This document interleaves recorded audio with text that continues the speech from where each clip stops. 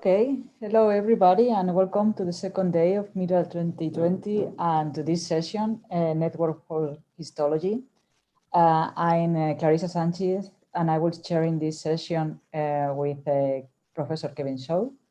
And please, well, you know now how it went last day, so yesterday. So if you have questions, please at the end of the session, at the end of the presentation, you can use the Q&A channel here in the Zoom account, or you can also raise your hands or in the chat, in the paper chat area, you can also indicate your questions. And I think it would be good to already start so we can give more room for questions and discussions after the presentation. So I would like to introduce the first paper. And the first paper is Tensor Networks for Medical Image Classification. And it will be presented by Rahul Selvan from the University of Copenhagen in Denmark.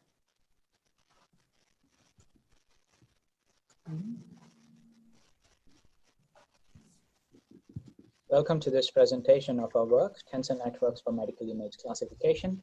My name is Raghav. This is joint work carried out with Eric B. Daum. The code for our work is available at this link, which is also pointed out in the paper. Here's a broad overview of today's presentation. I will first start with a quick motivation and then present some essential background before I present our model, locally orderless tensor networks. We present some experiments, then conclude with some of our key observations. So the fundamental question we are answering in this work is how far can we push linear decision boundaries? For instance, a data set like this in R2, which does not seem like linearly separable, can become linearly separable when lifted into a higher dimensional space, here just R3. Now, this is not something new. This is the fundamental thesis behind kernel-based methods such as SVMs, which operate on this particular trick using the kernel trick, for instance, where you lift the data into a high-dimensional feature space and then work out a linear decision boundary. Neural nets, on the other hand, strive to obtain nonlinear decision boundaries in lower dimensional spaces, and that is why their nonlinearities are so important. Tensor networks provide another paradigm to solve this particular task by using linear decision boundaries in exponentially high dimensional spaces. And we will see how in the rest of this talk. Before that, a quick introduction to tensor notation. Now, tensor notation is a graphical way of representing high order tensors and then operations on them. For instance, here an order 0 tensor, a scalar, is denoted by this node and then no edges. And the edges basically denote the order of these tensors. A vector, which is an order 1 tensor, has 1 edge, a matrix is order 2 and 2, etc. Here we depict matrix operation shown in tensor notation. So if you have two order 2 tensors, x and y, the matrix product of those resulting in another tensor of order 2, z, then j is this index which is subsumed by matrix multiplication. In tensor jargon, it is called as the tensor contraction, so the index on which the summation happens. So let's get to discussing the linear model in high dimensional spaces. And to be able to do this, we want to first lift the data into a high dimensional feature map. How is this done with tensor networks? So consider an image with n pixels, which is flattened as a vector. So notice not in 2D, but then a 2-dimensional image or a multi-channel image is flattened into a vector x. And the values are normalized to be between 0 and 1. Then a local feature map operation is conducted on each of the individual pixels, and then a tensor product of those local feature maps results as a joint feature map, which is in a high dimensional space. Now, what are these local feature maps? Inspired and also continuing the tradition of physics applications with tensor networks, they are sinusoidal. But here, what we basically do is take individual pixels, apply this local feature map, and then perform tensor outer product to obtain a joint feature map now, which is an order n tensor. So what does this do to the image? Then the image can be treated, perceived as a vector in the d to the power n dimensional space. Now, what about the decision rule? This is something classical. So if we have a multi-class classification problem, then we have the argmax or the softmax rule to decide which class the particular sample belongs to. And the individual samples itself here, if we want to apply a linear decision rule, then we perform the dot product of the joint feature map with the weight matrix W. Now, it is interesting to think about what this W is. Before that, let's look at this in tensor notation. Now, in tensor notation, our local feature maps are denoted as these gray indices here, gray nodes, and then the weight matrix, which is an order n+1 tensor, has n edges here alongside the n pixels, and then one other index for the output. Thus, we have like our weight matrix, which is an order n+1 tensor, and then our joint feature max, which is an order n tensor. Now, if you come to think of how many tunable weights this parameter W has, it's exponential again with n. Now, this is a really humongous number. Now, even for a reasonably sized image like 100 by 100, and with a local feature map resulting with t equal to 2, we end up with really massive number of parameters. Now, how do we deal with this is where tensor networks come in. Now, in this work, we are going to use the matrix product state tensor network, which basically allows us to factorize any order n tensor into a chain of order 3 tensors with reasonable degree of approximation. Now, how is this done? So the order n+1 tensor can be rewritten as a chain, as we see here, and the virtual index here, which is where the approximation is done, is the controlling factor. If we were to have the beta to be certain specific values, this approximation can be exact. But what we end up doing is like choose really low values for beta, resulting in good approximations, but not exact. How is the contraction itself is done? For instance, if we are interested in computing this dot product of really the high dimensional tensors, n+1 here, and then order n tensor here. Now, this dot product can be performed in using an MPS by using contractions shown like this. In the first step, the contraction is done along the dimension D and resulting in what we see here. And then we start contracting along the dimension for beta. And this is done successively until we are left with a tensor of with index n here, which is our output decisions for every class. Now, this basic approximation here reduces the complexity of computing this dot product from being exponential in n to being linear in n, which is a really massive improvement. Now, this brings us to our contribution in this work, the locally orderless tensor networks.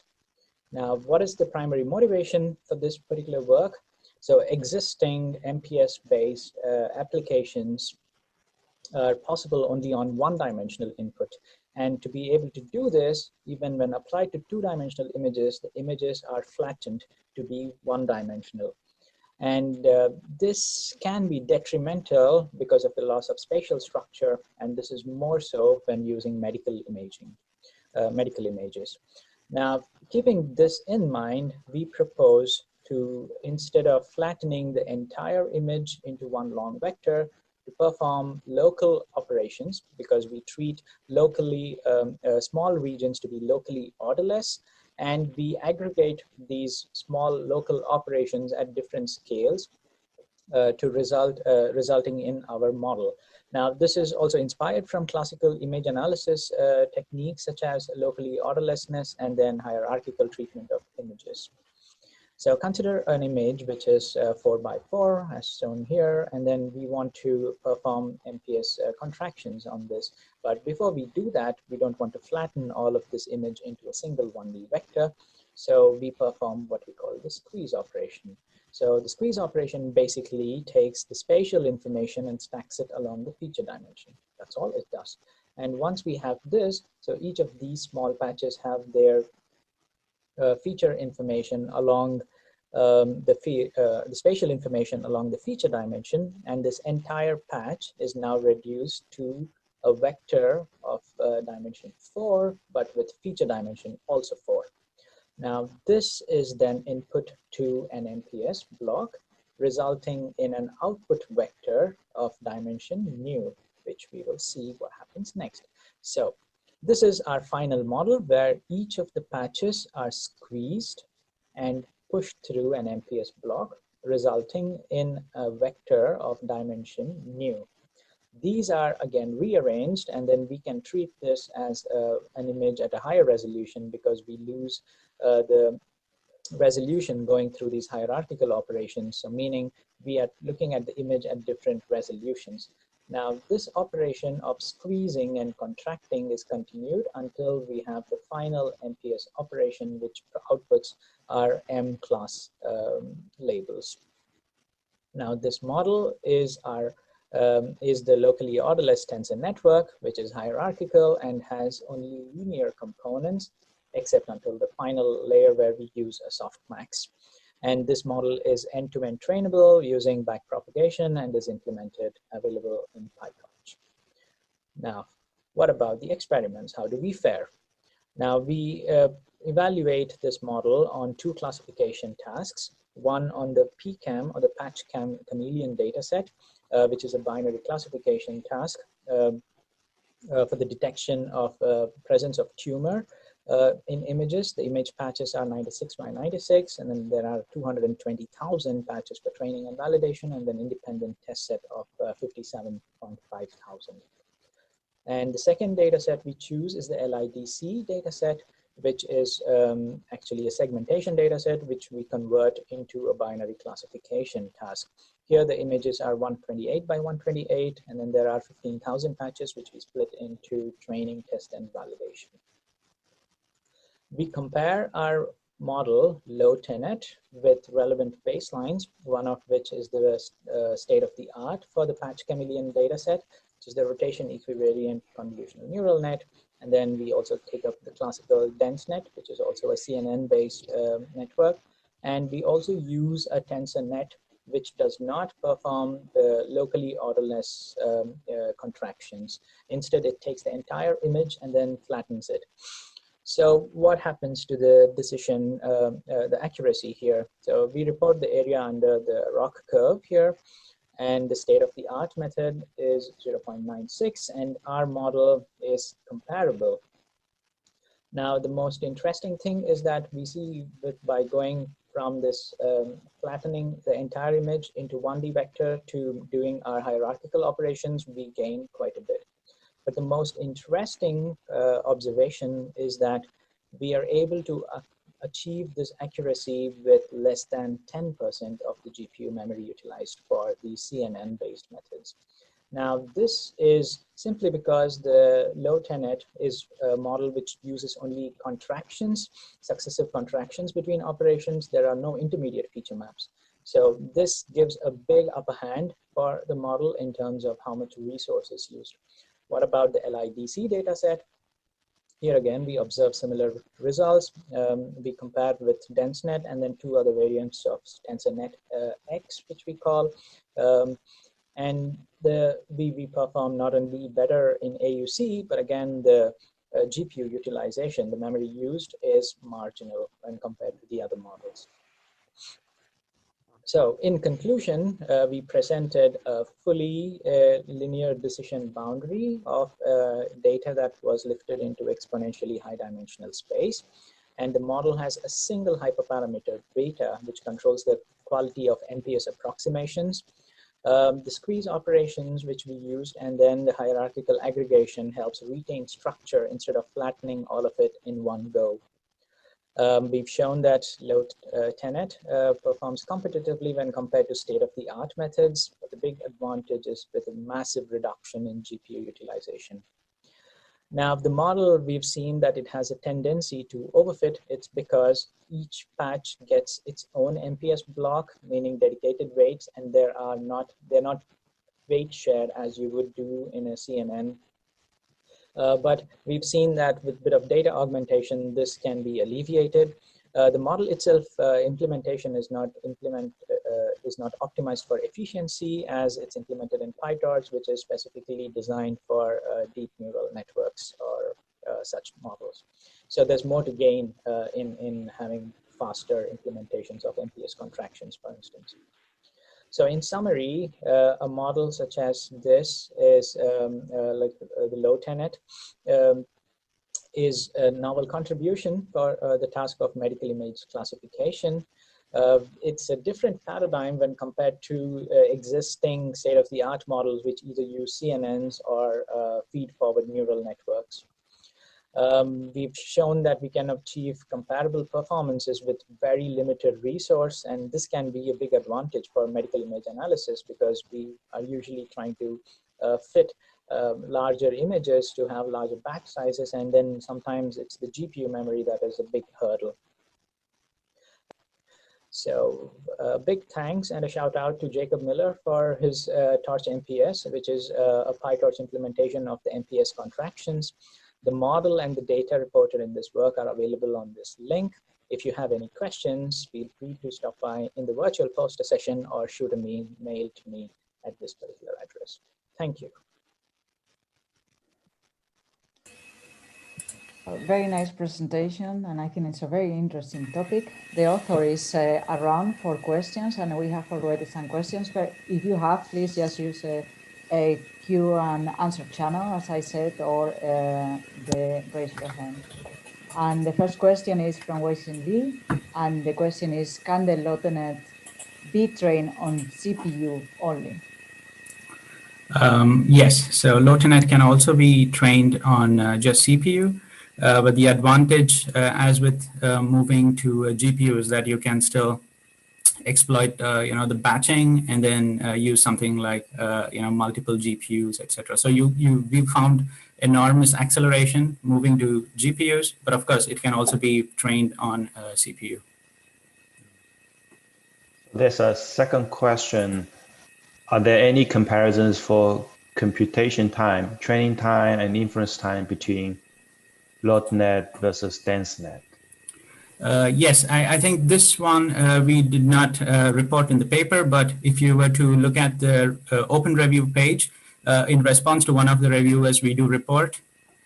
And I think for the LIDC data set, we are, I think each iteration is about 25 seconds, and then DenseNet takes, say, 28 seconds or vice versa. So it's like pretty comparable. So we have reported it in the, on the open review rebuttal there. So, but I think for both the tasks, it is pretty comparable, both the PCAM data set and the LIDC. But what I would also like to add, that is what I also mentioned in the presentation, is that if we were to have like a more optimized implementation of MPS, we can gain further, because these are very simple operations in the MPS contractions, but right now it's not the most efficient in terms of using PyTorch sort of frameworks. So there's a bit more work to be done, and then we can go like much faster, not only improve in memory utilization, but also in speed. Okay. There are two questions more. I'm going to just read the first one, and then you can answer the other ones due to time. So the first one is from Dean Adler, and it says, what happens if you make the network larger? Can you beat your baseline method if you give the net more learnable parameters? I think network larger, meaning here, I think the LoTeNet, right? I would assume that is the thing. So it turned out the only hyperparameter, like I said, is the beta parameter, which controls the approximations. And that kind of increases the number of parameters. And then we did this hyperparameter tuning, and then saw we were not able to kind of, even by increasing the number of parameters, beat the baselines or the methods that we were comparing to. But I think there's some more to gain by changing the local feature map. So right now we just used the basic sinusoid, but I think a bit more focus on that can actually improve the performance further. Okay, thank you very much. I think that due to time, we have to continue to the next presentation, but there are many other questions, so please, if you can address them, it would be nice. Sure, I will respond. Or you can just put it in the chat of the paper. Yes, thanks. Great. So let's move on to the second talk then. The second talk is about extending unsupervised neuroimage compression using with supervised multitask learning. The talk is from Radboud University Medical Center, the Netherlands. And let's play the video. Hello everyone, and welcome to my talk. First, I would like to thank the organizers of the MIDL 20 conference for inviting me to share my research with you today. Second, I want to mention that this is a joint effort between Facebook Artificial Intelligence Research Lab, the Erasmus MC Hospital in Rotterdam, and the Radboud University Medical Center in Nijmegen in the Netherlands. Let me start by introducing the image modality that we are working with. When a patient is diagnosed with cancer, he or she will undergo surgery in order to get the tumor removed from their body. Next, an expert pathologist will examine this tissue sample under the microscope in order to make an assessment of, for example, how aggressive the tumor is. What we do differently here is that we take a very high resolution image of this tissue section so we can visualize this sample in the computer and train and run computer vision algorithms on these images. I would like to show you a sample of a digitized tissue slide. So this image represents a single patient, and I would like you to pay attention to the extremely large resolution of this image. It looks a bit like navigating on Google Maps. If I, for instance, zoom in here and annotate a group of cells, you will see that this annotation that I just made is a tiny fraction of the entire image. Just to give you a bit more intuition on the scale of these gigapixel images, I would like you to know that if we would print one of these images in paper, the resulting poster will have the size of a 5-story building. So I would like to introduce the specific problems that we are dealing with. So we would like to feed these gigapixel images to a deep learning-based model and make predictions at patient level. So in other words, we would like to target patient-level labels such as overall survival, recurrence of a certain disease, therapy response, and other biomarkers that are frequent in oncology. We have a few constraints though. First, we would like the system to run in a single commercially available GPU. Second, we do not have any specific pixel label annotations associated with the patient level that we want to predict. And third, the system should be able to feed a model using only a few hundred data samples or patients. Some people have tried to avoid solving this problem directly by focusing on proxy tasks. For example, overall survival may be explained by the presence of tumor cells. Therefore, it would make sense to annotate those tumor cells directly at pixel level and detect them. However, some of our patient-level labels have no intermediate representation or proxy tasks. Therefore, we need a method that can learn directly from these patient-level labels. Other researchers have tried multiple instance learning, where the image is divided into a set of small patches, called instances, and each bag of patches is labeled using the patient label. The problem with this approach is that it cannot really exploit global context, such as relationships between the image patches. In order to introduce some global context, people have tried reinforcement learning, where an agent navigates the image and integrates information along the trajectory. However, it leaves huge areas of the image completely unexplored. And finally, some researchers have tried to develop methods to perform memory-efficient training, that is, fitting the entire image into the GPU memory. However, due to the limited number of training samples and the extremely large input dimensionality, these methods are prone to capturing spurious hypotheses in the data and overfitting. In an earlier publication, we proposed to solve this problem using neural image compression. The idea is to compress these gigapixel images using a pre-trained feature structure and then train a classifier on top of them. So first, we divide the image into small patches. Next, each patch is transformed into a compact embedding using a pre-trained encoder. This encoder extracts all the relevant features that appear in the image patches so that we can forget about the raw pixels. We store these embeddings following the same spatial arrangement as the one in the original patches, creating a sort of a stack of feature maps that we can store in disk. Once we have compressed all the images in our dataset, then we can train a convolutional neural network or any model targeting any kind of patient-level label. It is important to notice that we can make this work with a very light classifier model, since all the heavy lifting, so solving vision, is done already by the encoder. So the key question now is how to train this encoder. In the previous paper, we compared different unsupervised techniques that produce an encoder as a byproduct of solving an auxiliary task. In particular, we tried autoencoders, self-supervised learning, and bidirectional generative adversarial network. In this work, we would like to focus on training the encoder with a supervised signal. So we consider annotated data at pixel level for several tasks that are common in routine clinical pathology. For example, here we annotated tumor cells versus other. Here we try to detect mitotic figures in breast images. In this one, we annotated epithelium in prostate.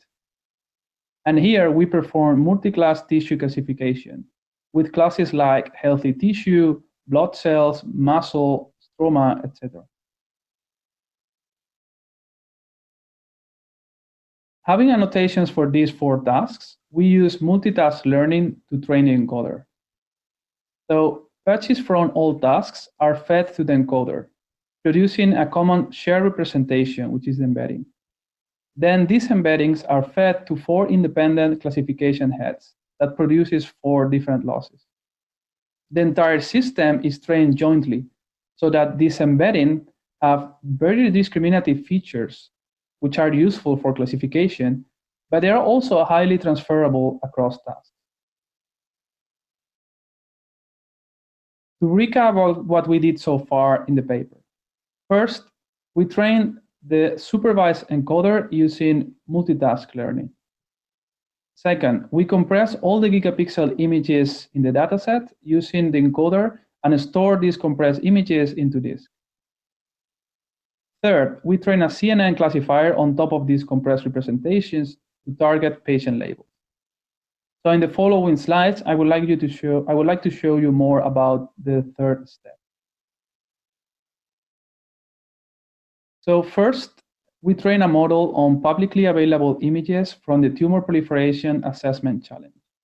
In this data, the patient label is created using a commercially available molecular profiling tool that produces a number between -1 and 1, describing the speed of tumor proliferation or how aggressive this tumor is.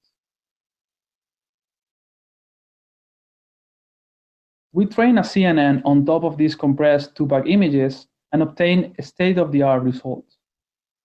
We saw that this method was superior to any of the other unsupervised approaches, and these results indicate that the extra supervision really boosted the performance of neural image compression. Additionally, we found that increasing the number of tasks during multitask training improved the overall performance at patient level. Second, we trained the system on images from liver metastasis of colon cancer. We had 2 labels for this dataset. First, a pathologist annotated the type of growth pattern present in the image, which is just a binary label that takes into account global context. Second, we had overall survival data. That means that we know exactly when some of these patients died, and we hypothesized that there might be visual evidence in the images that is useful to predict this survival. For the binary label, we found that the multitask approach produced substantially better results than any of the unsupervised techniques.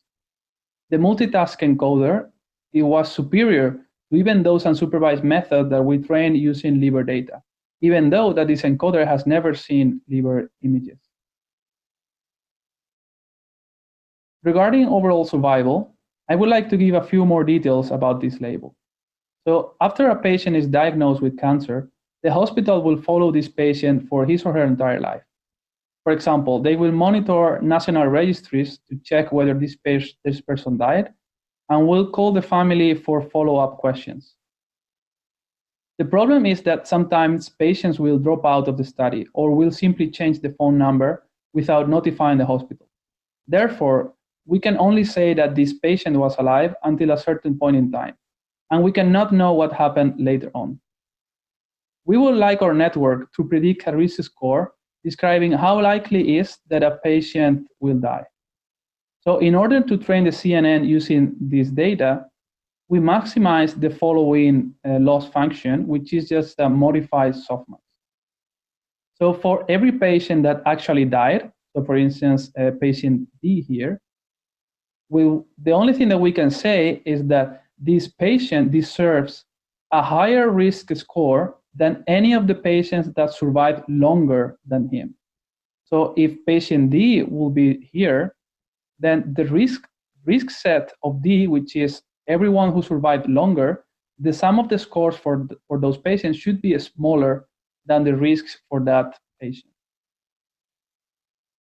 So we are kind of sorting these patients by their risk of death using this law. So we trained the CNN using this laws, and we were able to divide the population into two risk categories. This unprecedented result indicates that we can use neural image compression with multitask encoder training to find the visual evidence that causes overall survival. As take-home messages, I would like to say that first, we found that supervised multitask training produces much more powerful encoders that can work even in unseen organ images. We believe that we can use this encoder to get rid of raw pixel data and work directly in the feature space. Second, for the first time, we were able to learn directly from overall survival. We believe that we can improve these results by increasing the number of patients. These results indicate that we can use the proposed method as a biomarker discovery tool, targeting all kinds of patient labels. With this, I would like to thank you for your attention and invite you to ask any questions that you may have. Thank you.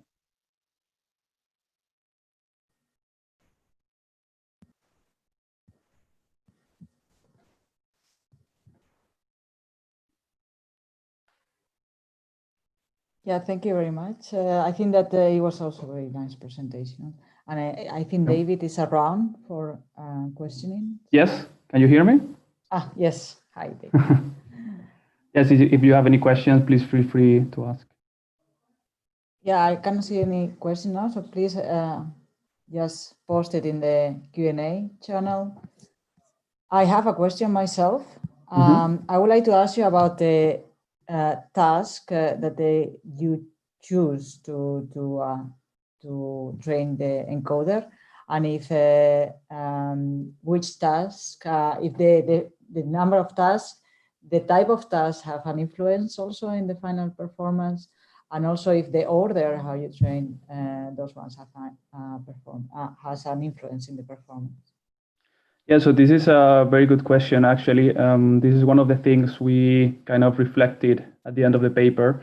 So one of the findings was that, of course, using this annotated dataset helps with performance. But one thing that we found is that it's not trivial, it's not well-defined how to select these tasks, how to prioritize these tasks, how to combine their losses.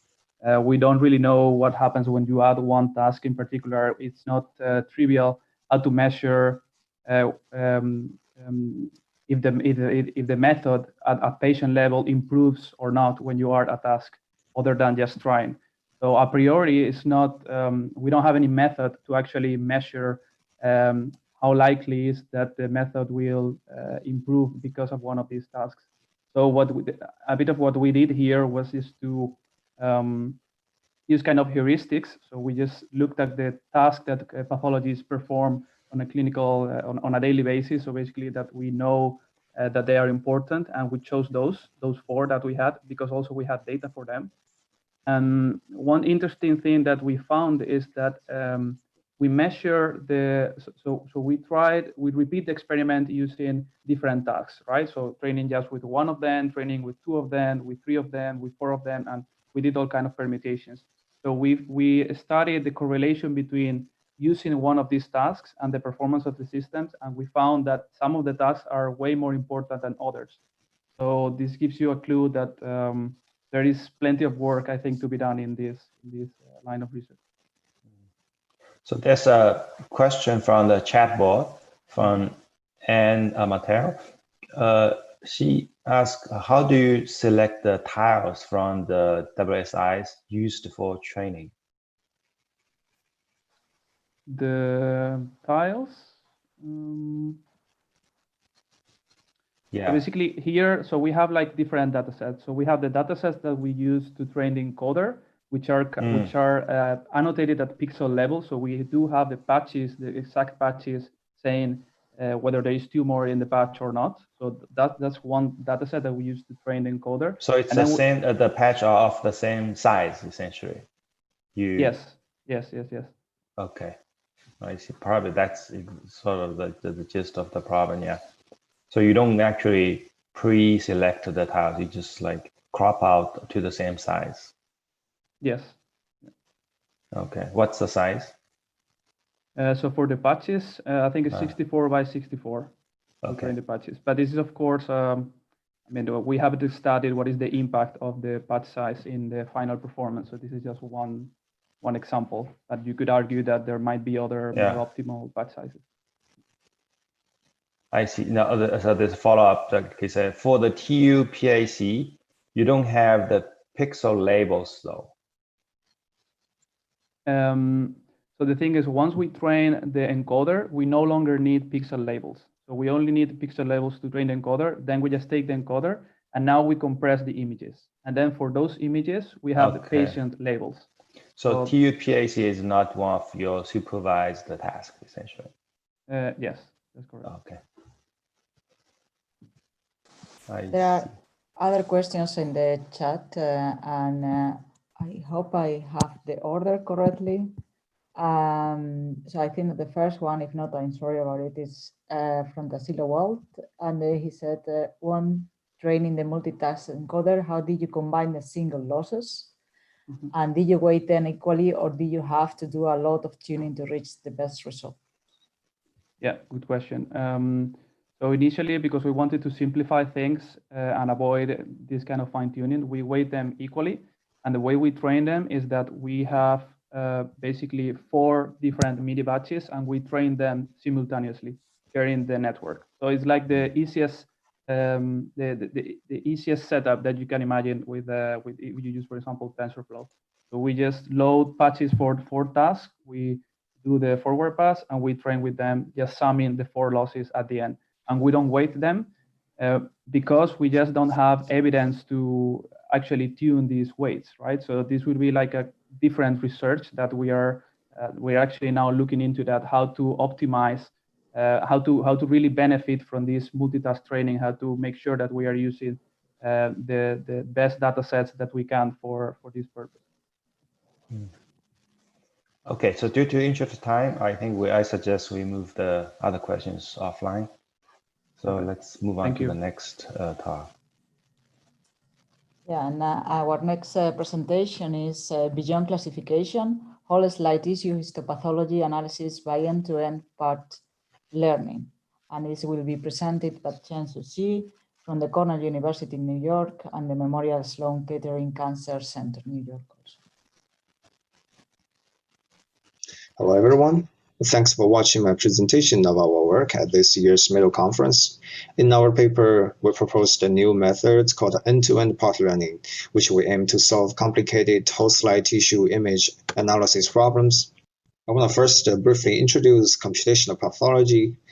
So pathologists will examine the tissue slides of cancer patients on a microscope and make diagnosis based on it. These tissue slides will also be scanned and stored as very high resolution images. as this example here has 65,000 by 40,000 pixels. And the task of computational pathology is basically mapping from these whole slide images to patient outcome. Patient outcome range from diagnosis towards prognosis, which is the patient survival, as well as the response to various treatment. So the challenge for computational pathology mainly comes from two aspects. One is, as I mentioned before, these are gigapixel images. However, the useful information is carried at cellular level. Therefore, you can use a very low resolution, a thumbnail image, and train a classification based on them.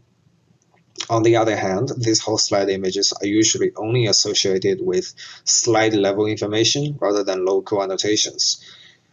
So to solve these bottlenecks of whole slide image classification, the existing methods utilize a two-stage approach in which the first step, they would train a tile encoder, which map from the image tiles to a latent variable z, which is usually of much lower dimension than the image tiles. And in this way, they can then train a tile aggregation model that maps from this latent variable to the slide label. So here I make a table for summarizing the two-stage approaches.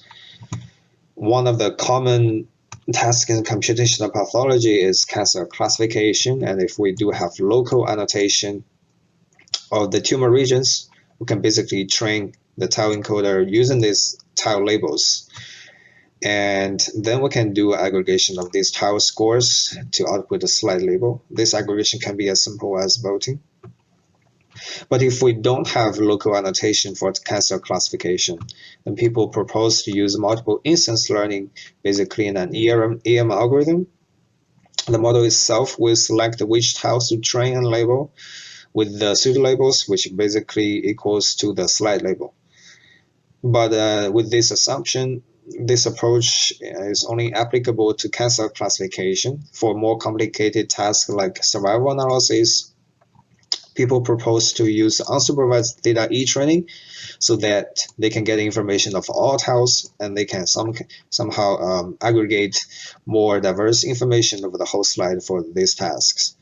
And these unsupervised laws, including reconstruction, self-supervision, basically they just use these constraints to train a tile encoder and get the tile features, and then train aggregation of these tile features to output the target. Here are two examples.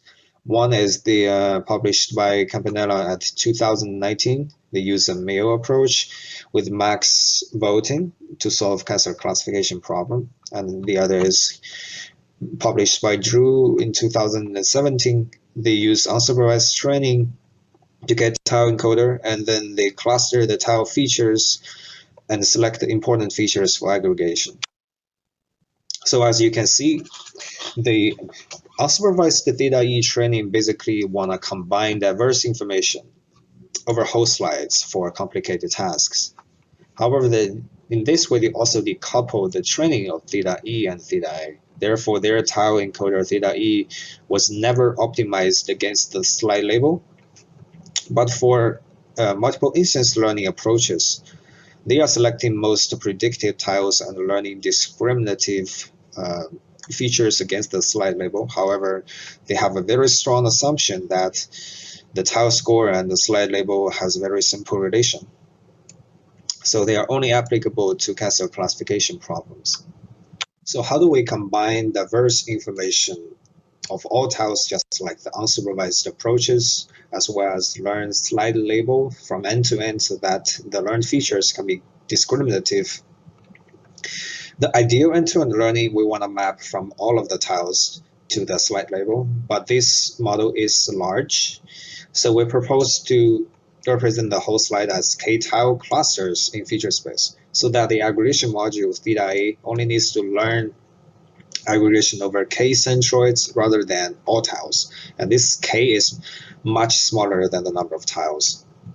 But calculating the centroids by averaging the feature is still a very large computing graph. So we further relax this problem by instead approximating each centroid.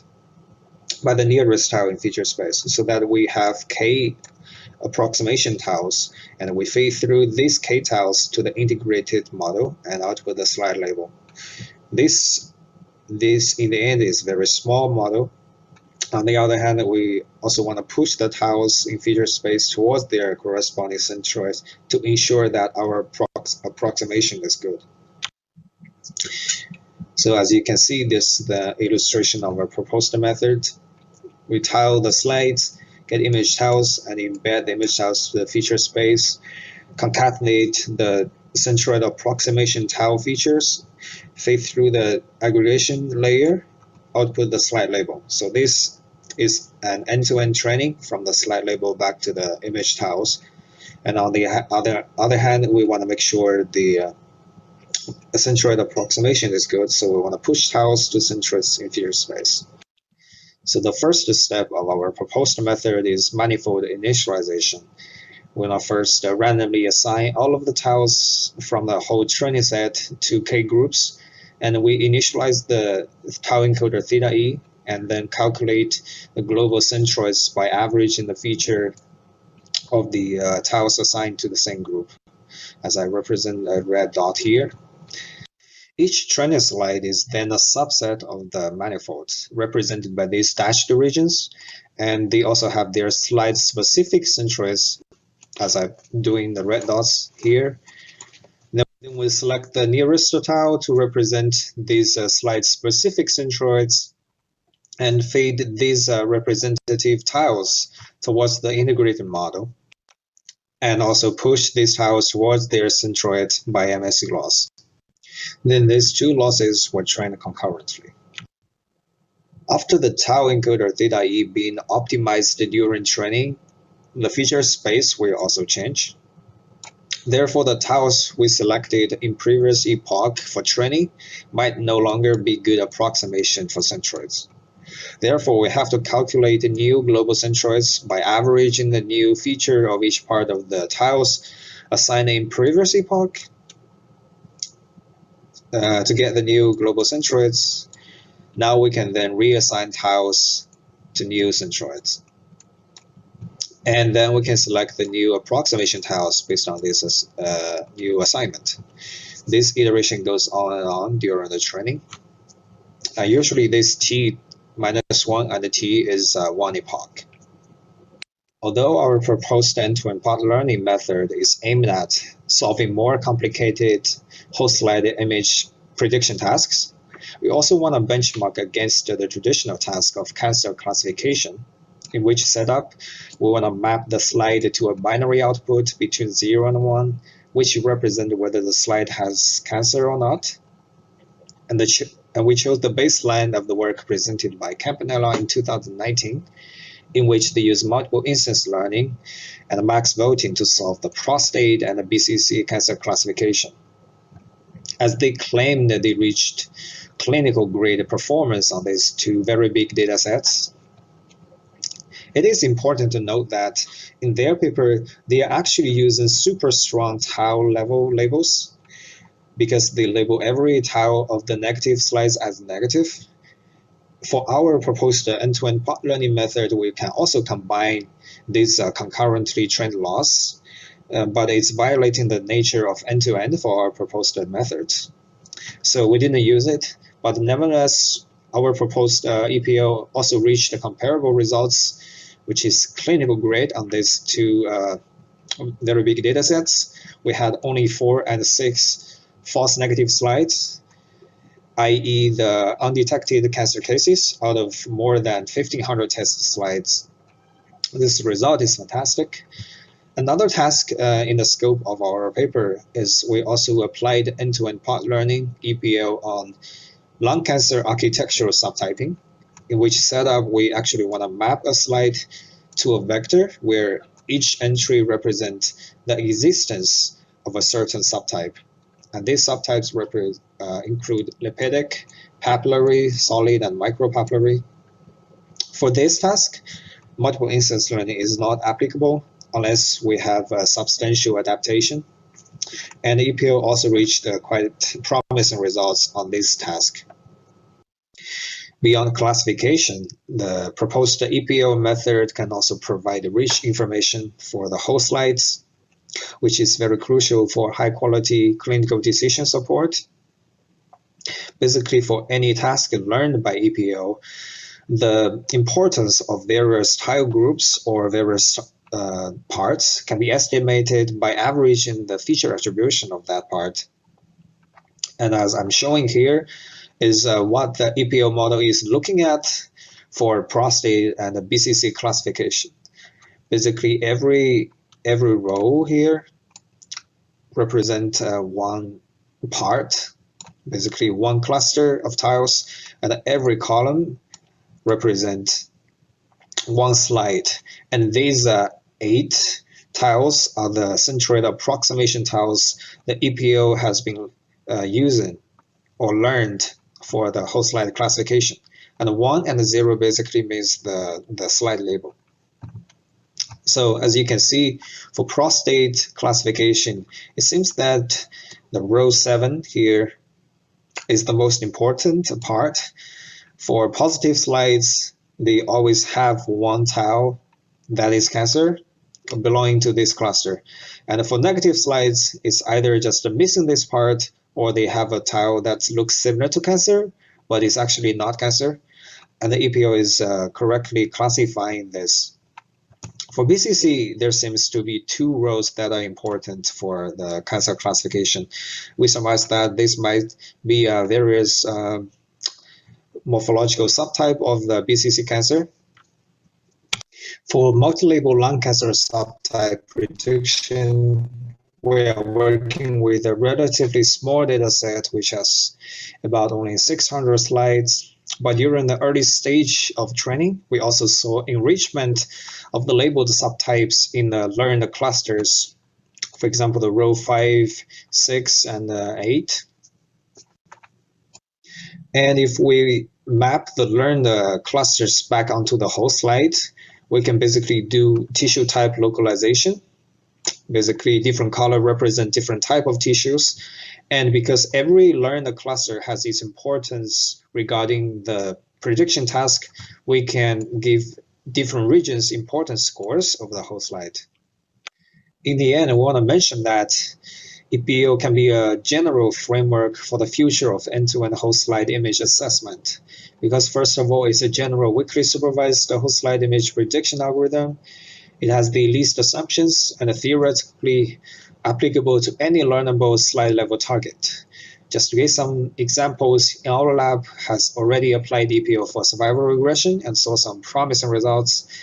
We are also trying EPO with prediction of response to immunotherapy for lung cancer patients. On the other hand, EPO can be easily combined with the tile level proxy tasks by simply adding concurrently trained laws during the iteration of EPO training. For example, we can add the tile labels or self-supervision targets. Therefore, it's a quite flexible framework to be combined with other tasks. And during the paper, I have been using ResNet for the backbone of tile encoder. But actually, the tile encoder theta E can be of various forms. We are trying to use a graph neural network for whole slide classification based on cell nuclei detection results. So that's the presentation, and here I want to thank my lab. Everybody looks happy, and I want to thank you for your watching of my presentation.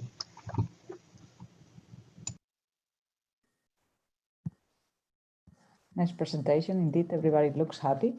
I think Jinsu is around. Is he to reply any question? I think we have a question in the chat. And the question is for Antoine Pirovano. And it said, I did not get how do you decide the K number of tile clusters? Isn't it a priori knowledge of your problem you need to have, and that can prevent you perform a known task? Yeah, thanks for the question. And it's a really relevant question. So in the paper, we actually applied the EPO model to multiple tasks. Like for traditional cancer versus non-cancer classification, basically, we decide the number of K to be between like 8 to 12, and we tried different number of Ks. But basically, in a slide, usually, for example, a breast will have tumor regions and also stroma regions. You have some kind of prior knowledge how many clusters you might need in order to get a good result. But for example, for multiple the lung cancer subtyping problem, we have multiple architectural subtypes of lung cancers. Therefore, the K has to be larger. So basically, you need depends on the task itself. You need to adjust the number of K. And this is one of the large hyperparameter you have to choose, but it's not that sensitive. Like you just need K to be larger if you have more, for example, subtypes to for the model to learn.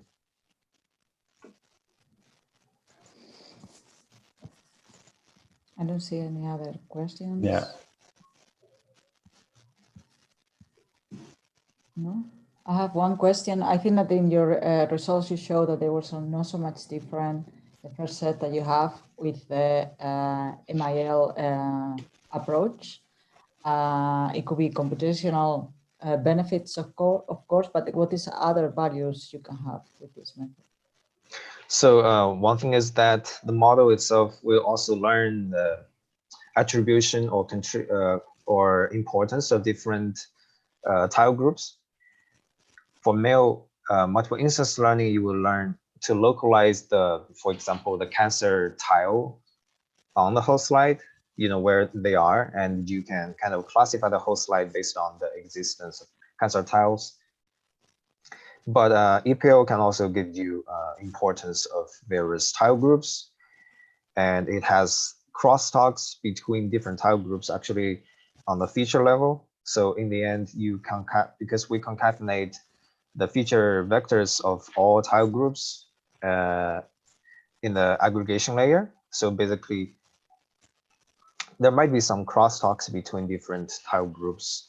And in the end, the presentation of the importance of the tile groups were actually an average of the feature importance. So these are some extra information you can get from the EPL, and these are important for decision support systems. And but basically, the motivation of EPL was to solve more complicated tasks like survival, because for those tasks, MIL can never be applied. And also for the task we presented for lung cancer subtyping, you need a substantial adaptation of MIL approach to be applicable. Yeah, I think that due to time we have to finish here now. So thank you all the authors for presenting and also for answering the questions. Kevin, do you want to add something?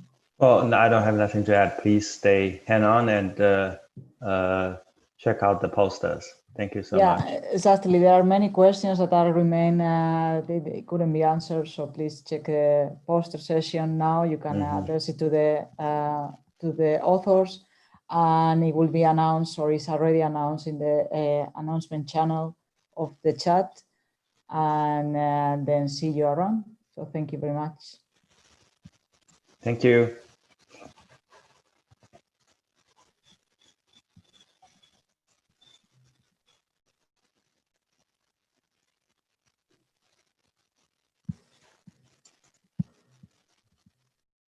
Are you interested in learning a new medical image classification model that only relies on linear decision boundaries and still yields competitive performance? It does not use feed-forward neural nets or convolutional neural nets and still is end-to-end trainable. Most importantly, it uses less than 10% GPU memory to attain this performance. If this piques your interest, stop by at the oral and the poster session number 3 on July 7th and look out for paper number 95, which is the Tensor networks for medical image classification. The code is available on this link. My name is Raghav. If you have any questions, write to me at this mail address. See you at the poster session. Hi, everyone, and welcome to my 1-minute teaser. We perform gigapixel image classification using neural image compression. With this method, we can extract useful features from the input, drastically reducing its size. After compression, we can train a CNN classifier targeting patient labels like overall survival or other biomarker data. In this work, we train the encoder using a supervised multitask approach, where the encoder benefits from pixel-level annotations from different clinically relevant pathology tasks. We applied the system to two datasets. First, we obtained state-of-the-art results on the public two-peg challenge, predicting tumor proliferation speed.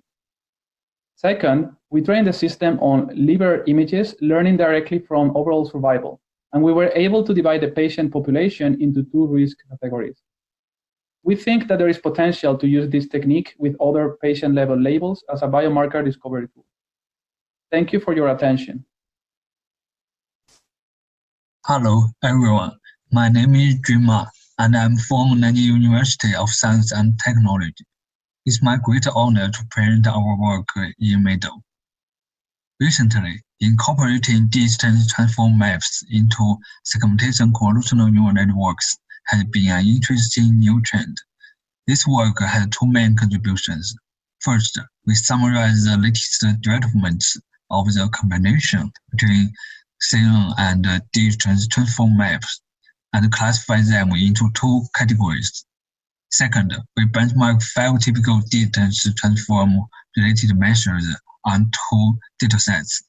Ultimately, we want to answer the question, how can distance transform maps boost segmentation convolutional neural networks? Thank you.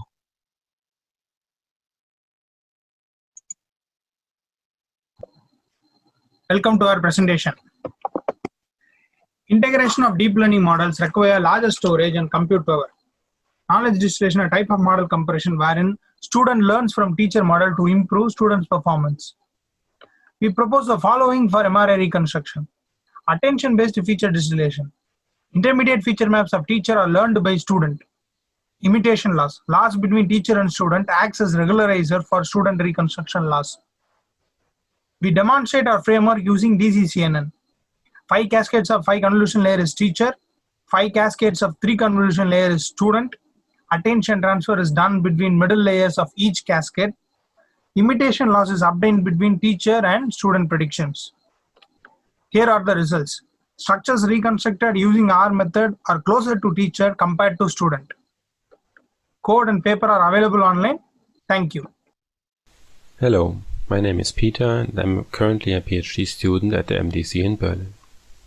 Today I want to present one of our projects, an auxiliary task for learning nuclei segmentation in 3D microscopy images. The use of auxiliary tasks in deep learning models is a popular way to boost performance. We apply one to the task of nuclei instance segmentation in 3D microscopy images. During training, we additionally predict per pixel a vector to the center of its instance. We show that this leads to a consistent improvement for multiple baseline models. On this data, we achieve performance that is on par with the current state-of-the-art StarDist. For more information, please have a look at the paper and the poster presentation video. Nowadays, large databases containing chest X-ray images with annotations are available, which allow to train deep learning-based classification models that offer a performance which is on par to radiologists, at least for certain tasks. It has been observed that when applying such a model to data from another domain, the model performance severely degrades. The key underlying reason is a shift in the data distributions between different domains. Consequently, the continuation of the model training is unavoidable if a certain performance is desired on a target domain. Hand in hand goes the effect of catastrophic forgetting. We want to apply continual learning methods in order to mitigate these problems. Our central study involves the chest X-ray 14 dataset and the MIMIC6R data, as well as well-known continual learning methods, elastic weights consolidation, and learning without forgetting.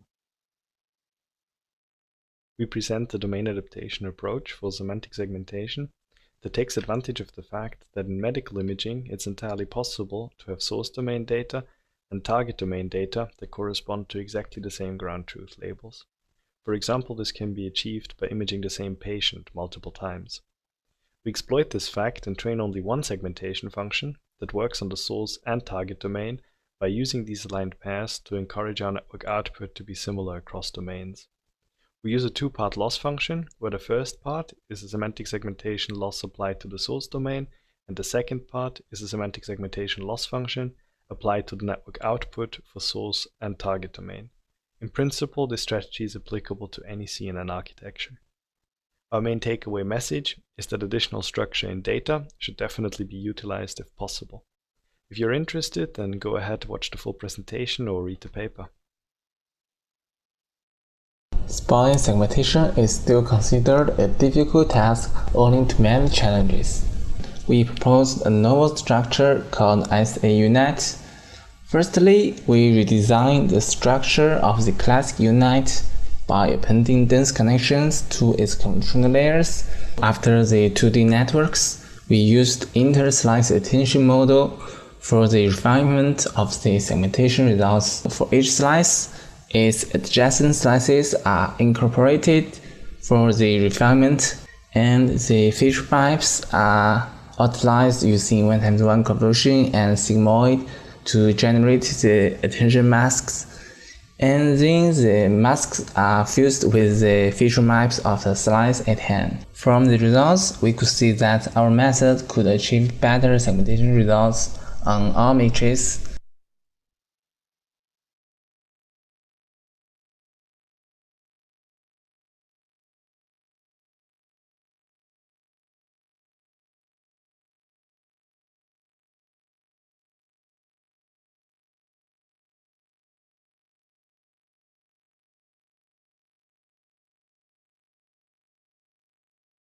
Classifying lung disease from chest X-ray is a difficult task even for radiologists.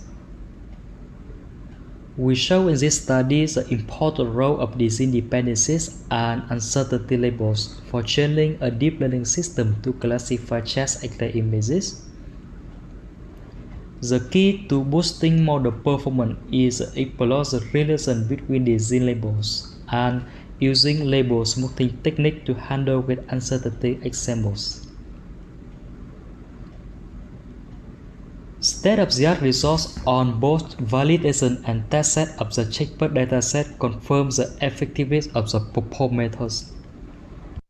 Most clinical diffusion MRI studies rely on the statistical comparison between large groups of patients against healthy controls to study disease. However, group studies require a significant amount of patient data before analysis can be performed, and clinical heterogeneity can greatly challenge the discriminating power of these studies. We developed an anomaly detection framework to push diffusion MRI tractometry towards single subject analysis. This is done by profiling microstructural properties along the manifold of white matter pathways using tractometry, and by learning a set of normative microstructural features to better discriminate patients from controls. Here, we train the deep autoencoder to learn what healthy microstructural properties look like. If you're interested in seeing an application of the results, please make sure to check out our short paper presentation video as well. Hello everyone, my name is David Rymarczyk and I invite you to our presentation about the deep learning approach to description and classification of fungi microscopic images. Preliminary diagnosis of fungal infections can rely on microscopic examination. However, in many cases, it does not allow unambiguous identification of the species due to their visual similarity. Therefore, it is usually necessary to use additional biochemical tests, which generate additional costs and extend the diagnosis time up to 10 days. Such a delay in the implementation of targeted therapy may be grave in consequences, as the mortality rate for immunosuppressed patients is high. In the presentation, we discuss the application of a machine learning approach to classify microscopic images of various fungi species. Our approach shortens the identification process by 2 to 4 days. Hello, my name is Nils Gessert. In our work, we address the problem of multiple sclerosis lesion activity segmentation. Here we try to predict how much lesions in the brain have changed in between two scans that have been taken several months apart. Previously, this has been done using a two-path unit architecture with an encoder for each image volume followed by joint processing in a decoder. Often, there are more than just 2 scans available for each patient. Therefore, we investigate whether we can add more scans from a more distant history to get more consistent estimates. For this purpose, we propose an encoder convolutional gated recurrent unit decoder architecture that can process an arbitrary number of time steps. We find that this architecture outperforms the previous two-path model and that using 3 instead of 2 scans appears to be helpful. We are looking forward to seeing you in Lübeck next year.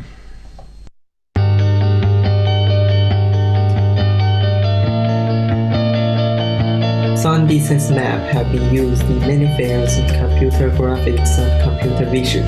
However, the computing process usually takes a long time, which limits its potential application.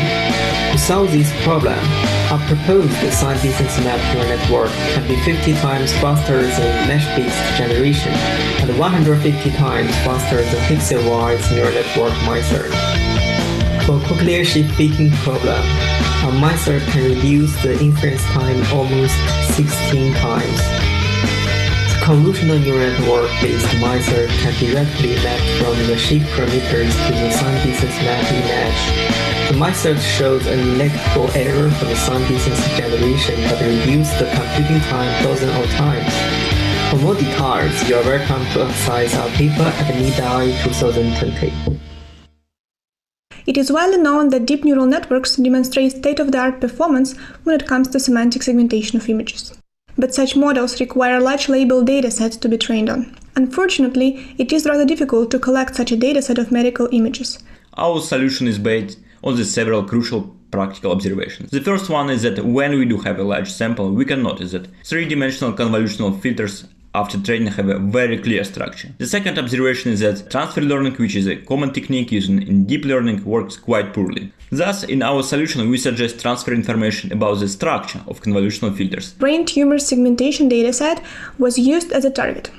We select small subset of it, ranging from 5 to 20 images, to test performance of the method specifically when the training data is scarce. To sum up, the conducted experiments show that transferring knowledge using prior distribution boosts the performance as opposed to the conventional transfer learning method. Thank you for your attention. We look forward to seeing you on the poster session.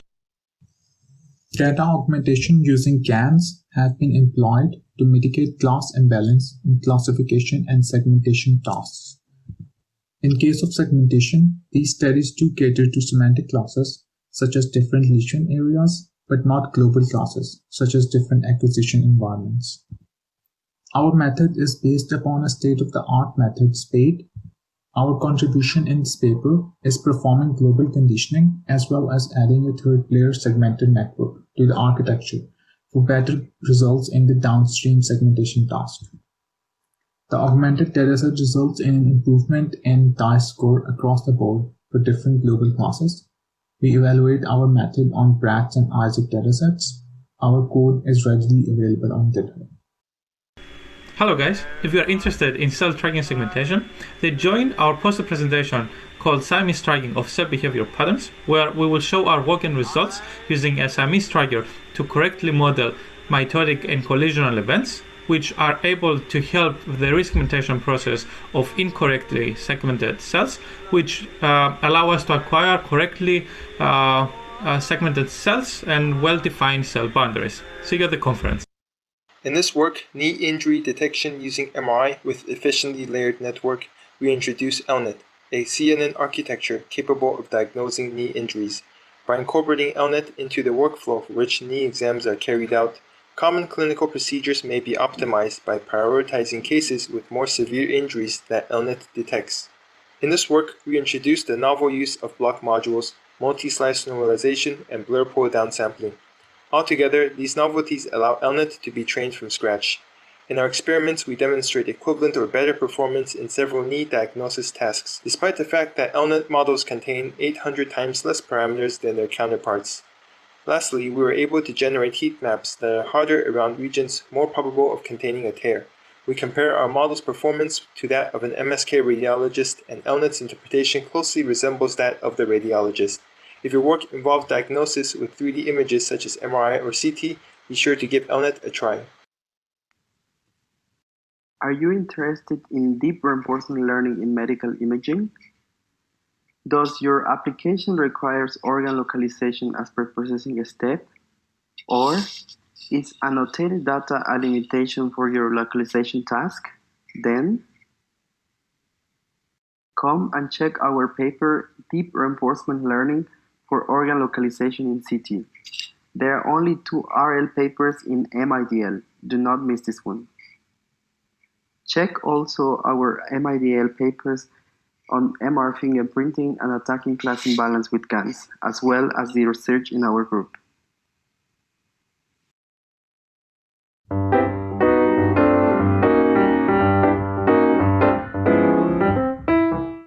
Within the context of this paper, our long-term goal is to develop a comprehensive pipeline for the segmentation of fetal brain MRI.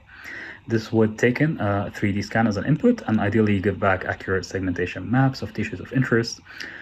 These would be structures that are perhaps of direct interest to the connectome, such as the cortical gray matter and the white matter, but also ideally would want the segmentation of structures such as the CSF, ventricles, brainstem, etc. And ideally would want the system to work on any fetal scan regardless of gestational age. This presents a key challenge though, because unlike adult brains, fetal brains tend to show rapid changes in morphology, which take place over narrow timescale. So as you can see in the figure, fetal scans at very young ages, around 24 weeks of gestational age, tend to have very smooth structures. And as the fetus develops, the brain structures become less smooth. Hello, everyone. Here I will be briefly talking about our recent work on deep learning for spiral real-time MRI using CNN. Spiral real-time MRI is one of the widely used techniques for speech imaging application, but it suffers from spatially varying blur that is most severe at the articulator boundaries. In speech application, this is the exact location of interest, so we attempt to address in this work. In this work, we develop a supervised learning method that utilizes a 3-layer residual CNN architecture, which is extremely fast and does not rely on explicit knowledge of the blur. We found that the proposed method works pretty well to resolve this blurring artifact with comparable result to the traditional method. So if you want to know more about our work, please refer to our paper and come to watch my presentation. Thank you.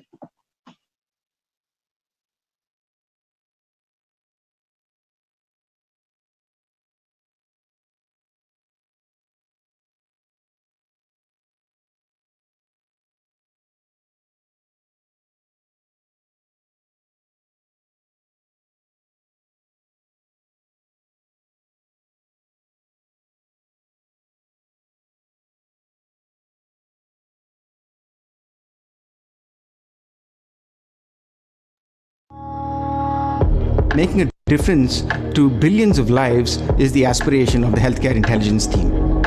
I love doing research with a view towards having both technical as well as societal impact, especially in healthcare, where the potential for impact is very exciting.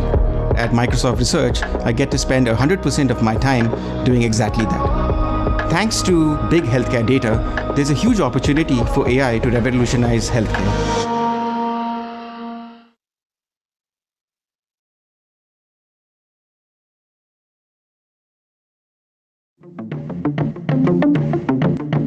At Imagia, we gather creative minds to reimagine healthcare and reveal the full picture of personalized health.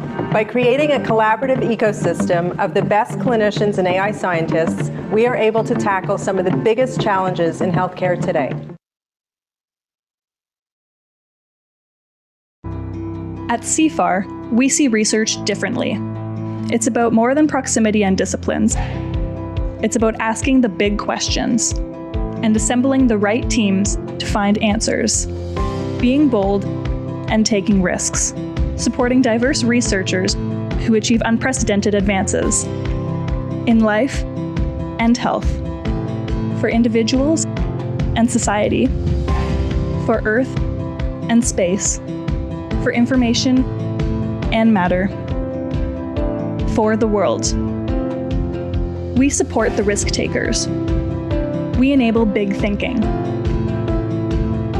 We bring together the brightest and boldest minds across academic disciplines and across borders to address science and humanity's most important questions. Together, we stay curious, and we will continue to provide researchers with the time and freedom to explore new ideas. As we look to the future, we will work from this premise. Fundamental research matters. Some of it changes what we know about the world today, and some of it will change what we know centuries from now. All of it fuels innovation and advances humankind. Join us.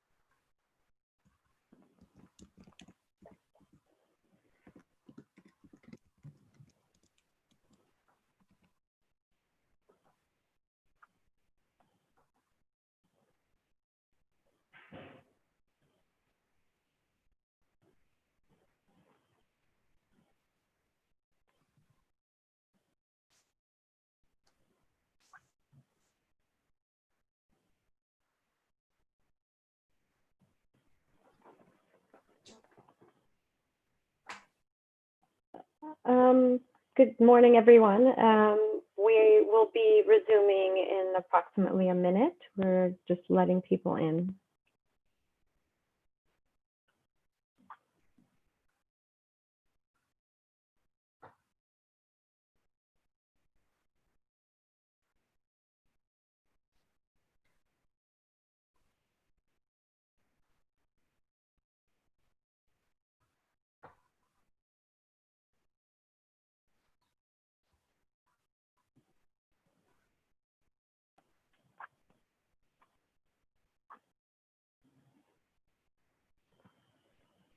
Okay, so welcome everybody. It brings me great pleasure to introduce Nikos Paragios as the keynote speaker for this session.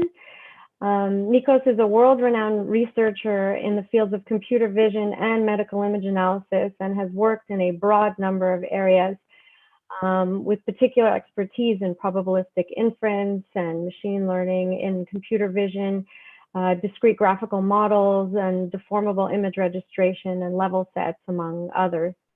Nikos is a professor of applied math and computer science at École Centrale de Paris in Riyad de Saclay, and a senior fellow at the Institut Universitaire de France. He's been affiliated with Siemens, corporate research, among others. Nikos is also the CEO and CSO of Thera Panacea, a company focusing on developing machine learning and including deep learning methods for precision medicine for cancer care, particularly in the context of radiotherapy, radiation therapy, among other areas that we can hear about. Nikos has co-edited 4 books. He's published over 300 papers in prestigious journals and conferences. He holds 30 patents. His work has approximately 25,000 citations, according to Google Scholar. He's the editor-in-chief of CVIU, has been on the editorial boards of many prestigious journals, including PAMI and IJCV and MIA. And he's received a large number of awards, which I won't even begin to list. On a personal note, I'm very proud to call him a close friend and a colleague. Today, Nikos will speak about some very exciting recent work related to COVID, which is of interest, particularly right now, of course. And please join me in welcoming Nikos to MIDL, and we're looking forward to his talk. Thank you.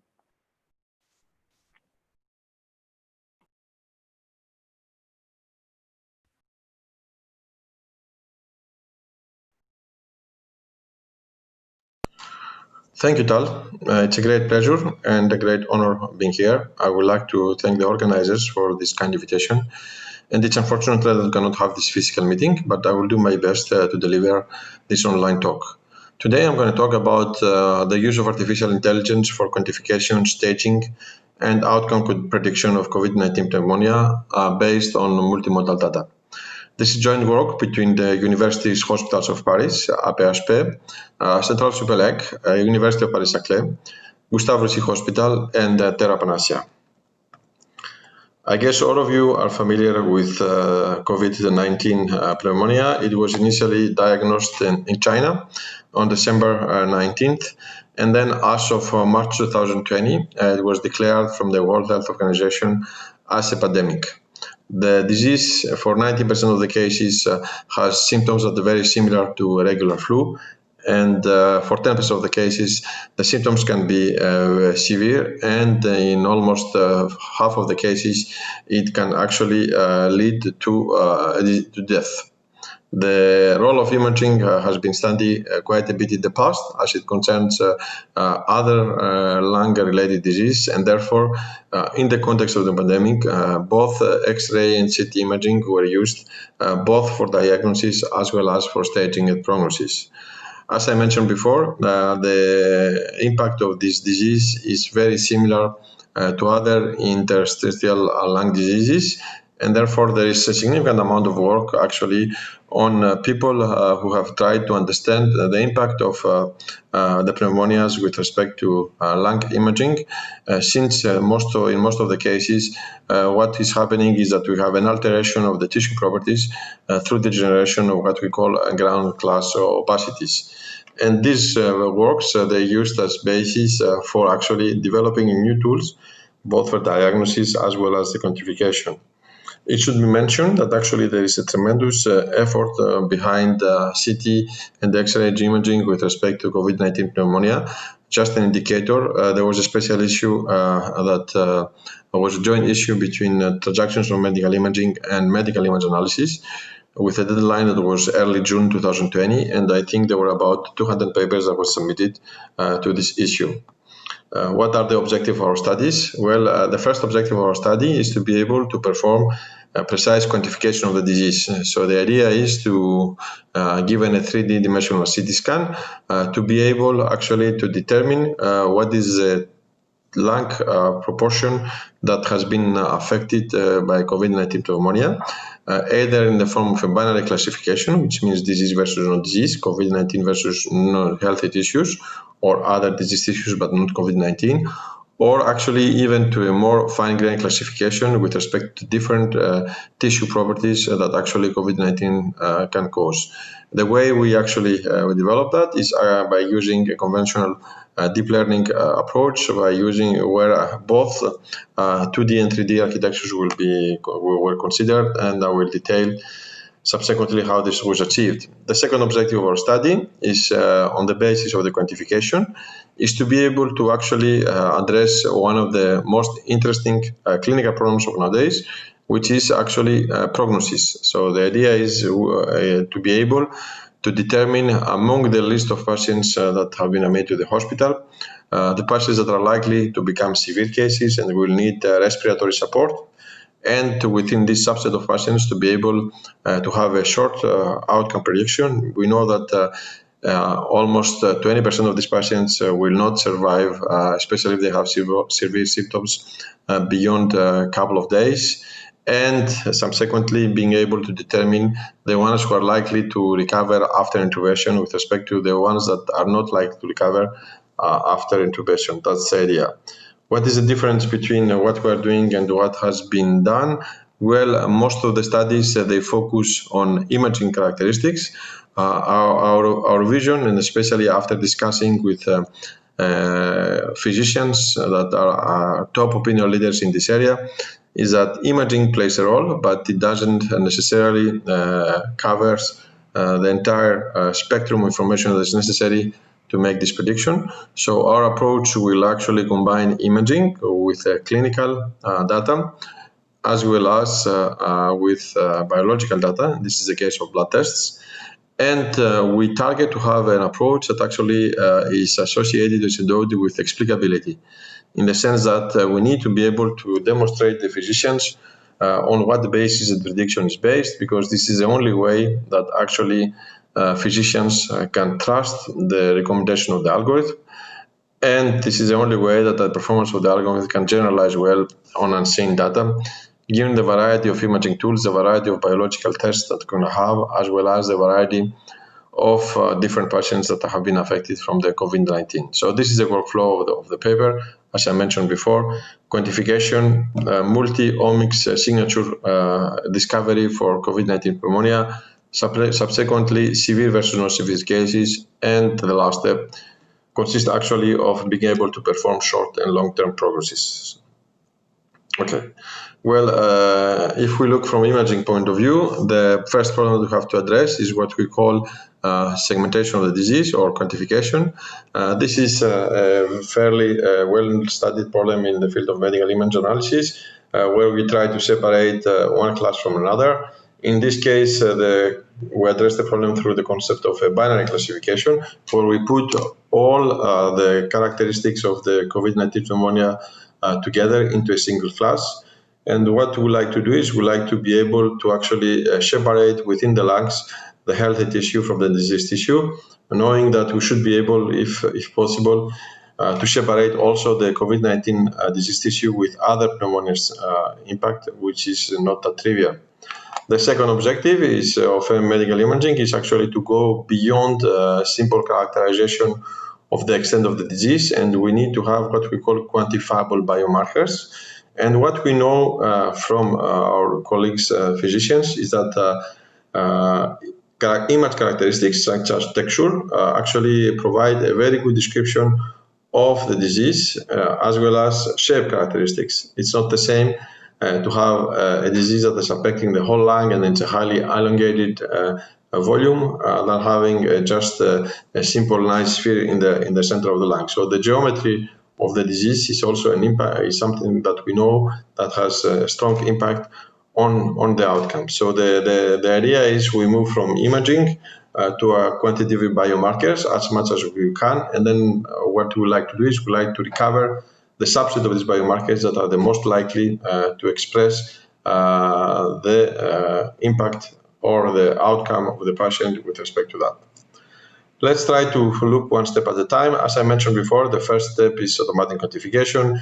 There has been plenty of papers on actually deep learning methods for segmentation. You can actually apply any of the methods you can imagine, assuming that you have binary classification. In our case, we used a combination of two things. The first is an AtlasNet that we developed in our lab. The idea of AtlasNet is actually to reduce the variability of your training data by actually mapping all the data to a predefined template. And we can do that by default registration. So in our case, we took all the cases of COVID-19 pneumonia that were at our disposal for training, and through a graph-based default registration, we map them into 4 different templates. Each template then has a very limited variability because the data that at the very beginning were coming from any type of patient have been mapped to a same reference space. And the idea is that if you train on this reduced variability space, then what you can achieve is an algorithm that actually trains faster. The distance between training and testing is very low, simply because the variability has been taken out. And by combining different actually reference spaces, that means by building different networks on different spaces, you might be able to capture a different part of the information. And eventually, when you combine them together, you are able to get state-of-the-art results. That was the idea, and that's what we did in the context of the study. Just to give you a precise definition of the training and the testing set, what we have is we have 50 full volumes with annotations. That's approximately 20,000 slices. And then for testing, we had something like 120 cases for which we had annotations on every slide within 15 slice intervals. So that means that we're able to cover the whole lung. And for these annotations, we had 2 independent experts looking into the same patient twice, and we're able also to measure inter-observer variability. So using this data and by training this network on 4 different anatomies, what we're able to achieve, it was a DI score of 0.67, while the DI score for the inter-observer variability was 0.669.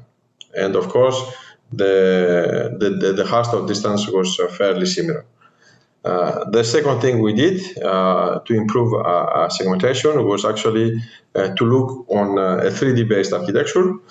So we used a 3D-UNet, and the idea is that when you are looking into slice-based classification, most likely you're not going to be able to get the coherence on the z-axis, and then you are still losing continuity information coming from the nature of the disease to the lung tissue. So we build a straightforward patch-based classifier or segmentor that was using 64 by 64 patches on random positions in the image, and then we explored different laws actually for this classifier.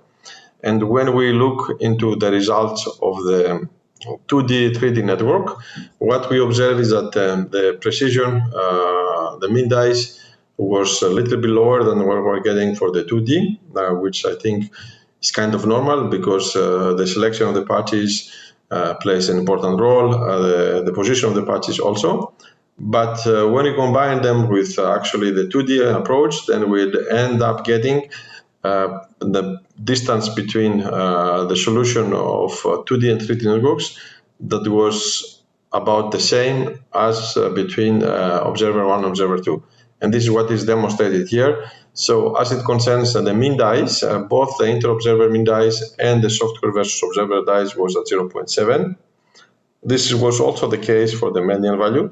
That means that the software actually was able to achieve the same mean value as the one between the inter-observers. While as it concerns Hausdorff distance, the combination of 2D and 3D architectures was able to produce a lower Hausdorff distance between the automatic solution and the 2 observers compared to the one observed between the 2 experts.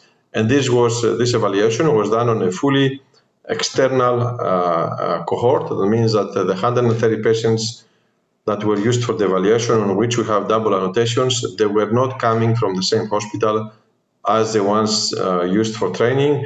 We didn't use the same hardware configuration. That means that we almost cover all different hardware configurations using GE, Siemens, as well as Canon Toshiba.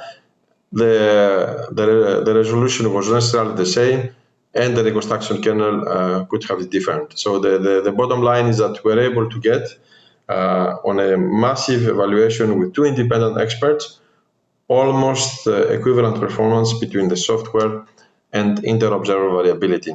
And what you are seeing here on the last figure is actually the percentage of the volume that has been segmented by the software distribution of percentage, and the one that has been segmented by the observer. So we see that there is a very good correlation between the disease extent as it concerns the software and the observers. And what we are seeing on the top part of this figure is actually the segmentation of the initial input, the segmentation produced by the COVID-19 3D network, which we call COVID-E3D, and actually the 2 annotations between the experts, and there you can see significant variability. Okay. So the second step was actually to perform staging and sort outcome prediction on the basis of this quantification. And then we could actually try 2 things. The first, which was the most natural and the most trivial one, is to put as objective to the network not only to quantify the disease, but also to be able to come up with a classification of the patients with respect to the different classes. And as I mentioned before, there were 2 classes at the very beginning, severe versus non-severe cases. That's not the first thing we tried, and the reason why we didn't do that is because after discussing with physicians, we knew that the disease extent is one of the important factors with respect to the severity of the disease, but it's not the only one.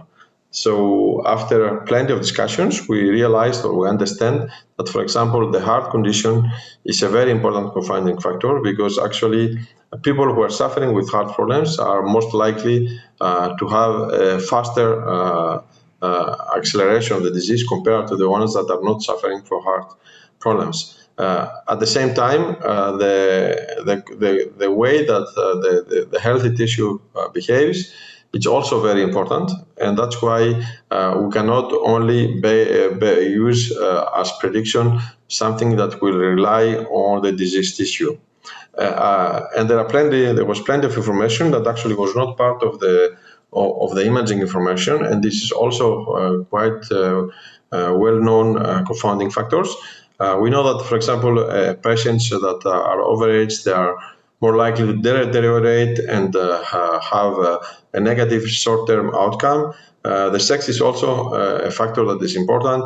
The count of lymphocytes, the CRP, the D-dimer level, the obesity indicator. So all these parameters, we knew that they were part of the elements that today physicians are taking into consideration in order to come up with a prognosis assessment and the severity assessment.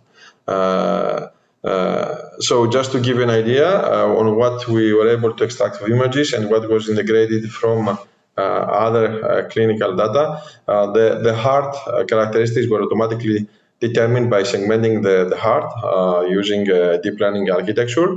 The fat ratio, which is something that can be used as an indicator of obesity, was also automatically extracted from images by segmenting the external contour and by looking into the distance between the external contour and the breast. And we show that this kind of measurement has a very good correlation with the obesity index.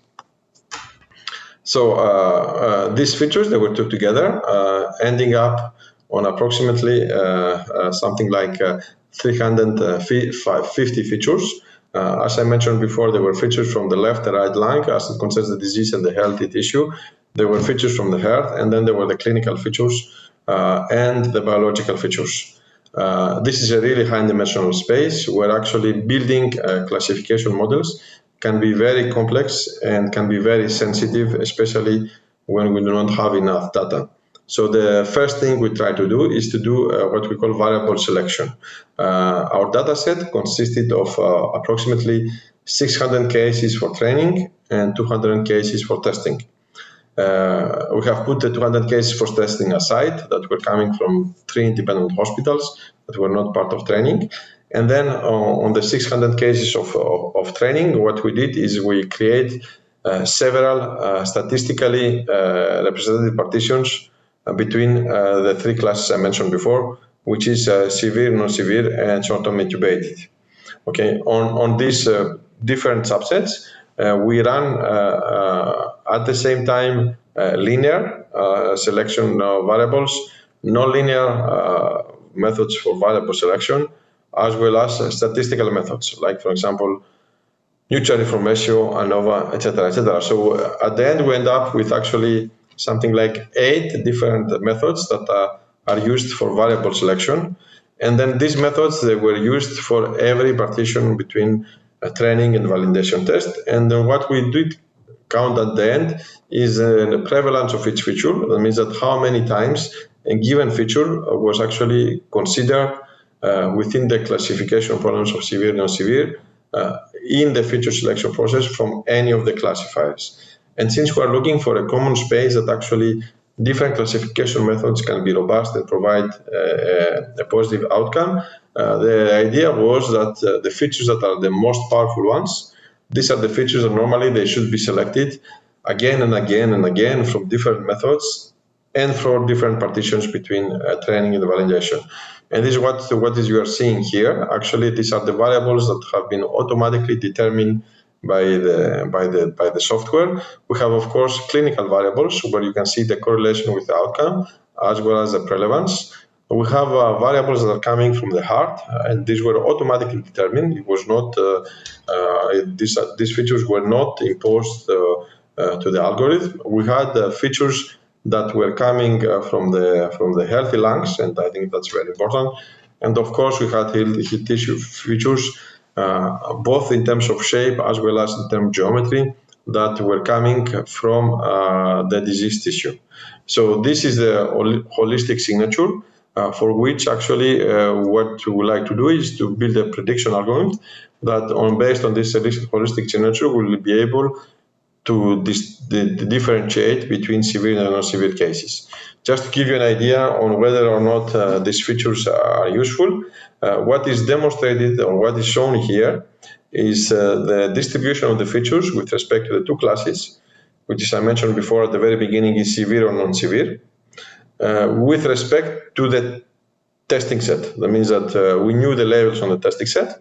So what we did is actually we built the distribution of the selected features on the testing set. And then you can see, for example, that there are variables for which it's the separation between the 2 classes appears to be straightforward. And this has happened for a number of different features that have been selected from the feature selection algorithm. That was the idea. The next step was actually to be able to predict what is going to happen in terms of outcome.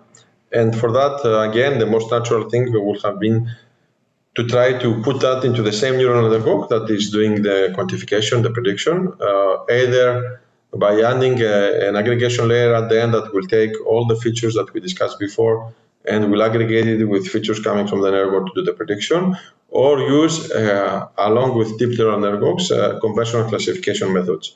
Our idea was that if we want to be able to have something that is clinically relevant, is robust enough, and in generalize well, then we should be able to find a holistic signature for which different classification methods, different prediction methods will have the same performance. So we used the state-of-the-art standard classification methods, linear and non-linear, and then you can see here the set of classification methods that were used in order to build a classifier that will separate the severe and non-severe cases by using the same principle as before. Now the feature space has been reduced to the holistic signature I mentioned before with something like 20 plus variables, and then each classifier was trained independently on this 20 feature variable vector. That was the idea. In terms of evaluation, what we did is actually we consider that the classifier is successful if and only if its performance on the validation test, I'm not talking about testing yet, was close to the one that actually was observed on the training. Okay, and since we have a highly imbalanced classes, as I mentioned before, almost 80% of the cases are non-severe. From these 25 remaining percent of the cases, 5 are likely to have a short negative outcome, 5%. And from the remaining 20%, half of them, they will have a positive outcome and half of them will have a negative outcome after intubation. So we looked on balanced accuracy, weighted precision. And the idea is that if we have the right feature space and then we are able to select the right classifiers, then most likely these classifiers, they should be able to optimize the outcome with respect to all classes at the same time. That was the basic principle that we have considered for selection. And of course, since we consider that each classifier is able to capture part of the feature space that is useful for the classification, we, instead of using a single classification method that can be very sensitive on training and validation, what we said is that we should use a consensus method. That means that we consider all the classifiers that are able to demonstrate strong performance on the validation set at training, and at the testing, we actually apply the same classifiers and look on what is the consensus among the predictions, and this is the final outcome.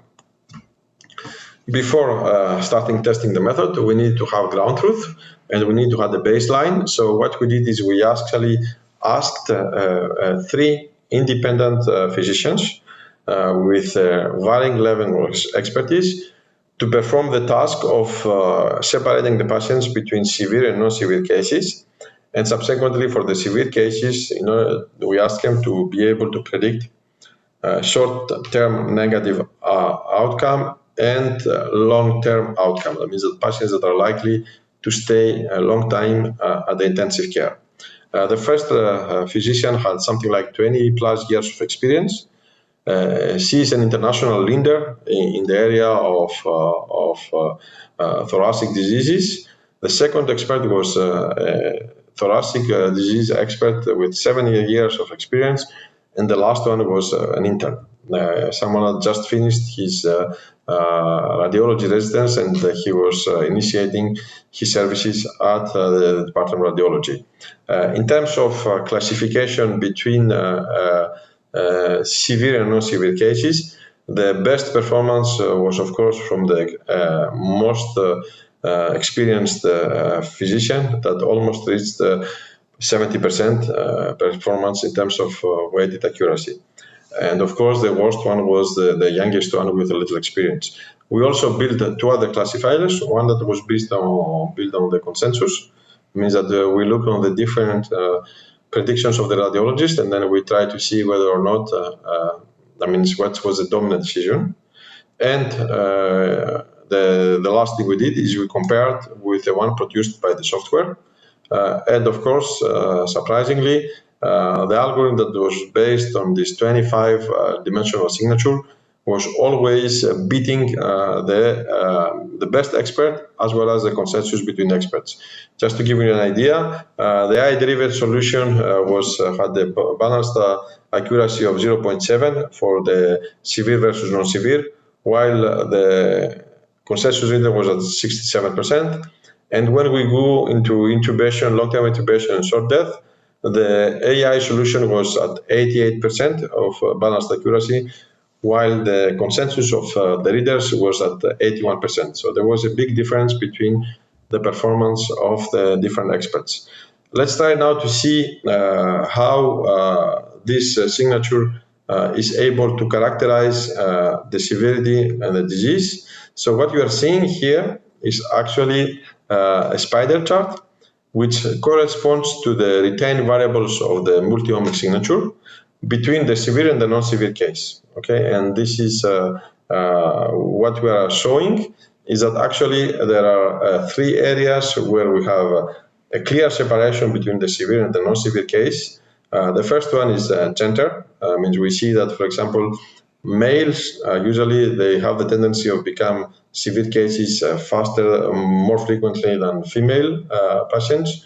Height with pleasure is also one of the parameters that characterize the severity of the disease, and this is also the case for diabetes. Surprisingly, this is not the case as it concerns fat. And the other area where actually we see a significant difference between the disease and the non-disease case, the severe and the non-severe case, apology, is as it concerns the disease extent and the disease characteristics and the healthy tissue characteristics. And what you are seeing on this table is actually the classification methods that were retained and the performance on training and the performance on testing, as well as the result of the ensemble classifier.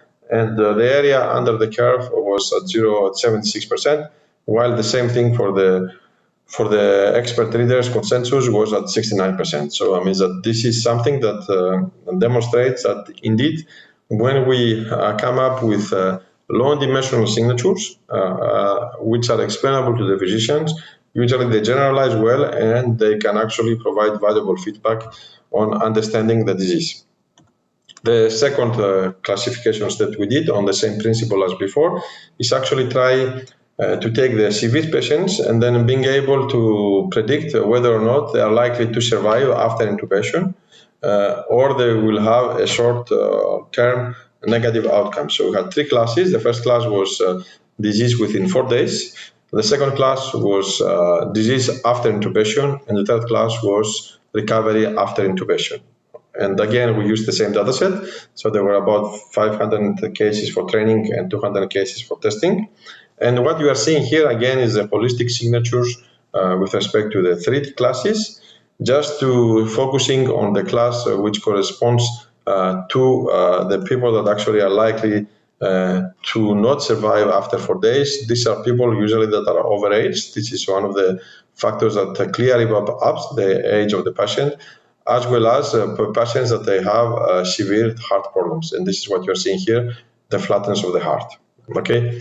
In terms of long-term recovery, again, we have a clear separation, which actually is mostly observable here in this area. And what you should focus is on the difference between the dark black line and the green line. So green line are the green dots correspond to the patients who survived. And what we are seeing here, these are the patients that actually, in terms of disease volume, appears to be much less significant than the ones that actually, despite spending long term on the intubation, they not survive. This is also the case for the health lungs. I mean, you can see a clear difference. The properties of the healthy lung are very important on predicting long-term survival with respect to long-term death. And what we're also observing here is that the heart is also plays an important role with respect to these aspects. In terms of classification performance, we're able to reach 88% accuracy with respect to the short death, and that's very important, while the reader was at 0.81. In terms to short, long-term recovery and long-term death, we're at 71%. And here you are seeing the confusion matrices, which means that from what we can observe is that actually that we are much better on predicting positive outcome than actually negative one, because the confusion matrix on the positive case is 80-20, while the confusion matrix for the negative ones is 60-40. And we have area under the curve for the 4 days at 0.86. This is really high. And for the other two cases, actually, it's 0.76 and 0.86.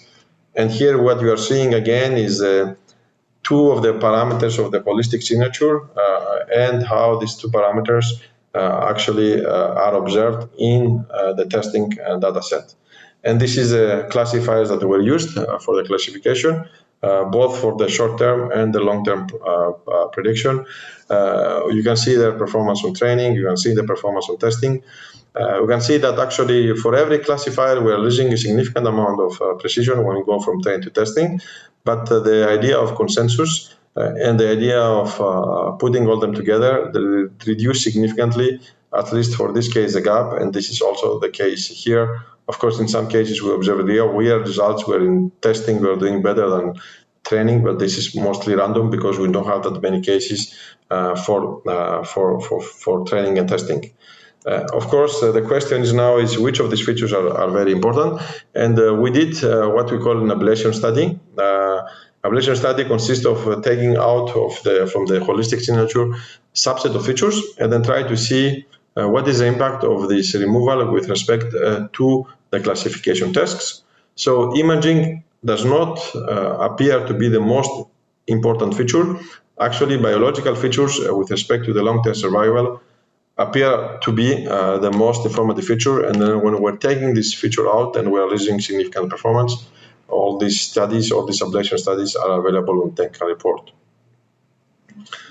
Once we have done with the conventional radiomics pipeline, and because this is a deep learning conference, and then because everybody thinks that we can solve all the problems with deep learning, so what we said is how about instead of looking to conventional imaging features, look into deep features. Okay, so the idea is that what you can do is you can use a max pooling operator to get features from the network, and then use these features as a basis for predicting what is going to be the outcome.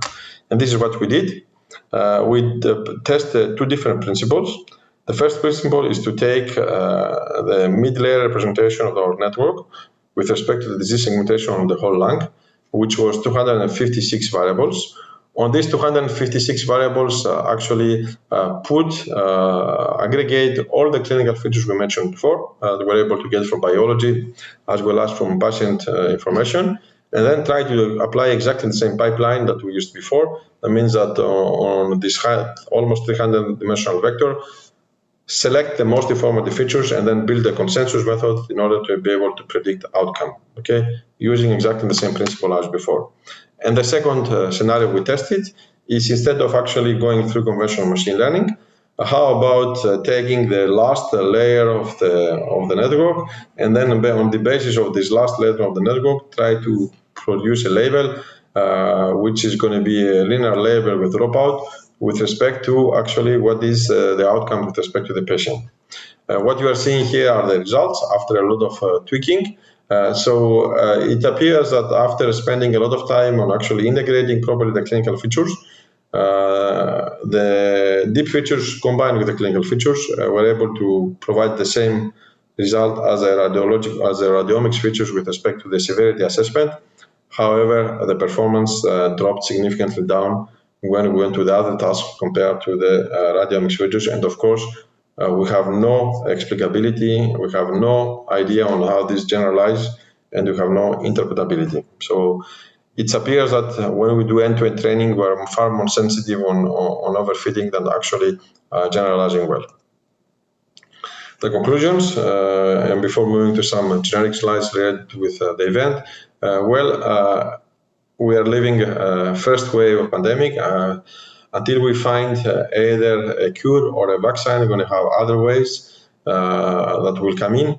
And today, the most important problem is actually triage. That means that since we have no treatment, the only thing we can do once we have someone with us in the hospital is to appropriately determine whether or not this patient has a priority with respect to other patients as it concerns ventilation support.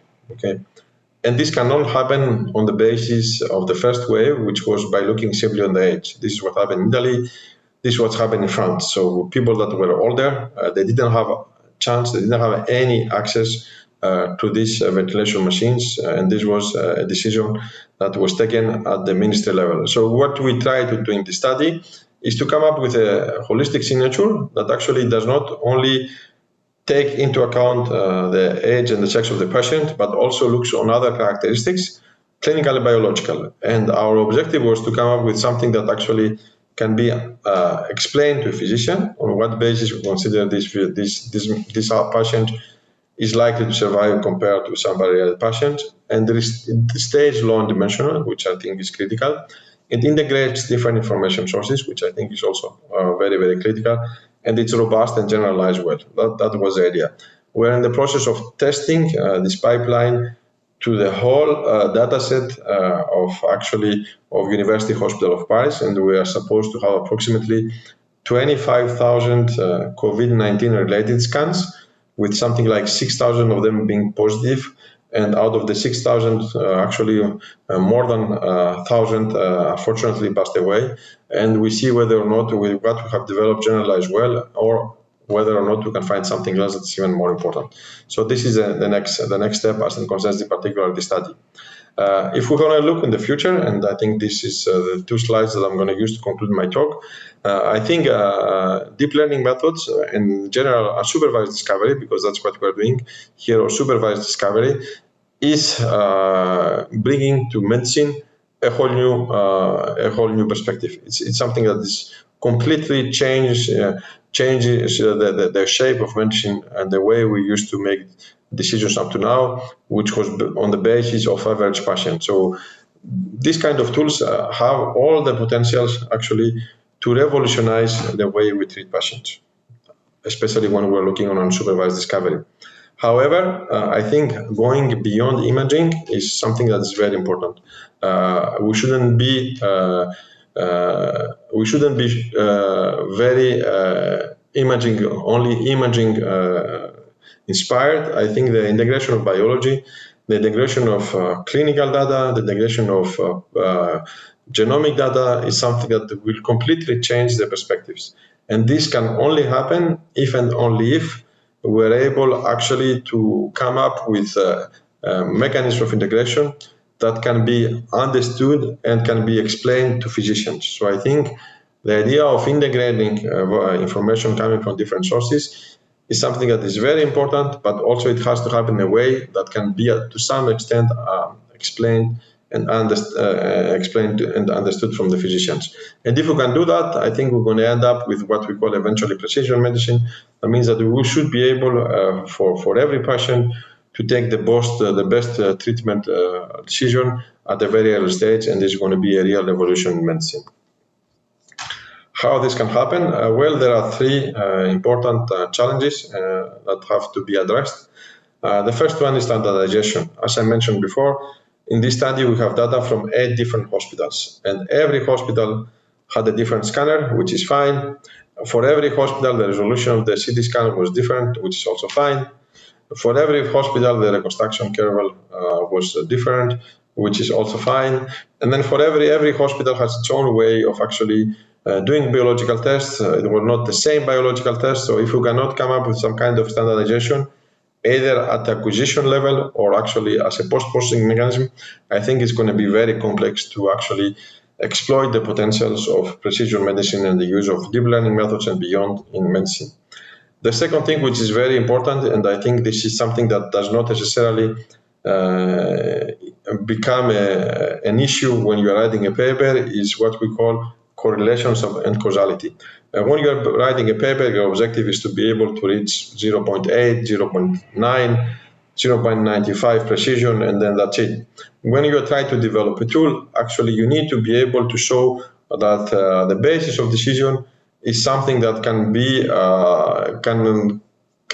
associated with causal effects that we know from medicine, and not some random correlations between different variables. And if we cannot do that, it's going to be really complicated to convince physicians to actually use this kind of methods in a clinical setting, which is the ultimate objective.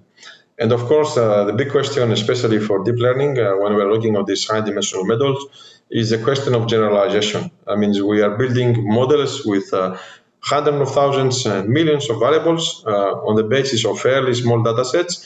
In our case, we use something like 600 or 500 CT scans as a training data set, which is not small, but it's not huge either when you try to learn these millions of variables models. So the question is how you can guarantee that actually generalization is done, that the method you're learning, the model you are learning actually does generalize well. And I think that's very important.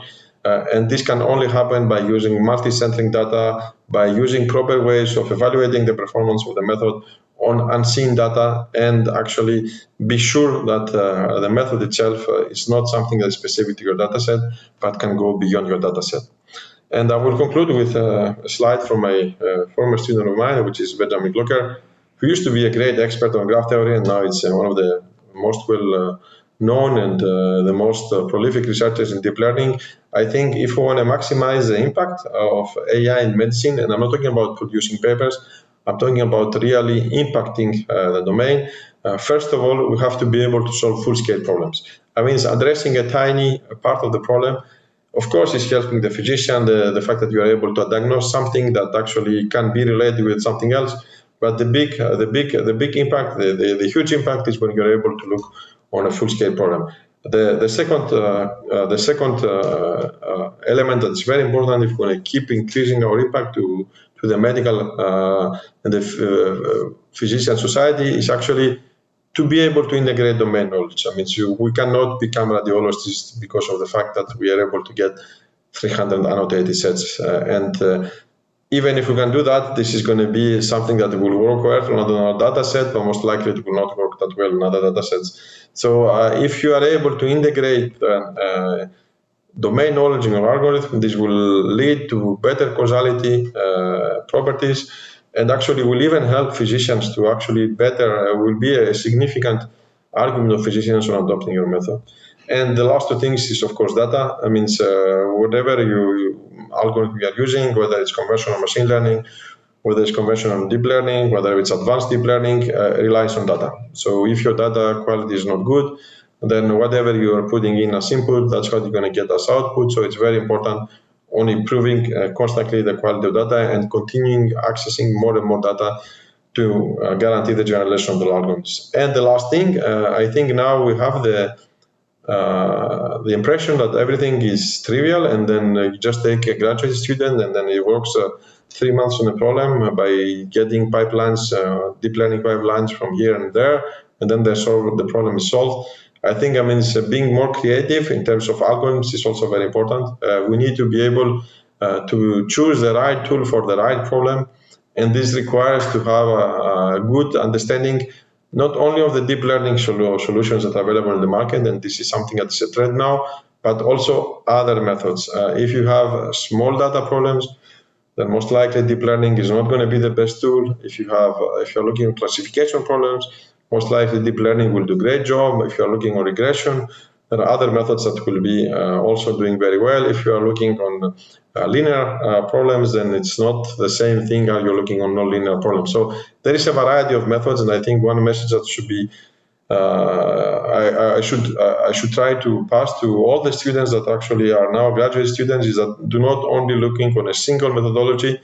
Of course, deep learning has great perspectives, and then you should master it, and this is very important because it has great potentials for find the problems, but do not neglect to actually have a complete culture of the methods that are available in the field, even methods that are not seen to be the best performing now, because science is about that. It's being able to make the most informed decision for the problem given the input data and the problem. And I will conclude by thanking my collaborators. So first I will start with Maria Varagalopoulou, who is assistant professor at Central Supelec, and actually she has been piloting the study. Then I will thank my two PhD students, Enzo Battistella at the Central Supelec and Guillaume Sassagnon, who is an MD. Enzo worked on the prediction mechanism, and then Guillaume worked on the deep learning architectures for the quantification, along with Stergios Christodoulidis, who is also a postdoc. And of course, we had the privilege to work with three great physicians.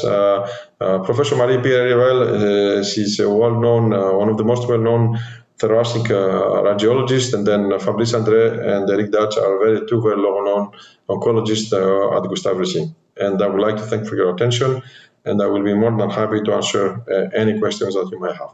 Thank you.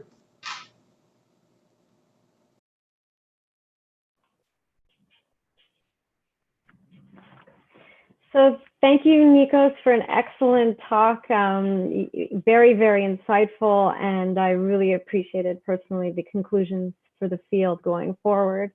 So, you know, I just feel like I should say that I cannot believe how much you've done in such a short amount of time. This is a very new disease, and you know, one that's affecting the entire planet. So, you know, you've done quite a bit in the short amount of time it's been around. So I have a practical question. As you had taken note, it's very important, and that was a theme throughout the talk, to keep the clinicians close by as you develop your methods to make sure that your objectives are in line with their objectives. So I have two kind of questions that are more practical. Are they open to adopting these methods in the hospital? And is there a plan to adopt them? And also, have any of the features that you've come up with actually helped them in some insightful way so in understanding how this disease manifests? Yes. Again, thanks for the invitation, Tal. I mean, we are the problem with COVID-19 is actually we don't know what is happening. I mean, physicians, it's not a disease that has been well studied, and we have no clue on predicting what is going to happen. So whenever you come up with tools that might help them to do something better, they're really open. The key actually is explicability. I mean, if you cannot explain them, they don't care if you are using a 2D or a 3D architecture for the quantification, because they can see if it works or not, right? But when you start to explaining that you have to look on the heart hypertrophy feature, and you are not able to explain why this is important, and they're not able to understand why this is important, then it's become critical. So in general, they're really open. I think they are looking for tools that actually will automate and will help them to do a better job. If they have to do the annotation on their own, it will take something 8 to 12 hours for a single patient. So it cannot happen in clinical practice. But when you go to more advanced things like prognosis or patient certification, then you need to have tools that you can actually explain them how you end up with these decisions. And I think there we need to work together with them, either by trying to introduce causality or by introducing constraints from domain when we are doing deep learning, or we come with biomarkers that can be explained because they have a biological meaning. That's my view on that. But they are really open and they are looking for tools that can help them to do a better job, especially when we're talking about the disease that no one knows how it's happening.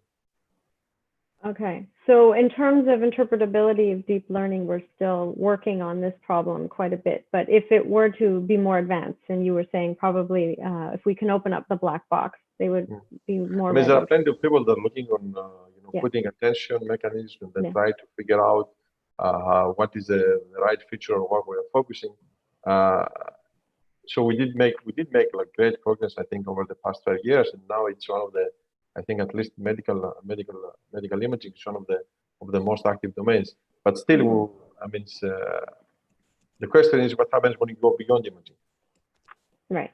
Because, for example, you want to integrate not only imaging. Okay, we have attention mechanisms, but what happens when you have to integrate on top of your attention mechanisms other clinical variables that we don't know which one are the most important ones and how they will interact with the imaging? So there is a lot of work to be done on this direction, and I think this is going to be key if we want to be successful, not only on publishing papers, but I think publishing papers is very important. We are advancing knowledge, but also really having an impact. So interpretability for me is the key, and the integration of multimodal information, biology, clinical variables, category variables, along with imaging is the key, not only for COVID-19, but also for many other problems.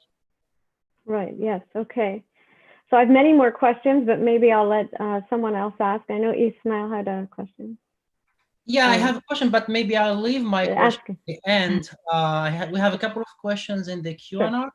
Ron Summer is asking whether this is an archive or a published work. He basically Ron wants to get more details about the work. So this is a paper that went through 2 rounds of review at Nature, and then the second round unfortunately didn't make it, and now it's on the special issue of medical image analysis under consideration. So hopefully we'll publish. Okay, so I have a question from Shiba. In the 3D-UNet last layer feature, does the model combining the clinical features plus features learned by deep learning model, is that the case? If we are talking about the segmentation, the answer is no. If we're talking about the prediction, there is we only look on the whole lung, and we need to look on the clinical features. So I just have a question about that. Is are you continuing to look at the best ways to merge clinical features and deep learning together? Is that an area? We're still working on deep radiomics. The problem is that actually, depending on the distribution of your data set, the deep features you are getting can be very different. So even when we're using attention networks, my experience says that maybe it's a question that we don't have enough data. I don't know. But hopefully by having access to 25,000 scans, things will be better. But if you cannot reproduce the same attention maps on different partitions, then it's kind of complicated to go to the step forward, which is actually how you properly integrate. So we have to stabilize the deep features. Hopefully there is value there, But either it's a question of data or our model is too complex, but we're working on it. Okay. Okay, thank you. Not sure whether there are other questions. There are people raising hands. Enzo. Someone asked, thank you for the informative talk. Are any of the data sets or any subsets publicly available? Yes, so this is okay. So these are real data coming from real patients. Unfortunately, some of them are passed away. So the data belongs to the University Hospitals of Paris, and there is a mechanism for researchers to actually request access to data. So the data cannot become publicly available, but the University Hospital of Paris, they have a mechanism for researchers that either in France or outside France to request access to this data. So if they are interested, they can send an email, and then I can put them in contact with the University Hospital of Paris to follow up with them. Oh, okay, that's great. Thank you. Are there other and questions? Jim Duncan had a question. Hi, Nikos, great talk. Do all COVID patients in France get CT scans? Can you still do predictions for random patients that didn't get a CT scan? Thanks, Yes. Jim. So the CT scan in France is only happening for the patients that actually are admitted to the hospital. So these are the really severe cases. So there are two levels of staging. The first thing, once you have the symptoms, you call a number, which is I think the number 18. Then you explain your symptoms, and then depending on your symptoms, then there is a physician which actually will tell you whether or not you should stay home with regular antibiotics or you should go to the hospital. Whenever you go to the hospital for the staging, that means deciding whether they will keep you in the hospital, they will put you under intubation, they will let you go, there's going to be a CT scan. So that's why we have something like 25,000 CT scans for the region of Paris. And I think if we look on the whole France, we're going to have something like 200,000. Wow. But this is only for staging, it's not for diagnosis. And this is for severe cases that have been transferred to the hospital. Wow. Okay, I think we have time for one more question. So Ismail, did you want to ask a question? Yeah, I have a couple of questions. Okay. So Nikos, I really like the, maybe to the audience also, I'm very familiar with Nikos' work, both recent and less recent, but I really like the conclusion. And this is probably the last technical talk I've seen from you. I'm familiar with your very detailed and technical talks, but of course it's understandable, it's a keynote. And you mentioned integrating several sources of information into deep learning, and those, I guess, my understanding, they come into some kind of prior. So any idea, or do you foresee technical difficulties in the future for doing this, for integrating this kind of information in learning models with millions of parameters? Yeah, I think the problem is the dimensionality of the model. I mean, so from a mathematical viewpoint, if you want to integrate additional information in priors, usually these priors are low dimensional, right? And then what you try to do is you try to constrain several 100,000 of variables or several millions of thousands of variables, this prior. So it's really complicated. I think there is something exciting for me, there is something exciting on deep learning, and there are not that many things. But I think the most exciting is that actually there is plenty of work on compressing these networks to something like 5% of the variables, and then losing epsilon performance. That means that there are plenty, if you look on the computer vision community, there are people that were able to actually maintain the performance at the level of the beginning by actually only keeping 3% of the variables of the network. That means that there are networks that are low dimensional, and these networks who cannot learn. That means that the model itself, it doesn't have to be so high dimensional, because you can have a fairly similar network with 1/10 of the variables or 1/10 of the variables that does the same job. So I think if we are able to decrease, either by compressing these models or by, from the very beginning, having a more advanced optimization methods to learn in small networks, then actually the integration of these priors is going to be much easier. I mean, what we are doing is a chain rule of derivatives. I mean, that if you take a fresh, the whole deep learning community is based on just actually propagating a chain rule. I mean, there is nothing fancy in mathematics. I mean, there is nothing fancy in optimization. Maybe for the audience, for the young audience, Nikos has been one of the pioneers in a subject that we don't talk a lot about now, level sets, among many other subjects in computer vision and medical image analysis that were very popular back late in the 90s, beginning of the year 2000. Myself, when I did a PhD in around 2006, the first papers I read in level sets were from Nikos as well. So and at that time we were we work deeply on things, and we try to understand deeply things. We did like derivatives and Euler-Lagrange equation and partial differential equations, and Nikos know all of this. So so how can we, Nikos, maybe a message to the young crowd, how can we encourage a new researcher in this area to try to understand deeply things? Because I found it difficult. I've seen, for me, shocking comments like, why do we need to learn SVM or regularization or optimization? So how can you motivate people? Maybe coming from you is better than me. No, I don't think I can do a better job than you. I think the key, I mean, as I said, if we look on the history of medical imaging computer vision, I think we have plenty of senior people participating in this event, is that we have lived different periods. And every period had a dominant domain. For example, there were variational methods, and then there was discrete methods, and now we're living the deep learning era. And what you can observe is that every domain had a life, duration of life. At some point, there's something new that is coming in, and then whatever you were studying before is not becoming really obsolete, but it's becoming less important. So if you don't have a wide spread of knowledge, if you are not investing time on understanding the fundamentals, mathematics, optimization, statistics, then when something new comes in, then unless it's something trivial, like, as I said, chain rule or a derivative, and then having all the code to do it, then you're not going to follow. So I think for graduate students, the most important thing is, of course, to publish papers, but it's even more important to invest on knowledge, because you are learning something now. It's the best time it's your best time of your life to learn, and then this is something that you're going to use for the rest of your life. Whatever career you're going to follow, whether you're going to go to industry, whether you're going to go to academia, whether you're going to go to business, this is the right time to invest on knowledge, and then try to be even if you focus on what is the most promising tool today, try to invest effort in all possible directions, because this is the key.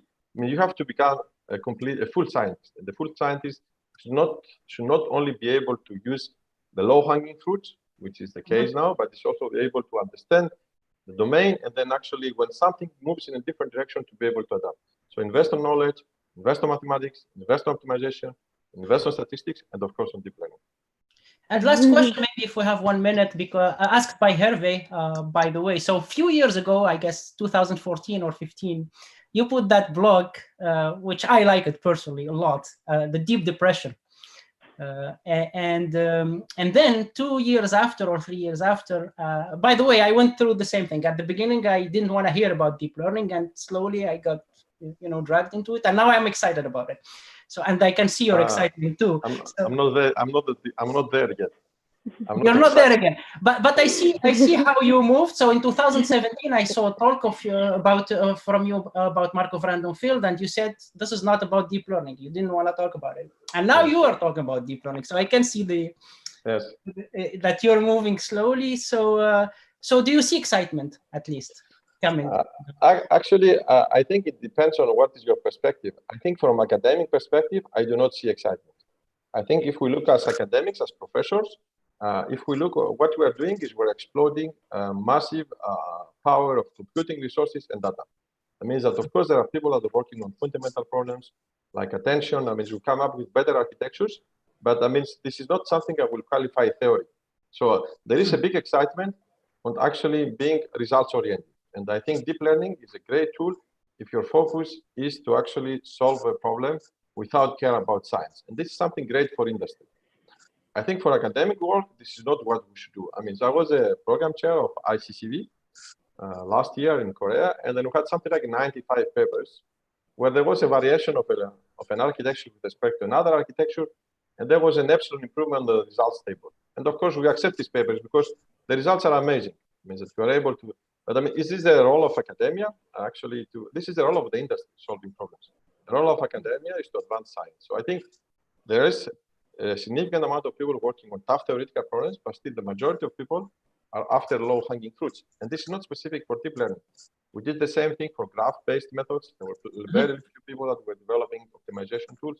We do the same thing for level sets. So it's a trend. But as I said, I think academia should invest in science.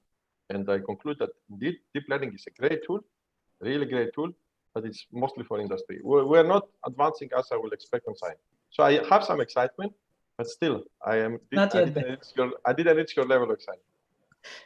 All right, I think that was a great talk and discussion. I don't know whether Tal wants to add something. No, that. Go we ahead. can have a virtual round of applause, maybe, and but. Thank you, Nikos, for your talk, and of course, this would open up more discussion. But for now, we're going to end the session. So thank you very much for your time and for your insight. We're going to have a break till 12:30, and then we will have the next session starting at 12:30. And so everyone, please do come back at 12:30. So thank you. Thank you so much for your invitation. Have a great day. Bye-bye.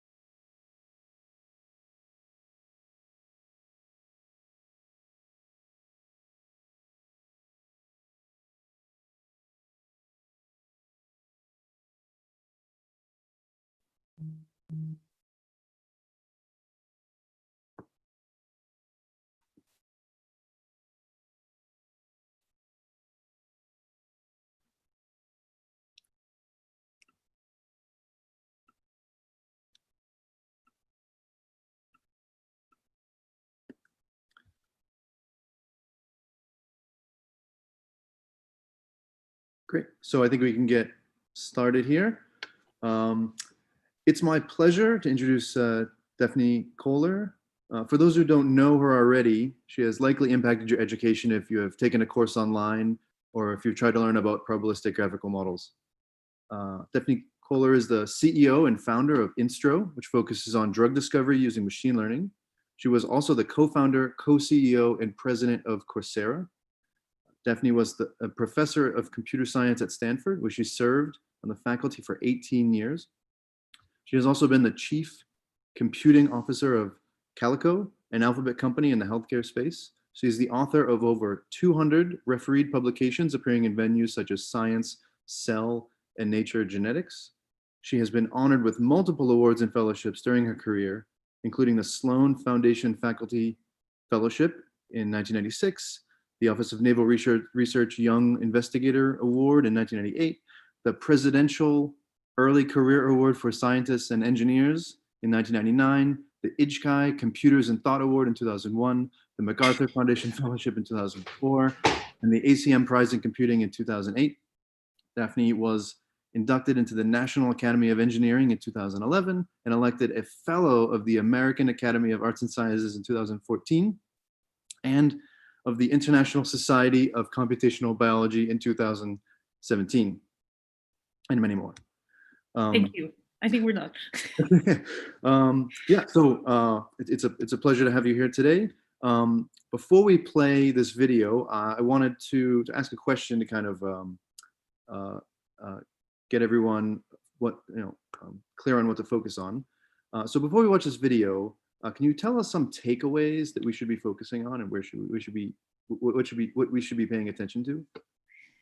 Absolutely. So I've been working at the boundary of two disciplines for most of my career, machine learning, data science being one, and biology and medicine being the other. And I say boundary judiciously because up until recently, there hasn't really been much of an intersection.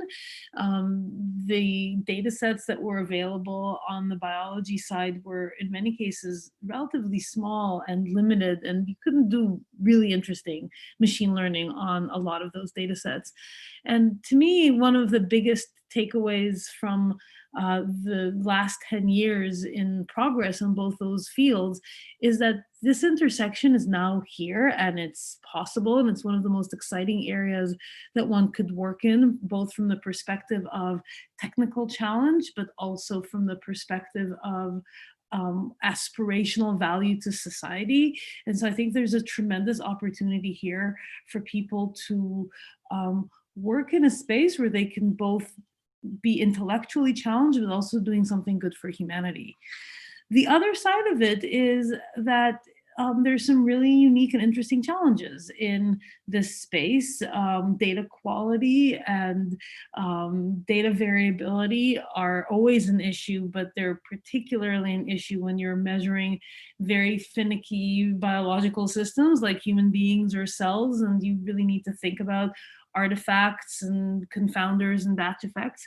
And you also need to think really carefully about how to design a collaborative effort, be it in industry or in academia, where all of the relevant skill sets from the different groups of stakeholders are all coming together as equal partners to really solve, not only even solve the problem, but define the problem and then solve it. So that cultural piece of building that type of interdisciplinary effort, I think, is critical to the success of an endeavor along these lines. So this is not the world where you can scrape a data set off the web, not know any biologists. I'm talking to machine learning people now because that's how I grew up, and then do really good work without really understanding the problem that you're trying to solve. So that would be the other takeaway. Awesome. And now let's enjoy the keynote video. Thank you.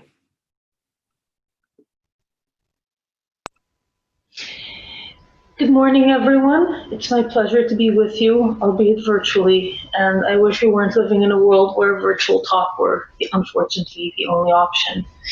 Today I'm going to tell you about work that we're doing that brings together three threads that have been with me throughout most of my career: machine learning, computer vision, and human biology.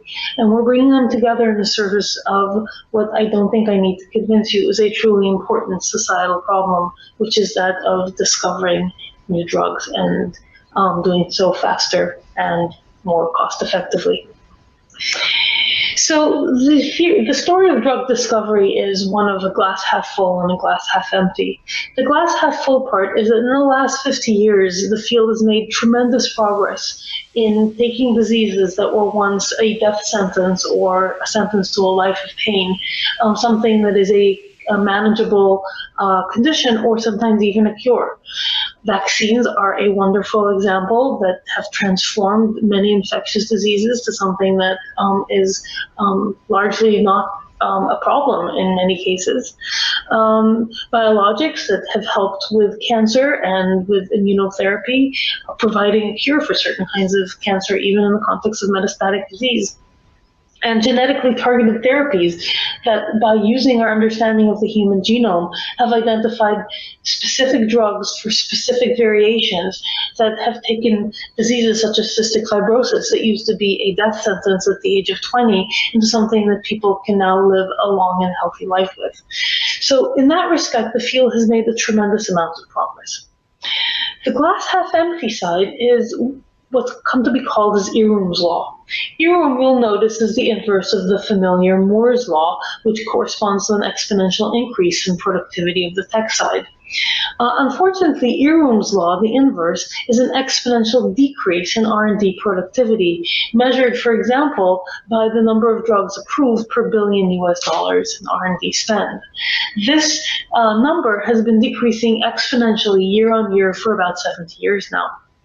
Now, there's many reasons that drive this phenomenon, but one of them is simply a failure to predict when we make critical decisions along the path, which of the paths is likely to be successful and which one is not. And many paths in this area are failures because biology is really complicated. So picking which is the right one is truly important for productivity, because often it takes several years and tens of millions of dollars before we find that we took the wrong direction. So our goal in what we're doing is to look for these pivotal forks in the road where the decisions are currently made by historical heuristics or rules of thumb, and rather use machine learning to explicitly train models to make these decisions more accurately. So in order to do that, we're looking for places where if we did that, that would actually be transformative to the R&D process, where machine learning is the right tool for the job, and very importantly, where we can produce the right data at high quality and at the right scale. Because the data that you get by simply amalgamating pieces of dribs and drabs of data from here and there are rarely enough for driving really high quality decisions in high stakes decisions such as this. So to illustrate the fact that data quality is important, I'm going to use an example from Badgley et al. That was published a couple years ago, where they really made this point in a beautiful way. They showed the application of a deep neural network to the problem of analyzing radiographic images, X-ray images, in order to be able to predict fracture versus non-fracture. And they applied the usual bag of tricks, and they came up with what seemed like a pretty good ROC curve, as you can see here on the right. But then they started to visualize the underlying predictive model, and they saw that in the clusters of the penultimate layer in the neural network here, we don't see a nice, clean separation between fracture and non-fracture.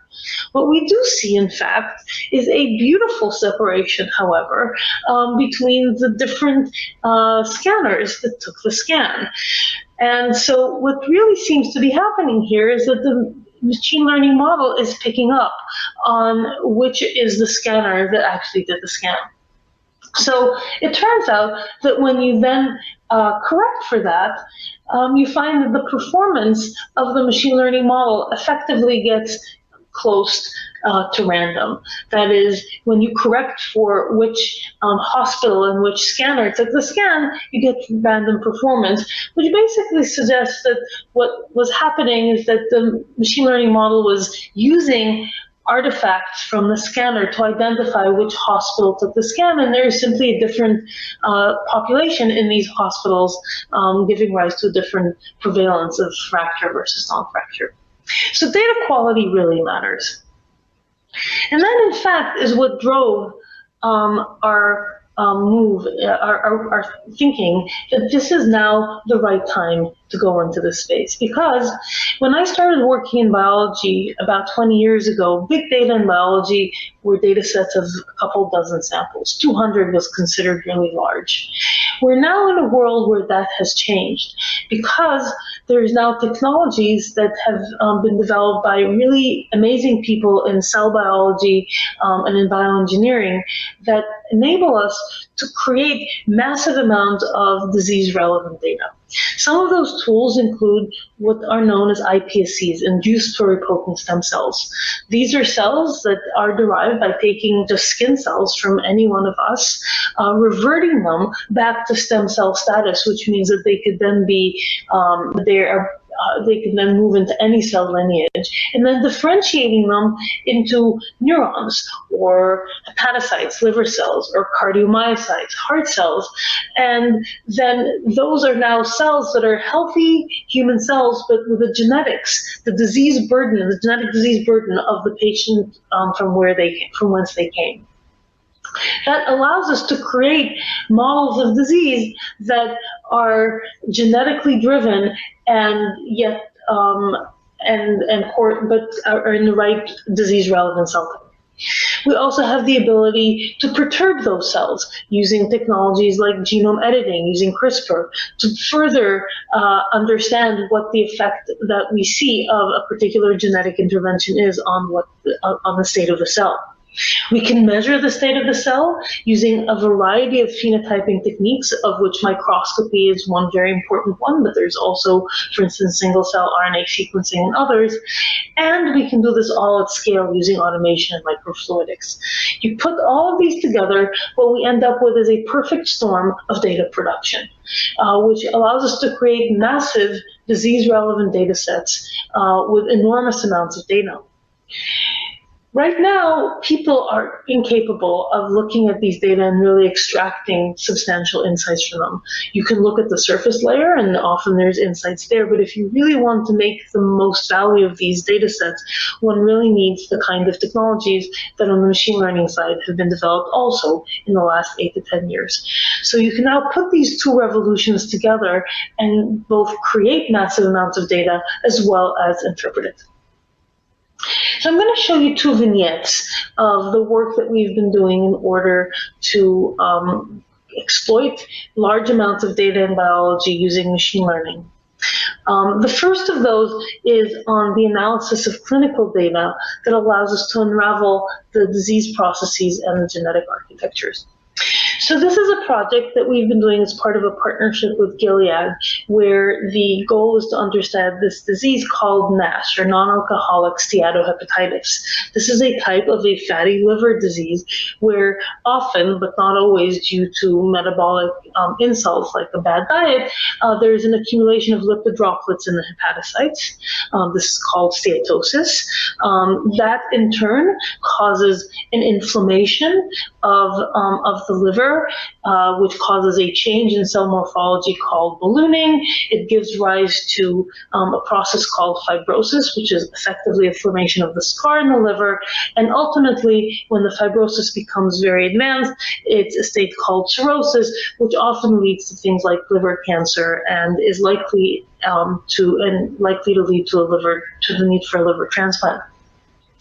NASH is a relatively newly uncovered disease driven by the dietary changes that we're seeing, but it's poised to become one of the largest causes of liver transplant and liver cancer in the world over the coming decade.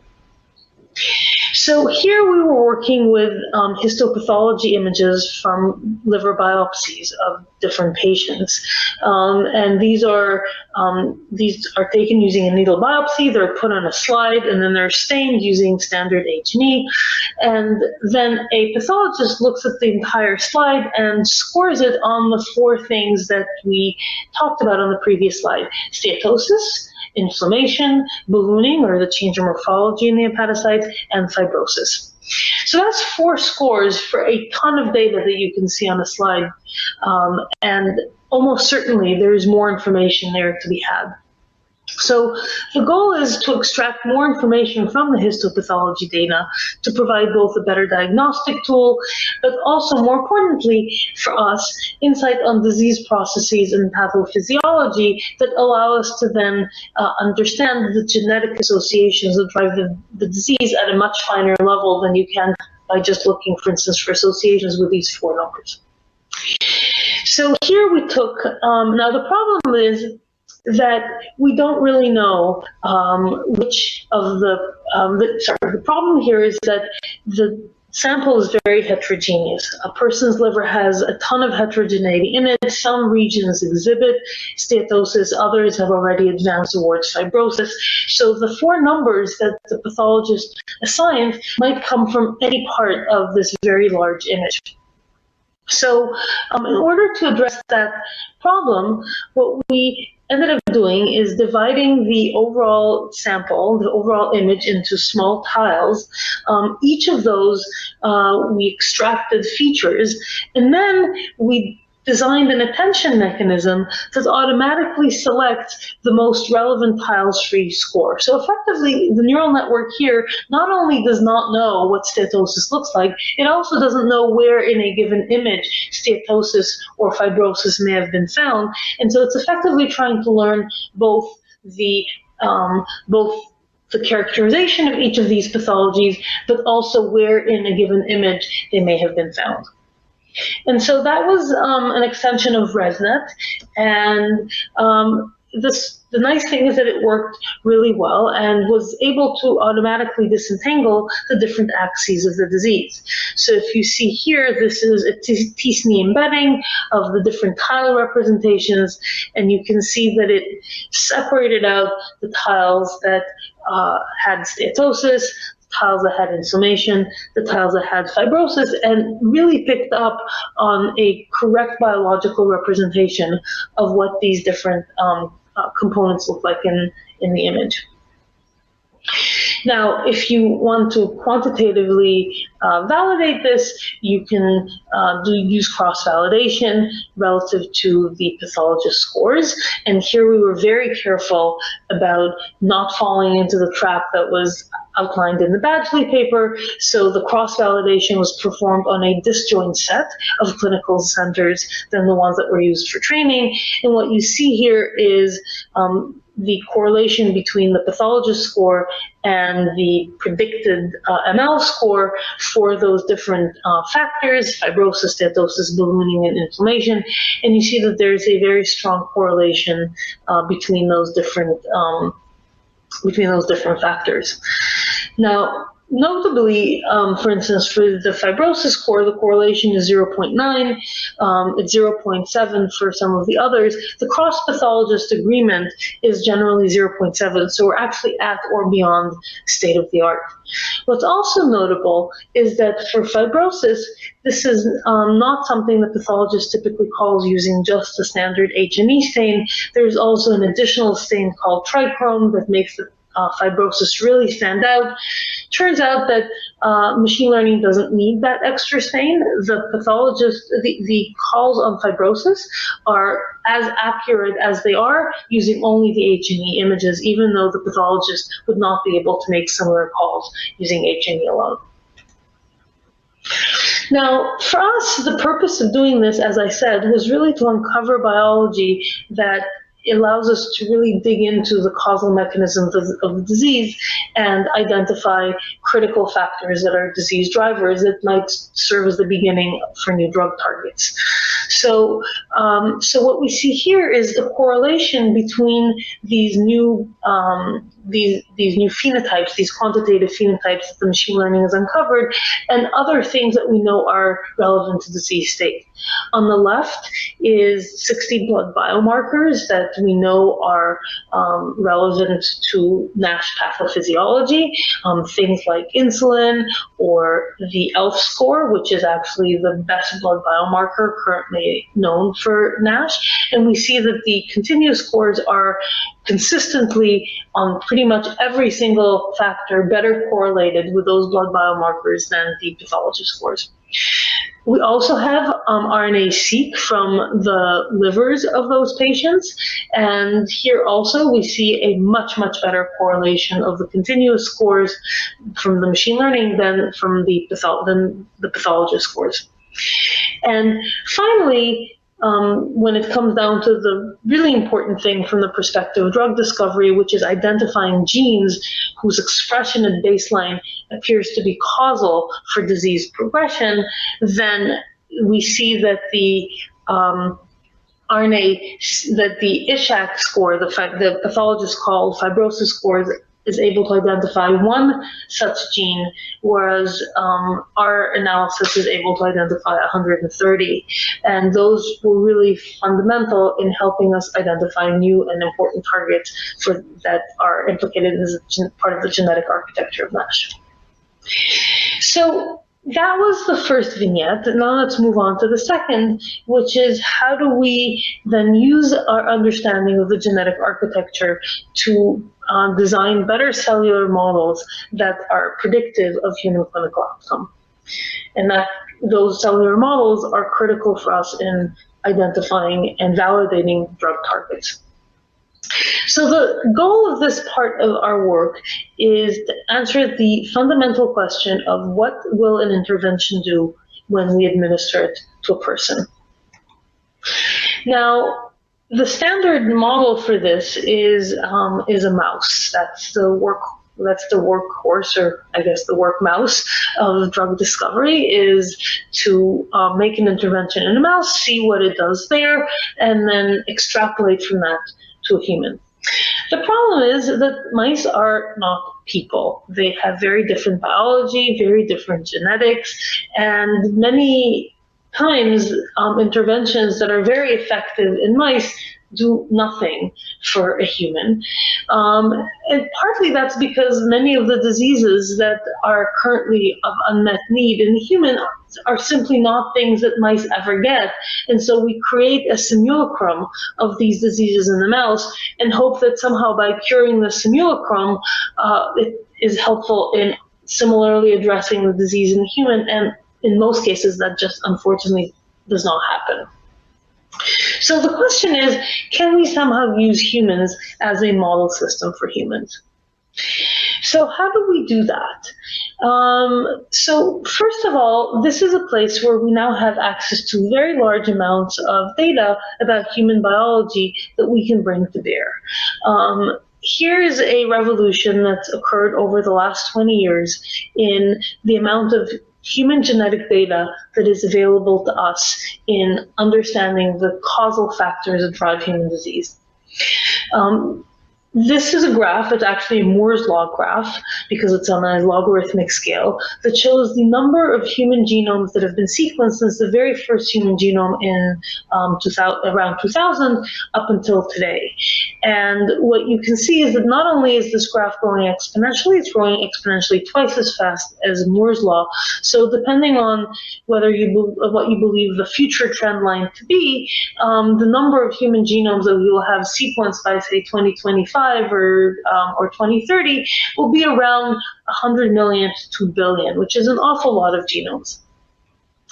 Now, genomes on their own are actually surprisingly useful, but they're even more useful when you combine them with human phenotypes that allow us to understand the connection between the genetics and and the human characteristics. So there's not quite as much human phenotypic data as there is genotypes, but there is still a growing amount, and some of it is very high quality. So my favorite in this regard is the UK Biobank data, which has 500,000 people of all different ages with different medical conditions, and for each of those, there's been a collection of a large number of phenotypic outcomes that include physiology, cognition, history, predisposing factors, whole body and brain imaging, and many, many other aspects that are measurable and that where we can also align them with the genetics of those individuals. So if you have genetics and you have outcomes, then one thing that you can immediately do is to look at genetic associations between genetic variants and phenotypes. And because the genetics preceded the phenotypes, then this is one place where, with some caveats, but small ones, you can actually infer causality of the genetics of the outcomes. So that's great. And indeed, that's driven a large amount of research on understanding which genetic factors seem to be causal for different diseases. So this is something that's called genome-wide association. And starting with the earliest ones in the late, in 2005 to 2008, we had, for many diseases, as well as other things that are not diseases, analyses that tell us what genetic factors are associated with each of those diseases. And there's now tens of thousands of these associations that have been uncovered. And indeed, the causal relationship between human genetics and disease really does help with drug discovery. So this is a study that has been now replicated several times by different researchers that suggests that when you have support from human genetics for a given drug target, that considerably increases the approval odds. So maybe focusing on the chart on the right, this is the odds ratio of approval of a drug that from the preclinical stage all the way to approval, if it does versus doesn't have genetic support. And you can see that it's about a 2x increase in approval. So that's very exciting because that could double the productivity of this very challenging problem. But it turns out that, unfortunately, the situation is a little bit more complex than that, because it turns out that it's different for the nature of the genetic evidence that you have. So if what you have is a strong Mendelian association between a variant and the disease, where it's really a strong relationship between one gene and one disease, then in fact the odds ratio is actually even better than 2. It's almost higher than 2.5. Conversely, if what you have is data from a genome-wide association study where oftentimes there are dozens or even hundreds of variants associated with the disease, then the challenge of selecting among them for a target that is truly disease-modifying is not that easy, and the odds ratio gets to less than 1.5, which is still good, but it's not nearly as good as the odds ratio of 2, which we had before. So the question is, can we use human genetics in a different way in order to identify causal factors of disease? So what we hope to do here is to bring back some of these ideas that I mentioned at the beginning of this talk, which is to use our ability to generate biological data at scale to really tease apart that connection between the genetics and the human clinical outcome, and put an intermediate point that is closer to the genetics, and hence the relationship is more direct and yet speaks to human clinical outcome. So in order to do that, we've put together the following approach that really helps us use genetics, but in a different way than what people typically have. So what we do is we begin with using human data in order to derive insights from about the genetics that give us a better understanding of the genetic architecture of disease. So this is a combination of machine learning together with statistical genetics, and it gives us a genetic architecture that can often involve dozens, if not hundreds, of genes that are implicated. Then the next step, though, is rather than just look at the list and try and guess which of those genes is actually relevant, the next step is to use that in order to build model systems of disease that allow us to study what the effect of each of those genes is in a in vitro model that was hopefully predictive of what will happen in a human. So what we do here is we take these iPS cells from different patients that correspond to a different level of disease burden. We potentially expand those further using technologies like CRISPR in order to have an even broader set of diversity in terms of the genetic architecture.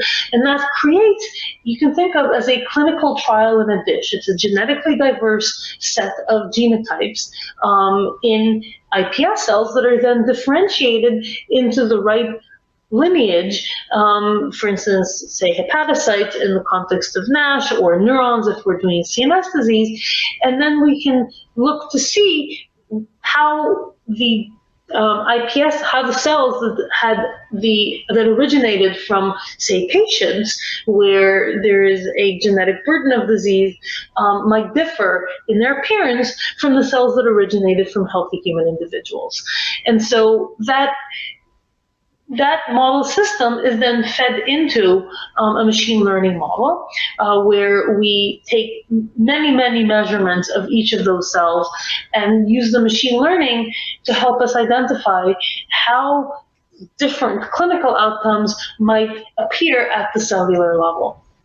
And that, in turn, allows us to tie back the cellular phenotypes that we see in a dish to the clinical outcomes which we actually care about, which allows us to generate novel insights on patient subpopulations that might appear the same at the clinical level, but be quite distinct at the cellular level.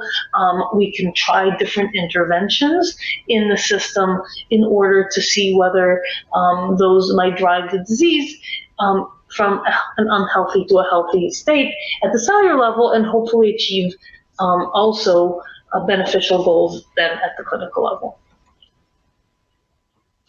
So the fundamental core of this approach is what we call the cellular phenotypic manifold.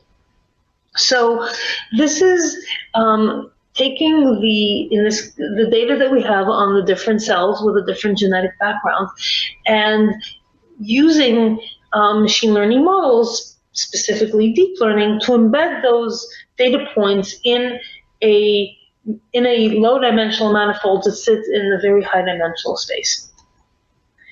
Now, one of the things that we believe will emerge from that is a segmentation of those cells into subsets that look quite different from each other at the cellular level. So each of those might correspond to some cluster that, although clinically presents the same, is actually corresponds to a different subtype of disease and might benefit from a different intervention. This, in fact, has been what's driven precision oncology, where we used to think, say, breast cancer is one disease, but now we understand that breast cancer is actually multiple diseases, and we treat each of those using a very different intervention. So we treat someone with a BRCA1 mutation very differently than someone who's, say, HER2 positive. So let's see how this works. I'm going to show you some results. The first of those is the classification of genetic interventions. This is a toy machine learning example. It's not the problem that we actually care to solve, but just to illustrate that we are able, by looking at cells under the microscope, to distinguish different genetics. So what we did here is we took a bunch of, in this case, identical cells. We subjected each of them to a different genetic intervention using a technology called CRISPR inhibition, which reduces the expression of a single gene by about 20 to 40%. This is a pretty subtle intervention because it only touches one gene and only reduces expression by a relatively modest amount. And so it's hard to look at those cells and really tell the difference. But turns out that machine learning was actually quite nicely able to do that.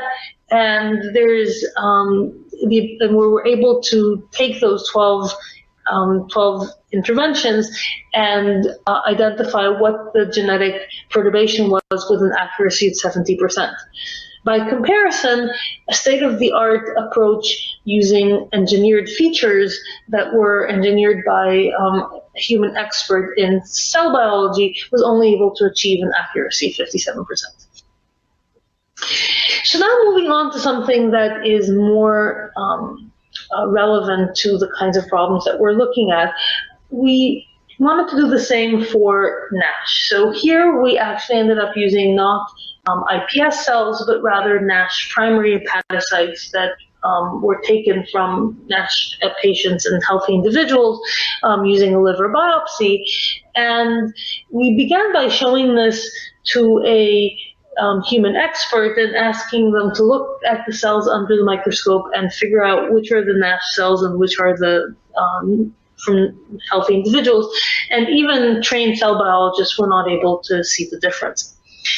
However, the machine learning model was actually quite nicely able to separate the NASH from the non-NASH tiles, and with a pretty high accuracy. So that is nice, but of course we don't really care about the prediction problem here. We're using it as a surrogate to uncover underlying biology and a better understanding of the disease. So in order to gain that understanding, what we did is we looked at the most extremely ranked tiles for NASH versus the most extremely ranked tiles for non-NASH to really see what it was picking up on that allowed it to make that distinction. And what we see is that what you don't see is a difference, for instance, I forgot to say, the pink here is nucleus, the blue is cell membrane, and the green are lipid droplets. And what you see is a clear phenotypic difference of accumulation of large lipid droplets at the nuclear membrane. And that seems to be a phenotype that is quite relevant to the disease. So the last case study that I'd like to show you is something that we've done not in NASH, but in CNS diseases that have to do with schizophrenia and autism, that are often two sides of the same coin and share a lot of genetics. And so this actually brings those two pieces together, because what we did is we took a single cell background and we created different mutations in that single cell background using CRISPR that corresponds to different high penetrance variants that have been identified in recent whole genome sequencing of autism and schizophrenia patients. So what we see here are different interventions with, in this case, 4 different genes. And it's actually quite interesting to see what we observe here. So first of all, TSC2 is a very well understood mutation. It's been observed in previous work, and it creates a very strong high visibility phenotype in those mutated cells. And you can see that they look quite different. And sure enough, the machine learning was able to see that these iPSC-derived neurons are quite different in the TSC2 mutants than they are in the wild-type controls. On the right-hand side, you see 2 overlapping clusters. One is called TCF4 and the other is called Clibal. Clibal is a negative control. It's a mutation that's known not to act on neurons. TCF4, which leads to Pitt-Hopkins disease, was not fully understood. It was presumed that it might act on a cell type other than neurons, but it wasn't known for a fact. And here we see a perfect overlap between TCF4 and Kleibel, suggesting that indeed the effect of TCF4 is in a cell type other than neurons. The last one, down at the bottom, is a new gene that's recently been uncovered in whole genome sequencing studies. And what we see here are two distinct guide RNAs that make slightly different mutations in that gene. And we see that they cluster together and quite differently from the negative controls, suggesting that here is a high penetrance mutation that is indeed different from, that indeed acts on neurons and might provide an interesting therapeutic subtype of a disease that might benefit from an intervention. So here I'm going to focus now on the first end-to-end disease model that we've done, and this is in the TSC2 mutation, which is largely replicating, but with a twist, work that's been done on TSC2. So TSC2 is a gene that's implicated in a disease that's called tuberous sclerosis complex. It's a rare disease, but it's not ultra rare. It exists in 1 in 6,000 live births. And when you have that mutation, the patients exhibit growth throughout the body, including the skin, the lungs, the kidneys, the heart, and the brain. And when there's growths in the brain, it's called hamartomas, which causes severe and often intractable epilepsy. That's quite frequent. And there's also some fairly significant chances of intellectual disability and autism. Now, it turns out that TSC2 acts in the mTOR pathway, and there is the possibility, using a chemical intervention of a compound called rapamycin, to act on this gene called mTOR and basically reverse the phenotype of this disease. So would we have been able to uncover that using the technology platform that we've been building up? So here's an attempt to do this. So we took iPSC cells, we derived neurons from them using the TSC2 double knockout. And when you use very specialized assays that measure specific proteins that are known to be involved in the mTOR pathway, you can see very clear phenotypes in the TSC2 mutants relative to the wild type. These are the left hand. These are panels 2 and 4, which look quite different from the panel on the left, which is the wild type. And what's important is that when you subject them to a chemical treatment that we showed on the previous slide, they begin to appear much more like the wild type. And so what we see here is a clear example of a chemical reversion of a disease from a disease phenotype back to a normal phenotype. So can we do that using our approach without knowing a priori what to look for? So it turns out that when we use an untargeted assay, specifically the cell-paint assays that just stains major cellular compartments, it makes the phenotypes much harder to discern than the specialized assays that I showed on the previous slide. What made things even harder is that because of the COVID-19 lab shutdown, we had to cut short the experiment.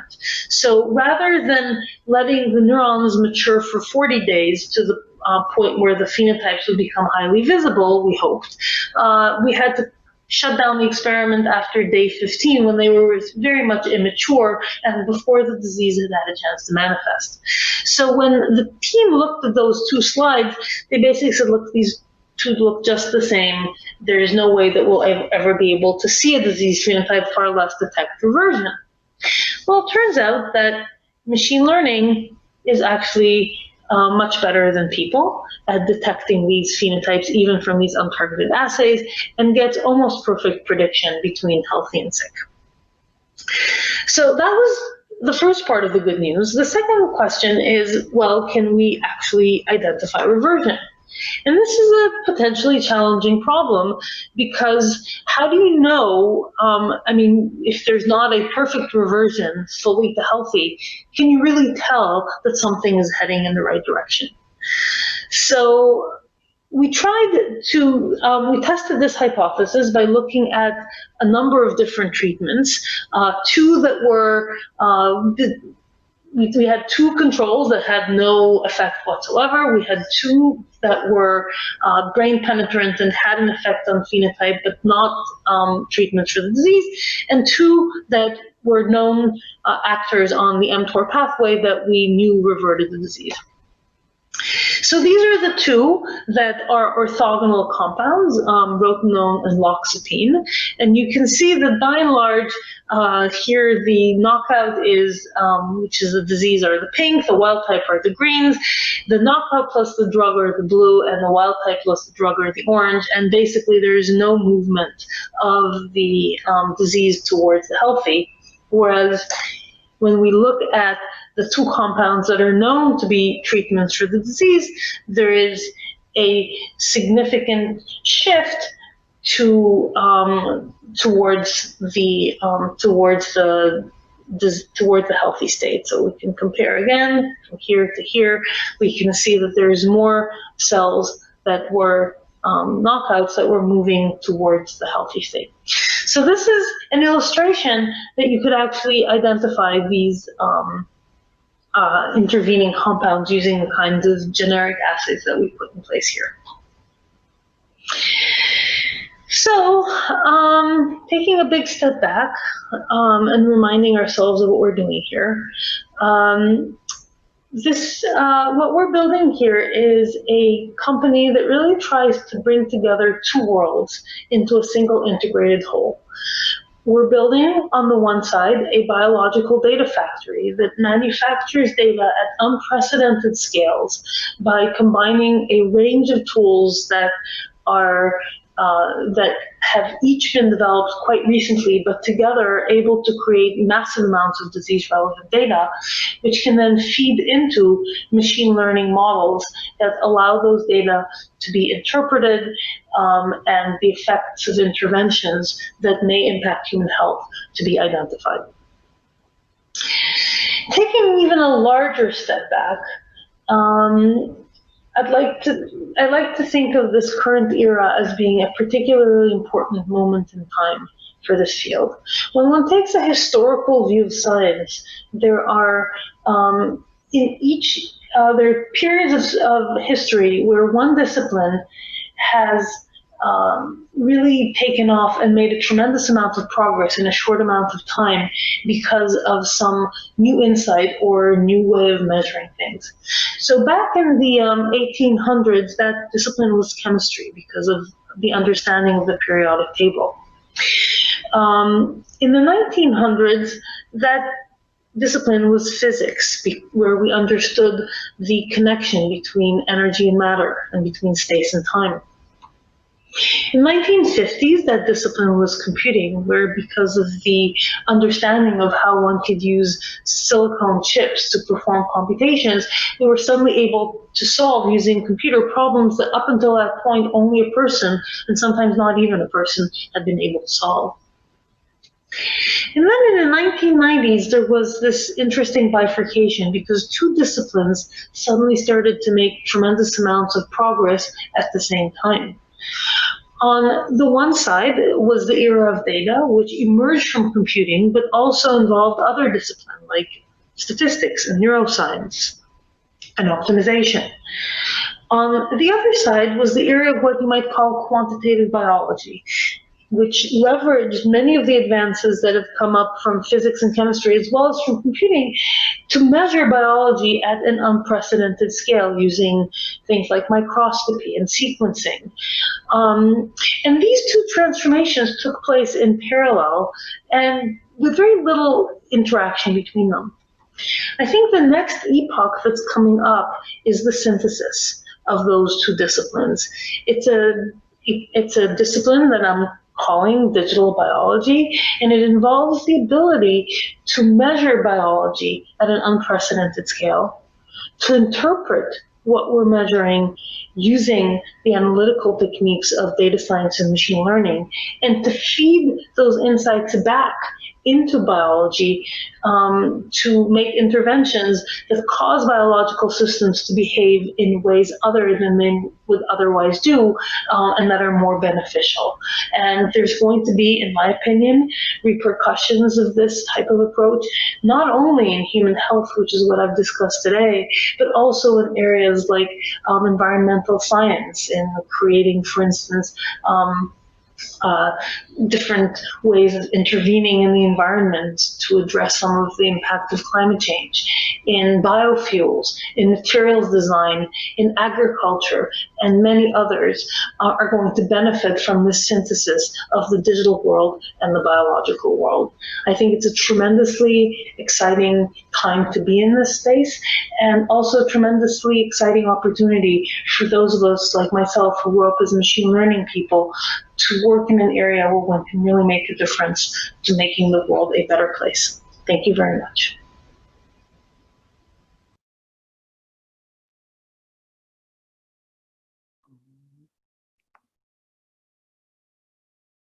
I had a applause track, and I seem to not be able to find it anymore. These virtual talks, I think we're still figuring them out a little bit. I'm sure all the attendees that are muted are clapping like that. So thank you for a great talk. We have some great questions lined up. So anyone who has a question, all the attendees, ask it in the Q&A, and we'll ask it to Daphne for you. So first, my general co-chair, Chris Powell, can't get on the mic here because he has a Wi-Fi issue. But he wants to say thanks a lot for the presentation, and that your work has truly been an inspiration to him. Thank you, Chris. And a question from him that I'll read. So this is from him. In the past, due to his own background, perhaps, he would often think of probabilistic graphical models in terms of their factor graph representations. But more recently, he has been thinking more in terms of structural causal models and the implications of Judah Pearl's do calculus to better model interventional effects. When do you think probabilistic models in the context of your current work, when do you think probabilistic models in the context of your current work, do you tend to use these tools in structural causal models and do calculus? Yeah, so I think there are a number of different applications of probabilistic models that one could use, and you can think of just trying to capture a distribution over which just captures observational data. And at that point, you're also needing to think about, is the probabilistic graphical model? Is it a generative adversarial network? What is the right way of really capturing a distribution over the data points? But where I think you really want to start thinking about causality is when you're looking to make interventions in the world. And at that point, just capturing a distribution that is purely observational is not adequate, because one can easily be misled. And Judah's talked at length about various examples where it can really lead you astray. In the work that we're doing, a lot of our focus is on finding drugs, and drugs are by definition interventions in the human system. And so you really have to think about causality. What we have going for us, and that's really driven a lot of our work, is to try and extract causality from a couple of different sources and align them. The first of those is from the fact that we're using genetics in a fundamental way, and because genetics preceded the human biology, then with some caveats that one has to be watchful for, but at least at a high level, that creates a directionality for causality. The other way in which we're using it is by having a lab infrastructure that allows for actual interventions to be made in biological systems. So when you're using CRISPR to mutate a gene and you're looking at the two experiments side by side, that's causality right there for you. So in some ways you can think of most of what we're doing is trying to align the causality that we see in vivo with the causality that we're able to create in vitro and figure out how to line them up with each other. Oh, awesome. So in line with that, I've explored like the L1000 and the Lynx project, and I feel like that's what that's the version that people have experienced before what you're working on now. So what role will companies play in this data to be accessible to researchers in terms of like the people that are working on Lynx data now, which I see a lot of parallels to the experiments that you have? So I think a lot of companies are starting to make some parts of their data available to the broader public. I mean, obviously the Lynx effort was not a private company, it came from the Broad, but now more companies are starting to put some data sets online that are at least pre-competitive and allow basic biology to be uncovered that would then help improve the progression of science across the board. I don't think it's happening nearly as much as it should. And there needs to be, I think, more incentives to put in place in creating collaborative consortia where there's where one can really make use of the best data sets that are being developed, while respecting the fact that certain data sets, both because of privacy reasons and also because of competitive reasons, are not going to be shared. Where I think there is really a tremendous opportunity is in public-private consortia like the UK Biobank. To me, that's a perfect example of a place where the government, companies and individual people all came together to create a resource that has been truly transformative. These are people who agreed to let their information be shared, the government that funded the initial creation of the resource, and companies that kept enhancing that by adding whole genome sequencing, metabolomics, and multiple other data modalities to the point that it's one of the best discovery resources of any that I know of. I think additional things like that would be tremendous, and it needs to be, I think, spearheaded by an organization like a government or a nonprofit like the Broad to really create a nexus around that. Awesome. So you talked a lot about letting these learned predictive models lead R&D in your talk, or hinted at it a bunch. What will be the role of imaging and machine learning method development?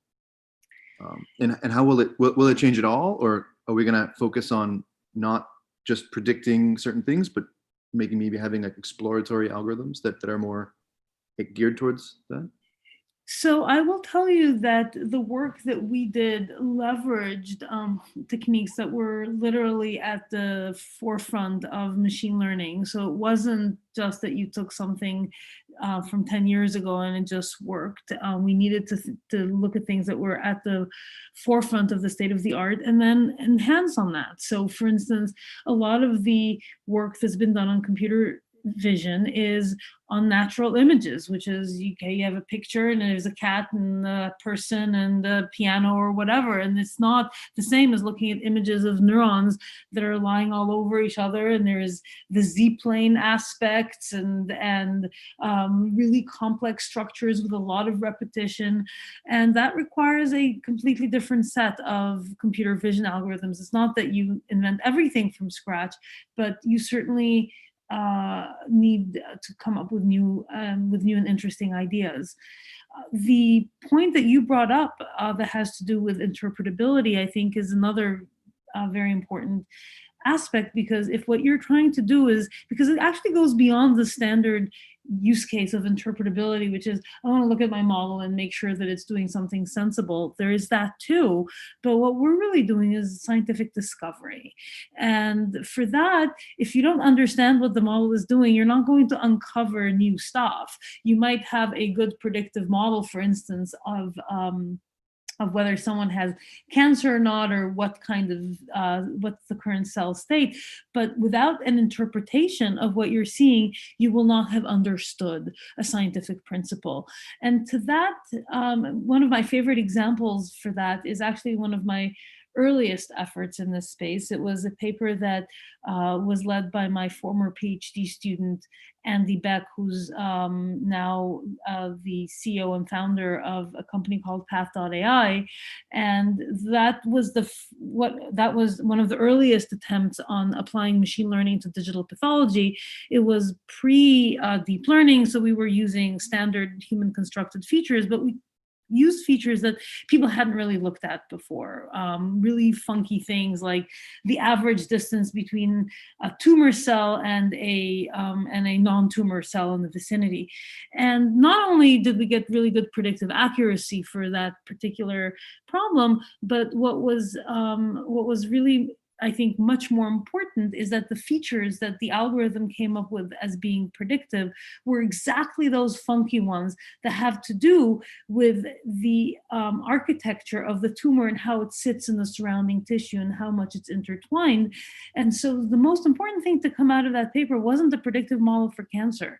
It was actually our understanding of what we now call the tumor microenvironment and the important role that it plays in cancer prognosis. And so that's why it's really important as you think about developing these algorithms to figure out how you can gain maximum insight from them about the underlying scientific principles.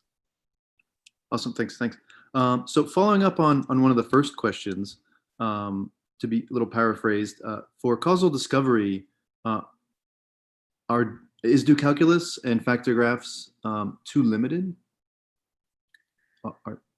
Well, I mean, I think factor graphs are a piece of the puzzle. They're not the be-all and end-all solution. And so I think it's a work in progress, and a lot of the techniques that have been developing over the last few years I find very powerful, and some of what I think is most exciting going forward is integrating ideas from, say, causal calculus, which was based on a relatively simplistic representation of a distribution, basically a linear model, and then taking some of the much richer representations that we now have of probability distribution and then putting causality back in.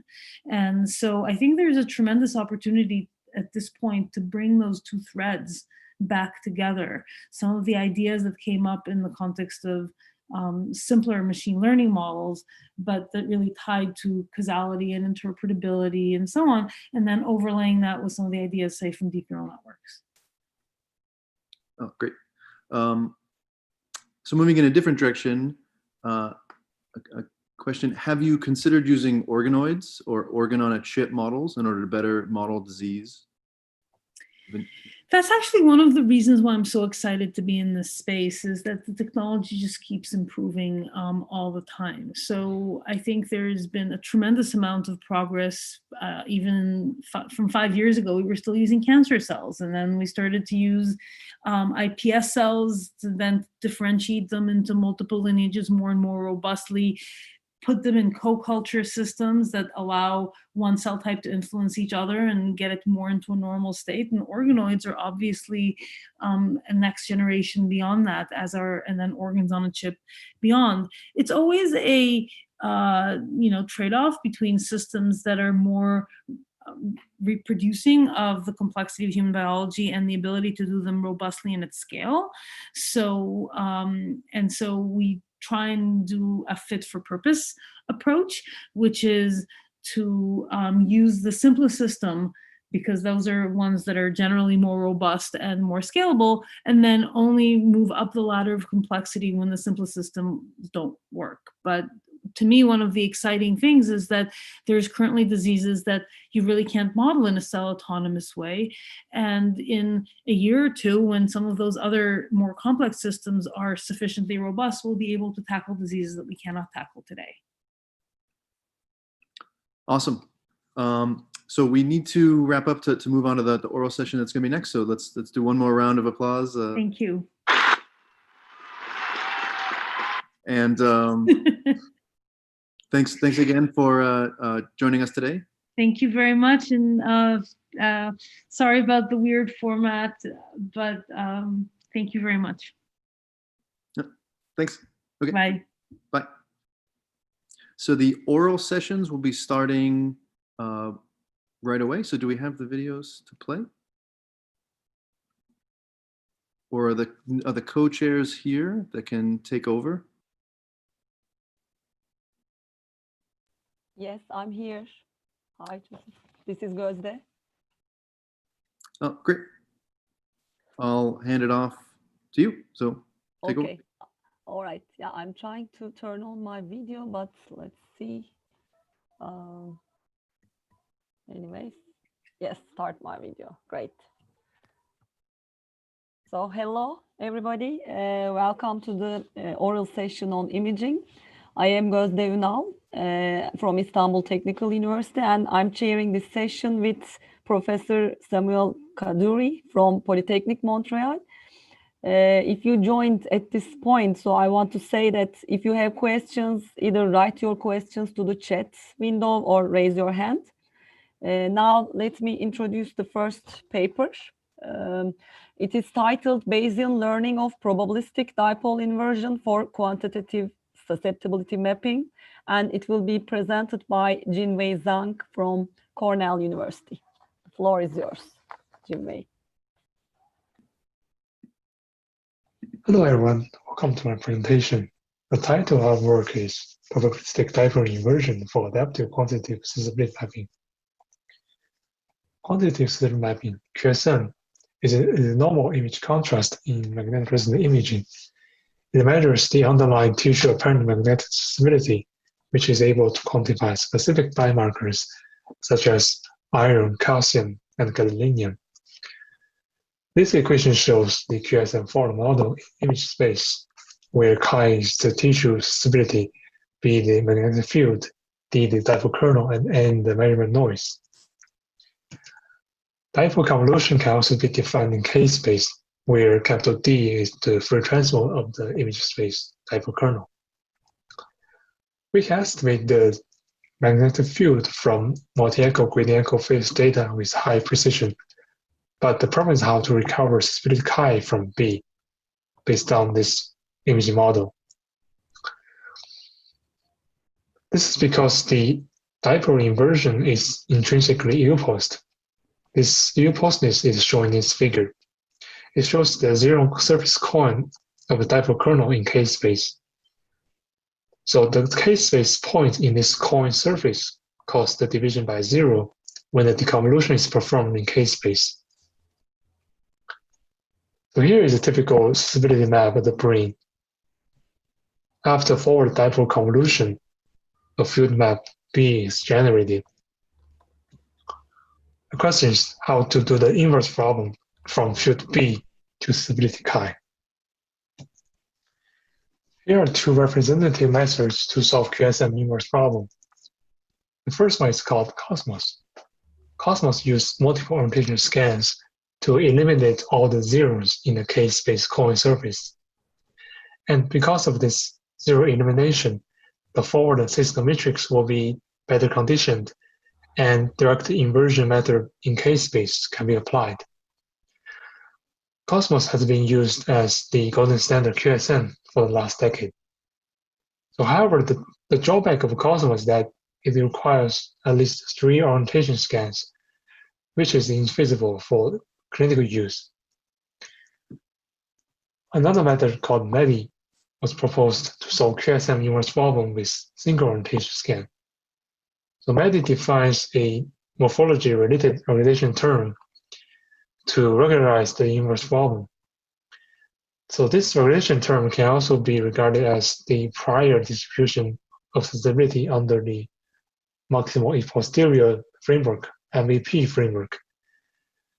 ID prior penalized the gradient of three spatial directions outside the brain to suppress the image space shrinking artifact introduced by the dipole inversion. Given the prior and likelihood distribution, can we do one step further to solve the whole posterior distribution of chi? If so, it will quantify the uncertainty in the solution and may have some clinical implications. So to do that, some approximate inference methods can be used, such as Markov chain Monte Carlo, version inference, etc. But still, it needs to run on each subject. So here comes the question. If the pattern from V to posterior distribution chi is recoverable, then rather than solving the posterior distribution approximation for each B, can we learn to approximate a general distribution P data of chi conditional on B for any given B?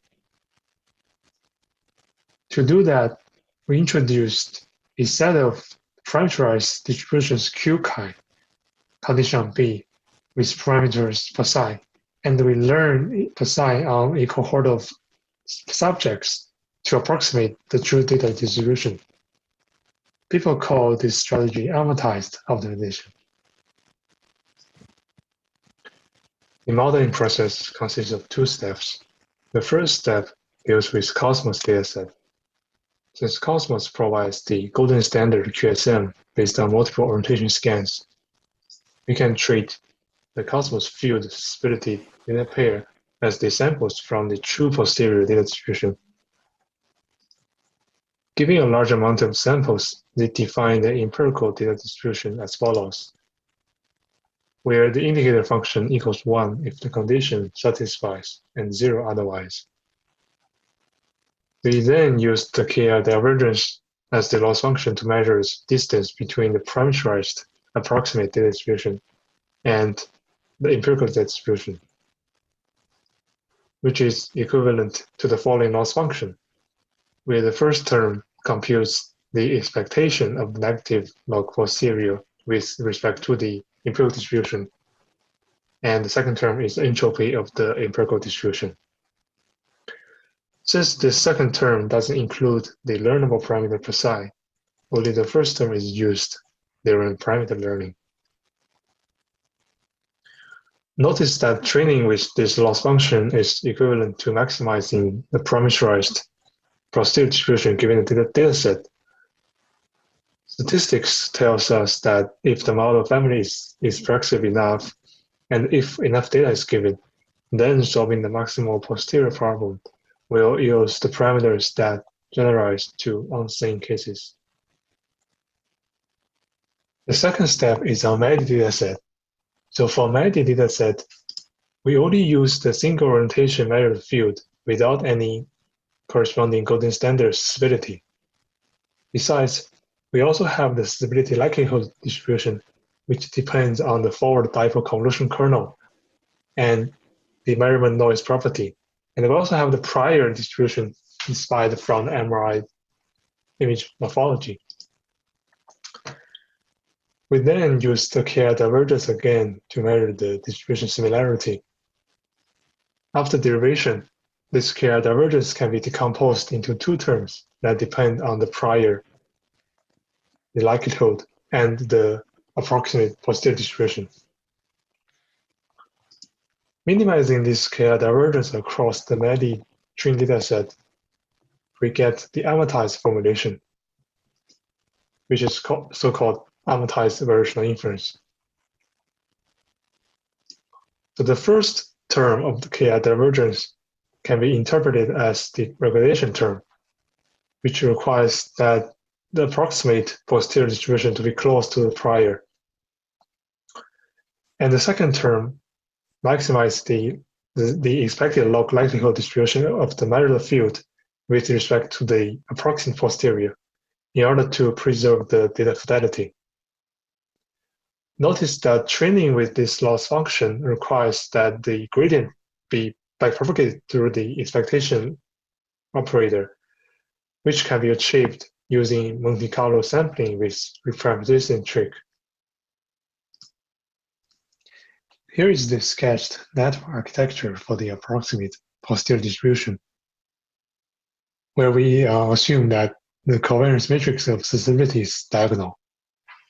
This network is inspired by the widely used S-UNet architecture.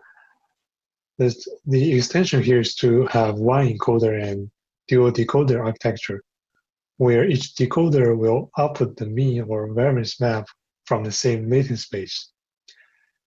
Skip connections between encoder and decoders are also applied here for spatial information sharing and better gradient bifurcation. Two loss functions are used for Cosmos and MIDL dataset as described in the previous slides. For KR divergence loss function on MIDL dataset, Monte Carlo sampling with reparameterization trick is applied. The network was firstly pre-trained on Cosmos dataset with 3D patches extracted from the whole brain volume. Our in-house Cosmos data consists of 7 subjects, which have in 5 rotations. This pre-trained network was called PDI, which stands for Probabilistic Type Inversion Network. After obtaining the pre-trained PDI, domain adaptations were deployed on different MIDL datasets using amortized variational inference, where the whole brain was fed into the network during domain adaptation. We worked on 2 types of patient dataset, the multiple sclerosis dataset and hemorrhage dataset. The adapted network was called Probabilistic Type Inversion with Variational Inference, PDI-VI, in the following experiments. For Cosmos test data, we compare PDI with MIDL and 2 other deep learning methods, QSMNet and Fungi. The reconstruction map and error map is shown here. You can see that the variance map of PDI matches the error map with high uncertainty or error locating at the Cetus of Sanus and Globus pallidus. Here are some quantitative metric. PDI gives slightly better results compared to MIDL and QSMNet, meanwhile achieves a faster inference time on GPU than Fungi. Here are the susceptibility maps of 2 test cases in MS lesion dataset. Lesions indicated by the red arrows near the ventricle were underestimated in PDI, but were recovered in PDI-VI. Since these lesion patterns were not seen during Cosmos pre-training, suboptimal reconstructions could happen when applying the pre-trained model on new test dataset deviating from the trained dataset. Domain adaptations like PDI-VI and Fungi help correct such generalization error with different strategies. Similar to MS lesion dataset, when apply the pre-trained PDI on the hemorrhage test dataset, underestimation issue also happened inside the lesion. And this underestimation was also recovered after amortized variational inference. This underestimation might result from that such pathology was not encountered during training. High uncertainties inside the hemorrhage, as shown here, were consistent with the high local field noise level, which was approximately proportional to the underlying susceptibility value. The proposed training strategy with MIDL dataset resembles the unsupervised variation autoencoder. Here, the 2 are put together and compared. In VAE, the autoencoder architecture is used to learn both the approximate inference network, the encoder, for latent space Z condition on input data X, and the generative model decoder of X given Z. Data X is expected to be reconstructed from Z. evidence lower bound elbow is used to train the encoder and decoder together, where the optimal encoder of elbow is a true posterior distribution of z given x, and at which point the elbow is tight and equals the log density of theta x. In the proposed PDI architecture for QSM problem, the approximate posterior distribution is also a neural network encoder from the input field B to susceptibility chi, whereas the decoder is no longer a neural network and doesn't need to be trained. Instead, it's the likelihood distribution from the forward dipole convolution kernel with additive Gaussian noise. The loss function remains the same if we treat the output stability as the latent variable in VAE. So the proposed PDI combines the modeling principle in VAE with the domain knowledge from medical physics. To sum up, in this work, we built a neural network parameterized distribution which used the posterior distribution of susceptibility given the input local field. The network was pre-trained on Cosmos dataset by fitting to the empirical distribution, and then adapted to different domains using amortized variation inference. Our method achieves adaptive reconstructions of susceptibility with uncertainty estimation. Future works include building the parameterized distribution using more expressive model family, such as invertible neural network, since the inversion of the network should be the forward dipole convolution process, which may be useful to regularize the network training. Another thing is to learn the prior density of susceptibility instead of the handcrafted MIDL prior. Deep genetic models, such as autoregressive network and variational autoencoder, could be useful to achieve that. Thank you for your attention, and I'm ready for questions. Thank you very much, Jim-Wei, for this nice, interesting work and presentation. Maybe I can start with a question. I know that QSM targets, and also it's used for actually measuring oxygen saturation in veins. I don't know if you've explored that part, but maybe a good way to validate your method would be to assess the performance in the vein reconstruction, the cerebral veins vessels. Have you thought of any such directions?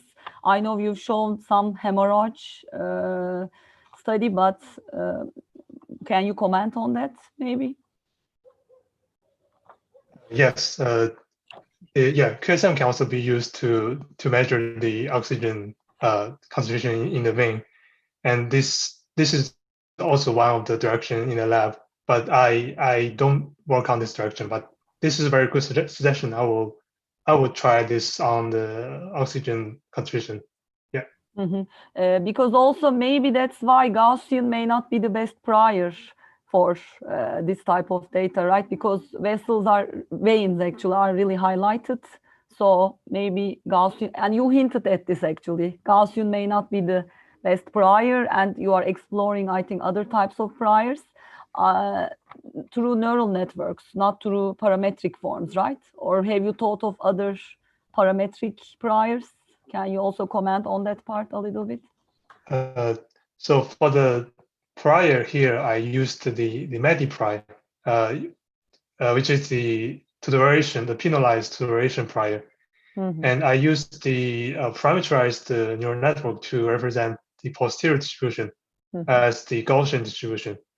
Yes, you're correct. Maybe this approximate Gaussian is not a very good approximation.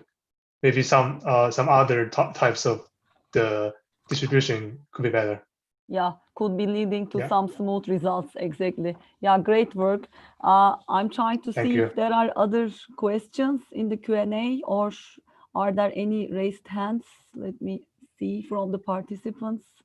I think then we can move on to the next talk. Thanks, Jim-Wei. And I leave the word to Samuel. All right. Yeah. So the second talk will be given by Kei-Yang Cheng from University of California, Berkeley. And the title of his paper is Addressing the False Negative Problem of Deep Learning MRI Reconstruction, Models by Adversarial Attacks and Robust Training.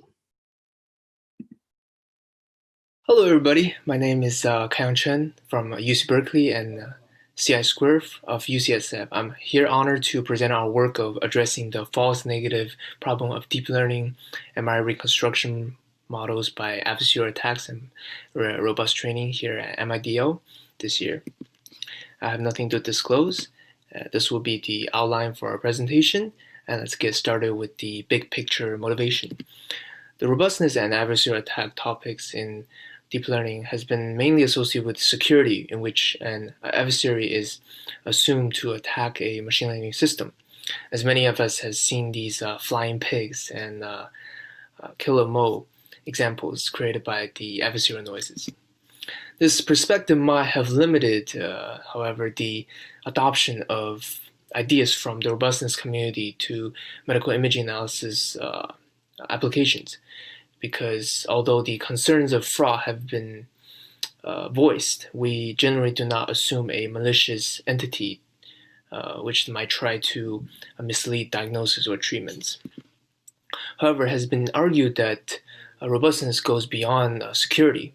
While IID machine learning focuses on improving the prediction outcome in the average cases, robust machine learning actually focuses on finding the worst case and the edge cases to potentially patch them. This perspective is very useful in the medical imaging analysis application, as the danger for each misprediction can be high and abnormalities can be in the edge cases. We applied this perspective to the problem of accelerated MRI reconstruction, but first let's recap. MRI can be high fidelity but slow in image acquisition if full case-based samples are collected. To accelerate MRI acquisition without decreasing the image quality, it has been shown that deep learning methods can leverage dataset knowledge and reconstruct high-quality image from undersampled case space. Many exciting works in this field participate in the recent FastMRI challenge, where the methods were asked to reconstruct knee MRIs from 4x and 8x accelerated undersampled data. During the announcement of at the NeurIPS 2019 FastMRI challenge results, several works have shown high performance in terms of image quality metrics such as SLM and radiologist quality evaluation. However, qualitative observations showed that all these methods have failed in reconstructing some relatively small features. The finding is concerning because these features are usually abnormalities such as meniscal tears and subcordial osteophyte, which are not rare signs of injuries in real life. So we refer to this lack of feature reconstruction as the false negative phenomenon. And in an attempt to better explain this phenomenon, we investigate two hypotheses. The information of the small abnormality feature is completely lost through the undersampling process. And the second hypothesis, we have the information of the features is not completely lost. So to apply this robustness perspective to the problem, we can actually see the small abnormalities that are missed by the reconstruction method as edge cases. We define these cases as false negative adversarial features, which is FNAF in short. They are a perceptible small feature, which is present in the ground truth MRI, but has disappeared upon MRI reconstruction. So potentially, if we can find all these edge cases and patch them, then we can be sure that the reconstruction method would not miss them. So how do we find them? If we see FNAF as an adversarial example, then finding FNAF can be posed as an optimization problem. Then we can take a step back and look at the principle of finding an adversarial example. The principle is that given a loss function, one can optimize the perturbation to the input sample such that the loss is maximized. This formulation is very general. It encompasses all types of adversarial attacks proposed, including the small perturbation attacks, 2D transformation attacks, 3D transformation attacks, and physical attacks, and etc. And these attacks can be performed on many tasks such as detection, segmentation, generation, and in our case, reconstruction. The challenge to define is mainly to define a perturbation space and the loss function that captures our robustness goals. Defining a adversarial perturbation space usually requires a prior. So we described previously some adversarial examples actually utilize the prior that those small perturbations or spatial transform, they generally do not change the actual true label of the image. And we utilize the prior that the MRI reconstruction model should reconstruct all features of a undersampled image, especially if it's a small abnormality feature. So essentially what we can do is we can add any undersampled small feature to the input. And if the reconstruction method fails to reconstruct the fully sampled small feature, then we can call this small feature an adversarial feature or a FNAF.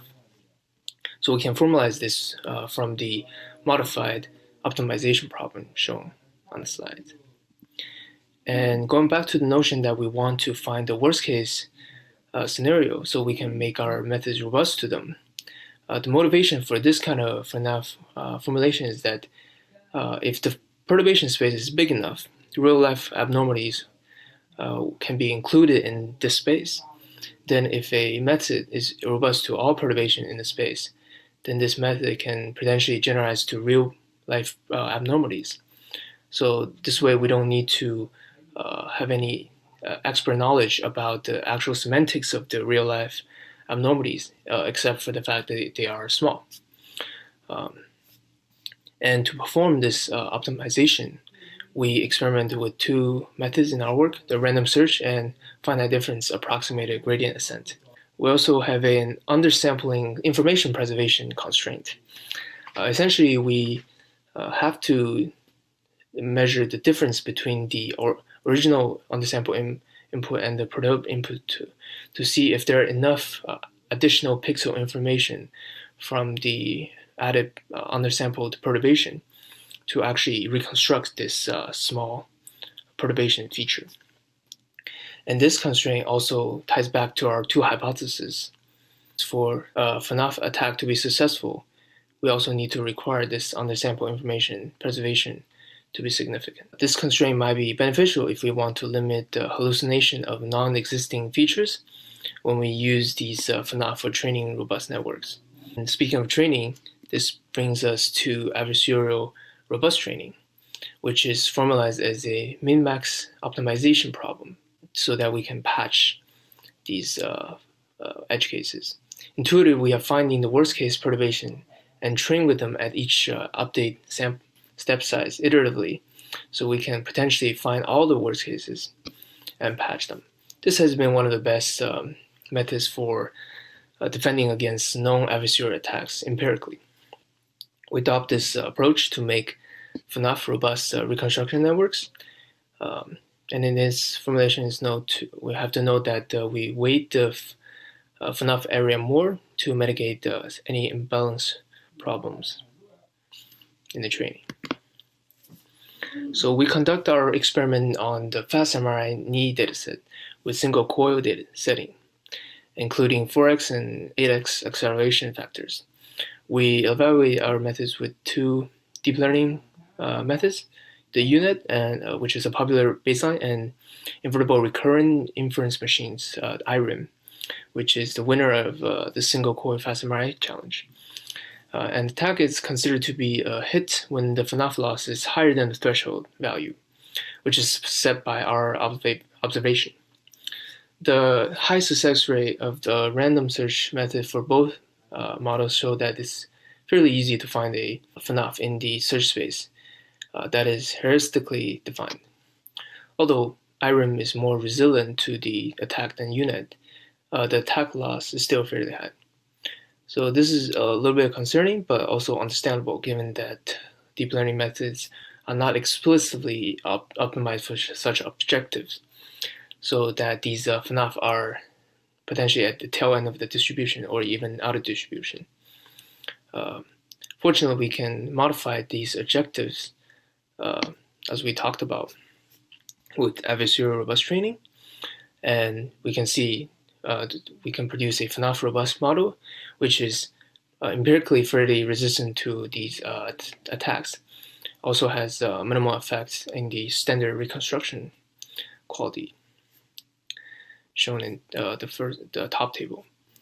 And the result of the attack shown in table 2 confirms that the hypothesis 2 is true in many cases, which is saying that it is possible for a method, which is our robust network, to reconstruct these small features, which means the information might not be completely lost.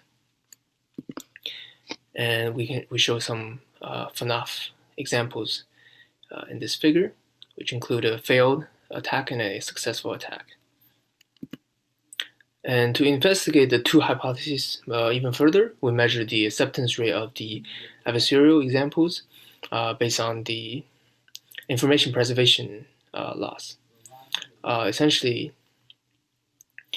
we can see a very high acceptance rate is observed across all settings, which means that the information is not completely lost due to undersampling for even the smallest features, at least for the way we construct the features.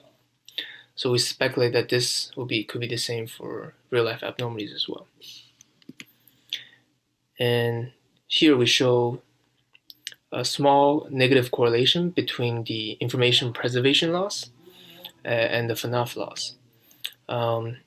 In fact, we expect that more information would weaken the attack.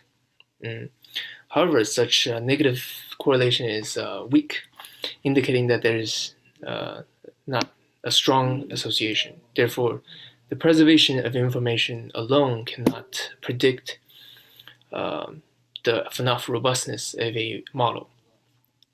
So the information loss due to undersampling is a valid but insufficient explanation for the existing of these FNAFs. For evaluation of real-life abnormalities, we have a musculoskeletal imaging trained MD inspecting and identifying abnormalities of clinical relevance in 51 volumes from the validation set.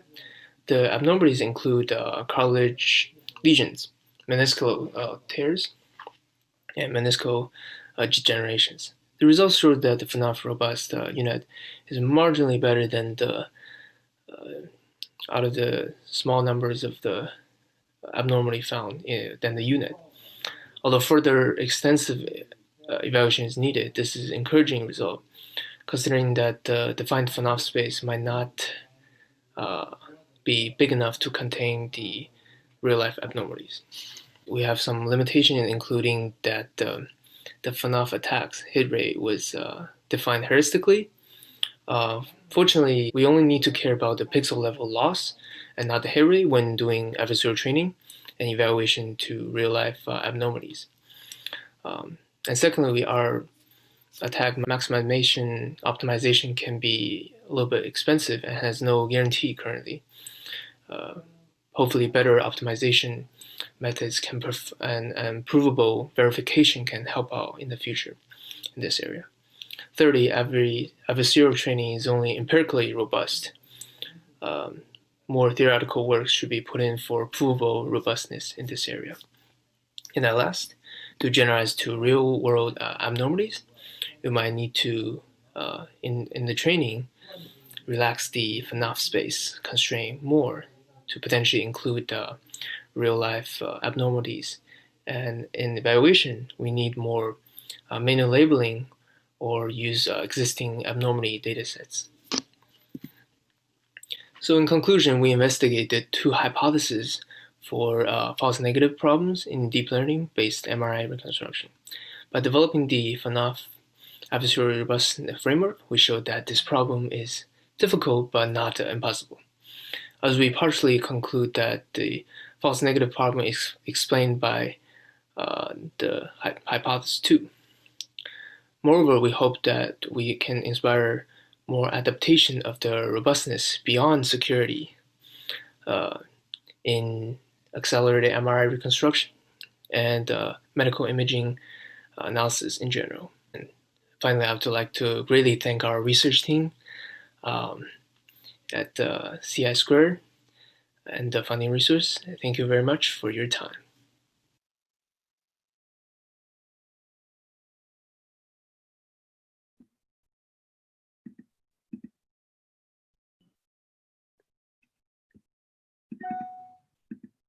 Right. Thank you, Kei-Yang. So I just remind everyone that if you have some questions, you could ask them in the Q&A at the bottom of the Zoom screen. And I could kick things off with maybe a question. So looking at your paper in the appendix, you presented a list of interesting real-world abnormalities and how that actually changed. There are some comments from the MSK radiologists, how that changed in terms of image quality. Were there any cases where some of the examples which with the transform image changed the diagnosis with the new using the new method? Yes, I believe there are a couple cases where they changed the diagnosis, but I believe it's mainly in the meniscal or cartilage, but yeah, and it's mainly and I think in some of them also it's actually changing from completely normal to a diagnostical or positive in a sense.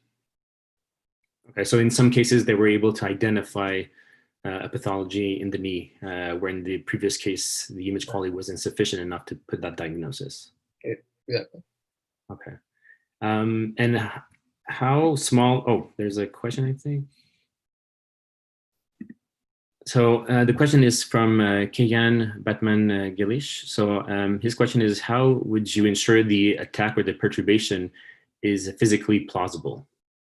So in our case, we don't ensure that every attack is physically plausible. We are hoping that this perturbation space is big enough to actually capture the abnormalities, so that if you can, by the definition of robustness, if you can find all the cases, then you'll be able to generalize to real world abnormalities.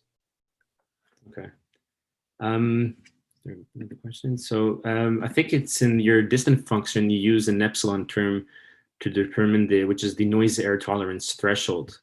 I think you present that in your slide. So how is that determined? Does that need to be adapted based on the image resolution? If you change organs or you change the pathology, does this need to be changed? How do you determine that parameter? So we just determine it heuristically. So we're not sure about like for different modalities, but as far as we know, it's not the most pressing, because in terms of eliminating hallucination in the training, that's not we observe limited hallucination even without this constraint. And in terms of actually evaluating the attacks, they would only affect it minimally. Okay. And maybe just a last quick question. So how dependent is the model dependent on the native image resolution to properly identify these attacks? Does this have an effect on the lesion size, or how small the feature can be detected? Right. So this if I understand correctly, the size of the perturbation. Mm-hmm. So yeah, the size of perturbation obviously plays a big role, and we limit it to a certain number of pixels, and obviously the smaller the pixels, the harder it is to pick up. But also for bigger the pixel areas, it will be easier to make mistakes in terms of making the mistakes in the actual semantics of the pathology. So we think the best way is just to make the space actually big enough to be including both the small and the bigger sized pathologies in the training to be generalized to real world problems. Thank you. So I'll leave it to Gözde for the third and final talk. Thank you. All right, thanks, Samuel. So the last talk of this session is titled Correlation via Synthesis end-to-end image generation and radiogenomic learning based on generative adversarial network. It will be presented by Ziyu Zhu from NVIDIA. Hello everyone, I'm Ziyu Zhu from NVIDIA. It is my great pleasure to have this opportunity to share our work on image generation and radiogenomic learning. The method in this work is based on generative adversarial network. Before we get started, let me first give a brief overview of what to expect in this talk. The goal of this work is to look for connections, if there is any, between the imaging characteristics and their corresponding gene information. Clinically, this is a challenging, sophisticated, and ongoing research area. Yet, it is an interesting topic and potentially impactful if we can somehow decode what genome data is telling us. Our work here is based on GAN to organically fuse the information, which provides an alternative way of thinking. This is a preliminary work. Our humble wish, instead of solving the problem, is to bring some inspiration and discussion to our community. So let's move on to take a look at the problem itself, radiogenomic correlation. Essentially, this is a code-image pair question, and the very root of the whole problem is whether we understand what the specific code is telling us. Take this famous Monet, for example. The code here is English language. Now, we can have different descriptions from different perspectives, and if we understand the code, we will be able to correctly map this information to the image itself. From the whole content perspective, we can tell that the painting is about a lady and a boy. From the detailed description, we can pinpoint the parasol top and the white flowers below. And from the painting style description, we can appreciate the brush strokes and the color. Each code relates to different characteristics of this painting, and all of us can understand their correlation because we understand the context of the code itself, which is English. Now, what if we do not understand the meaning of the code? In this case, I had the English translated to Klingons. Guess few of us can read it, right? Since we do not understand what the code is telling us, even if it is a direct word-to-word translation, we are no longer be able to map part of the code to the specific region and the characteristics of the painting. So our aim in such kind of research is to try to recover this relation, which part of the code corresponding to which type of image findings. And we hope to achieve this goal from many code-image pairs. Unlike language-image pairs, we use as an example where the language is a kind of direct description of the image. Gene code to image features relations can be far more indirect and noisy. As we're showing here, the gap and steps between DNA and image semantic features that can be understood by us is far greater than from image to its caption, whatever language it is in, making it a lot more difficult to find the relations in the word radiogenomics. There has been some attempts in radiology and bioinformatics to find the correlation between image features and genomic features. Here is an exacting study published in Radiology 2018.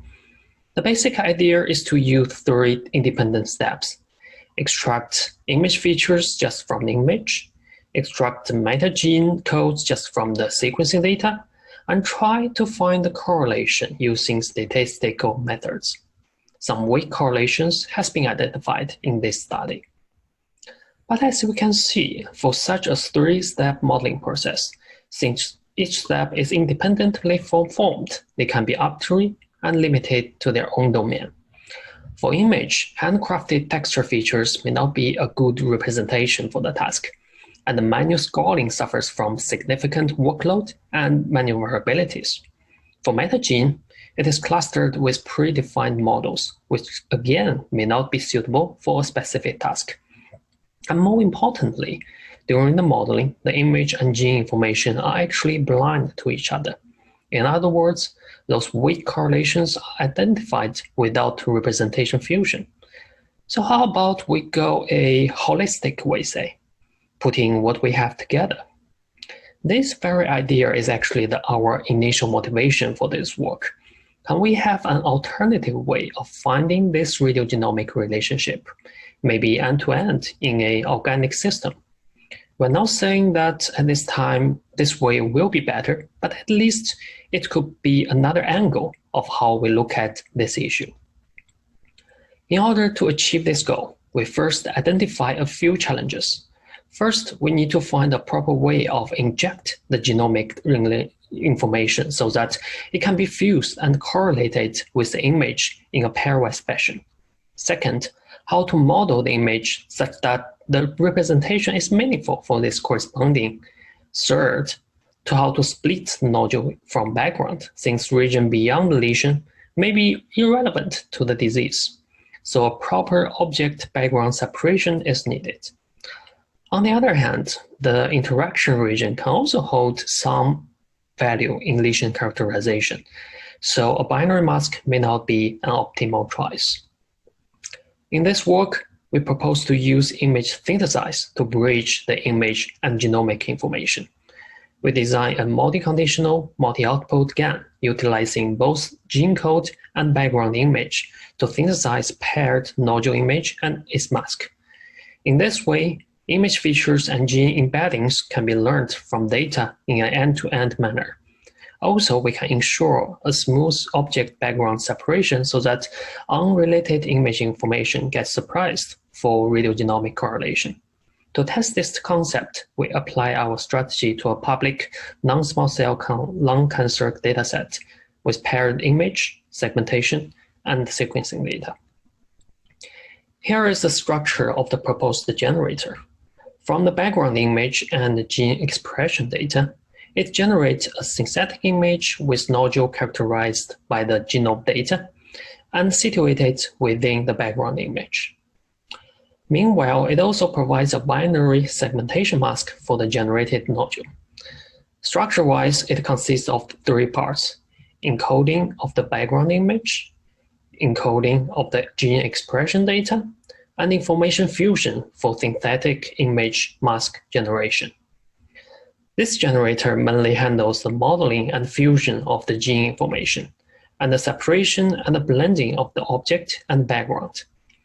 The representation of both image and gene are fused at different levels of the encoder-decoder structure, and the object soft separation is controlled by a fusion block.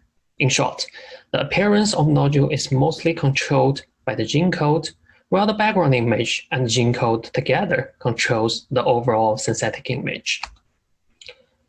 We followed our baseline methods to use a fusion block to control the separation of object and background, instead of our previous implanting approach, which essentially removes part of the image. The benefit of doing this is that we can achieve a more realistic transition in the final synthesis of the image. And more importantly, such model enables that the gene code can focus on the appearance of the foreground, and also impacts over the fuzzy transition zone between the lesion and surrounding tissues, which better reflects the biology reality, and such fusion is guided by the output of the lesion mask. The challenge of correlation between gene code and the image is addressed by the discriminator. The input of the discriminator is the total of image, segmentation mask, and the gene code itself. Several losses can be incorporated depending on the variations of the inputs. Potential variations, we have real images, a matched gene code, a matched segmentation mask, and they are discriminated against cases containing synthetic image, synthetic mask, as well as mismatched gene code and mismatched segmentation mask. In this way, during GAN training, the network will gradually learn the correspondence between gene code and the image appearance, specific to the lesion region guided by the mask output. Some details of the data we use. In total, we have 130 images together with their tumor segmentation and RNA sequencing data from tumor tissue samples.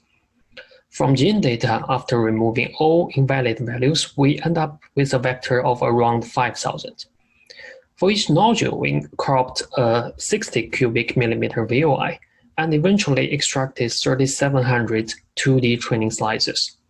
For background images, we also cropped VOIs of the same size, which are selected at a random location that is 5 to 25 millimeters from the long mask boundaries.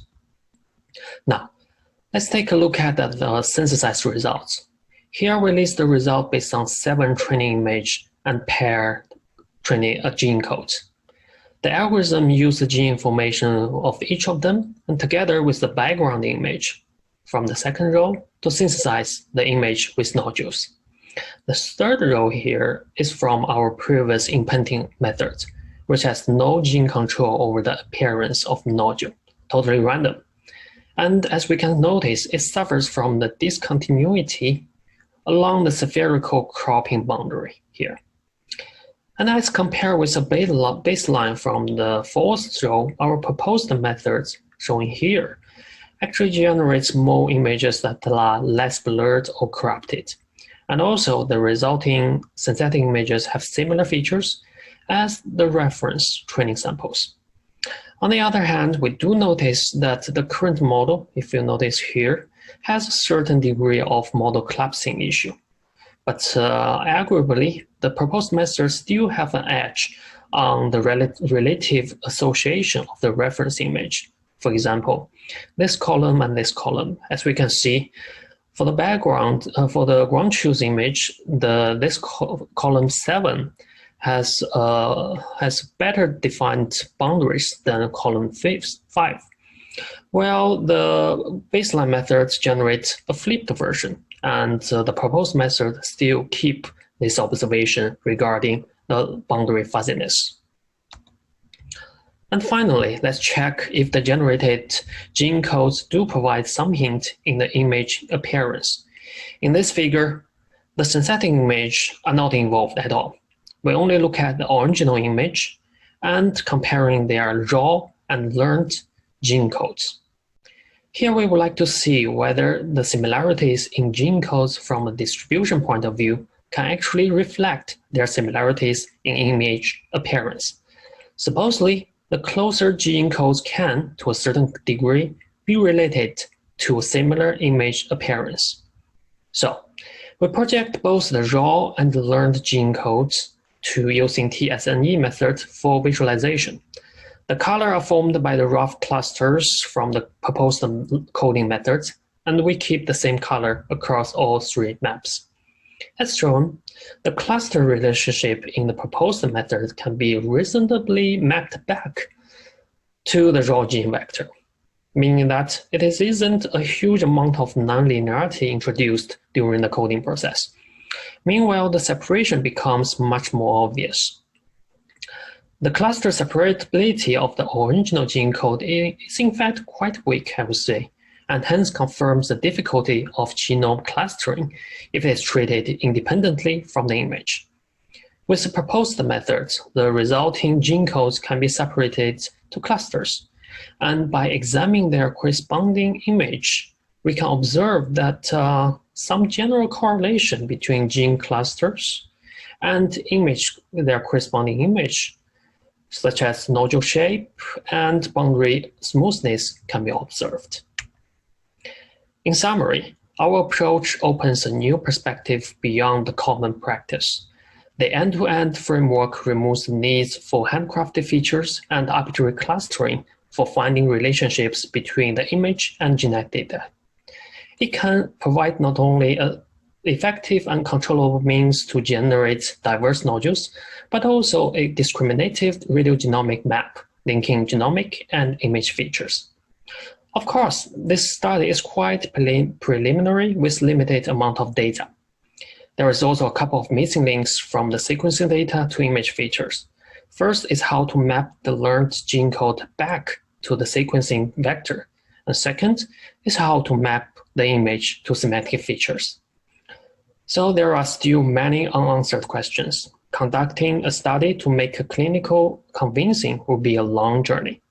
And hopefully with this paper, we give some inspirations to our community about what we can do with radiogenomics using deep learning. Thank you for listening. Thank you very much, Ziyu, for this very interesting talk.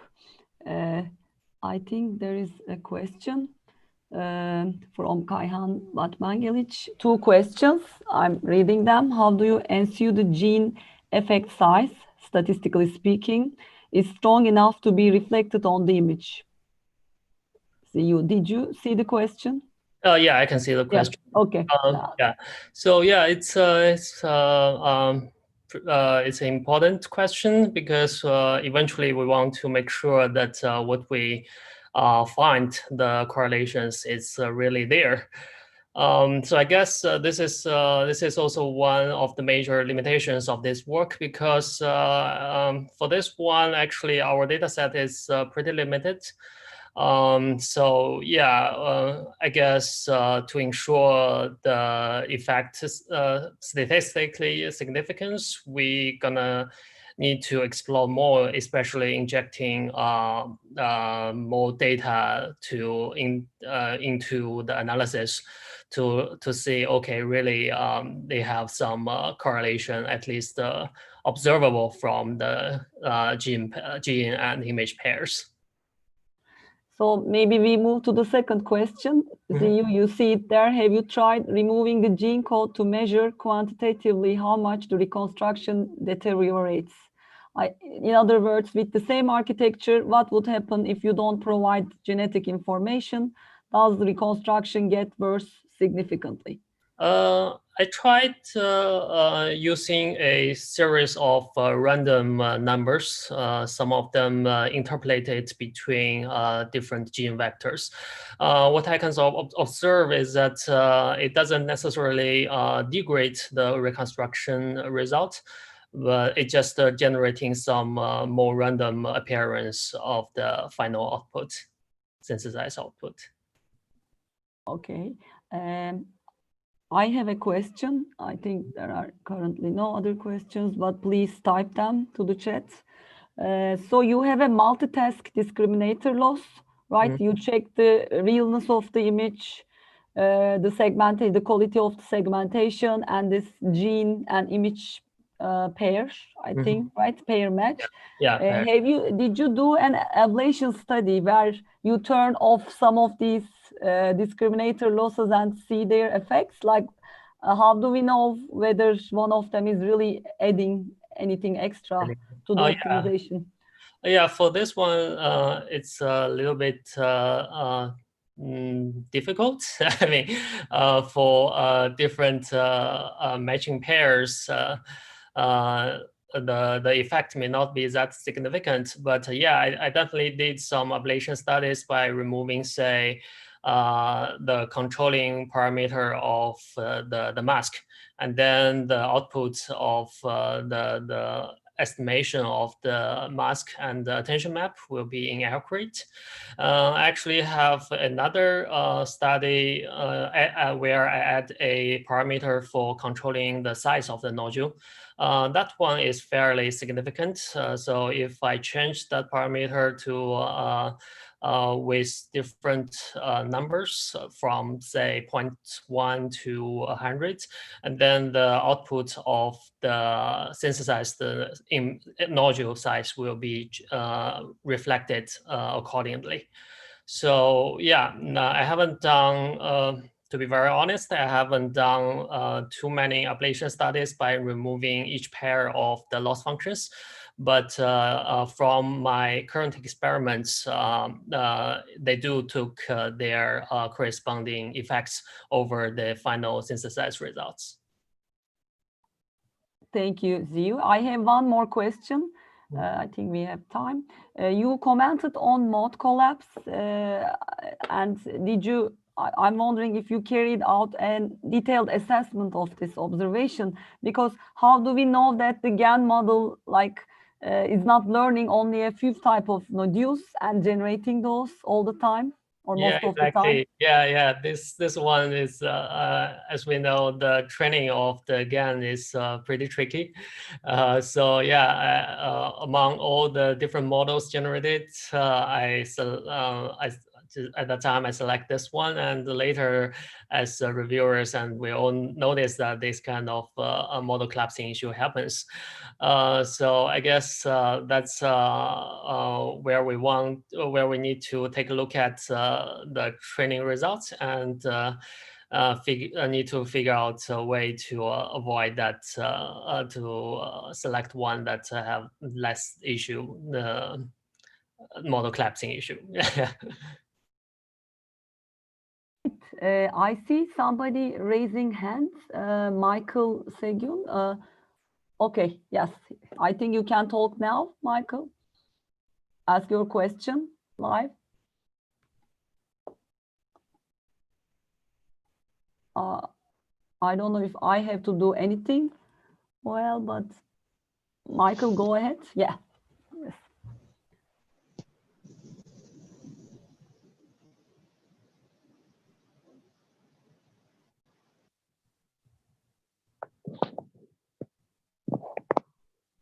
Okay, sorry, Michael, you have to type your question.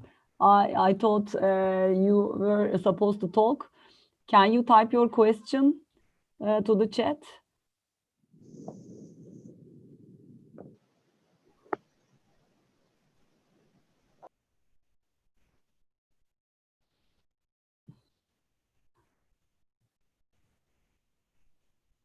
And I think we have, let's see, anybody else in the Q&A? No. I can't see Michael's question, so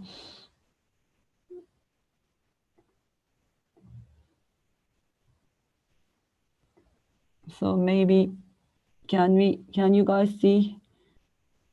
I guess we still have the poster session.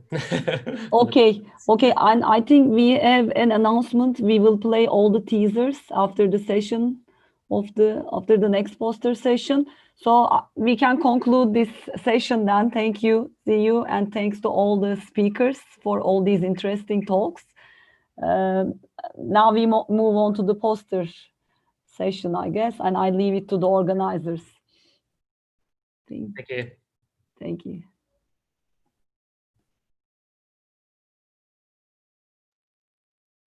Hi, I'm Vishwa Parekh, and I'm going to give you a brief overview about our work on modality invariant landmark localization using deep reinforcement learning. In this work, we investigate a very interesting question. Can we train a multitask reinforcement learning model that could localize a diverse set of landmarks acquired across a range of imaging sequences? So to that end, we train single and multi-agent reinforcement learning models to localize 6 different landmarks across a wide variety of imaging sequences. The videos on the left correspond to the multi-agent model, and the videos on the right correspond to the single agent model. These excellent preliminary results demonstrate the potential of developing a universal deep reinforcement learning framework for anatomical localization across the entire body.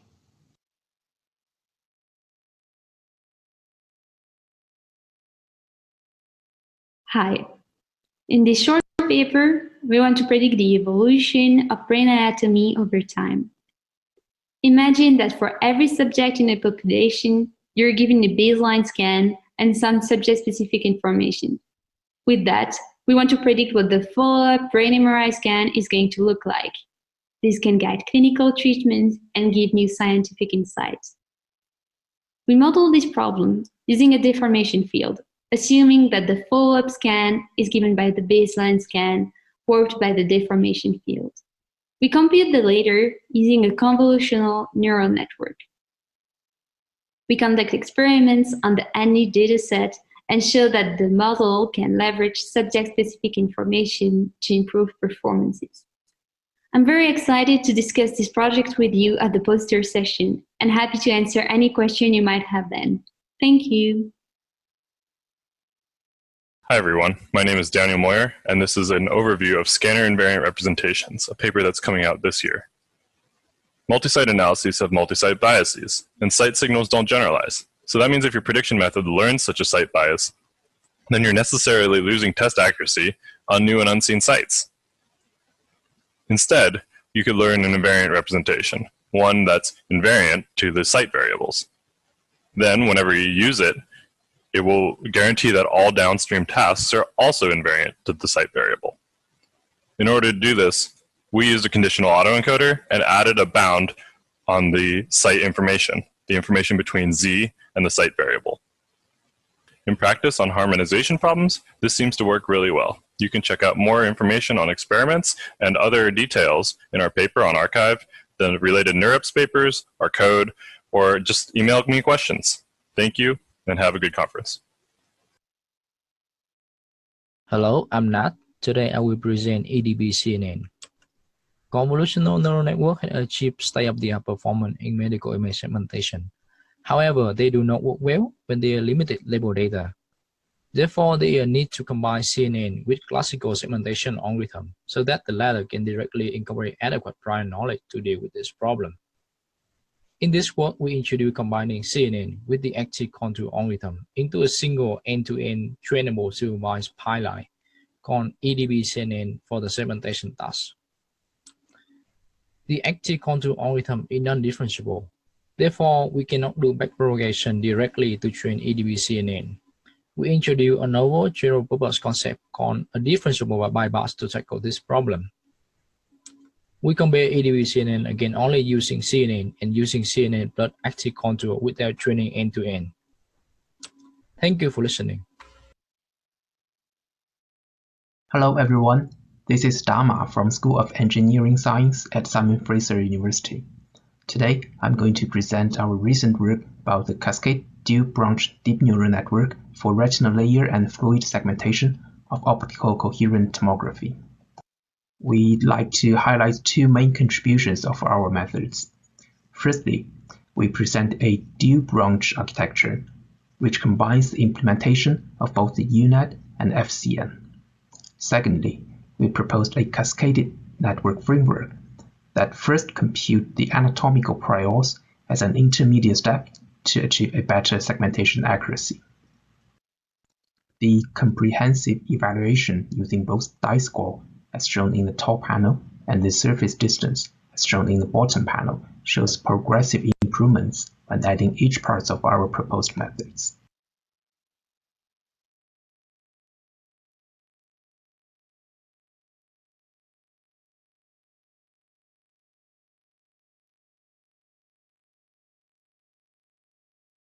Accurate segmentation of soft tissues requires high-resolution MRIs and expert manual annotations.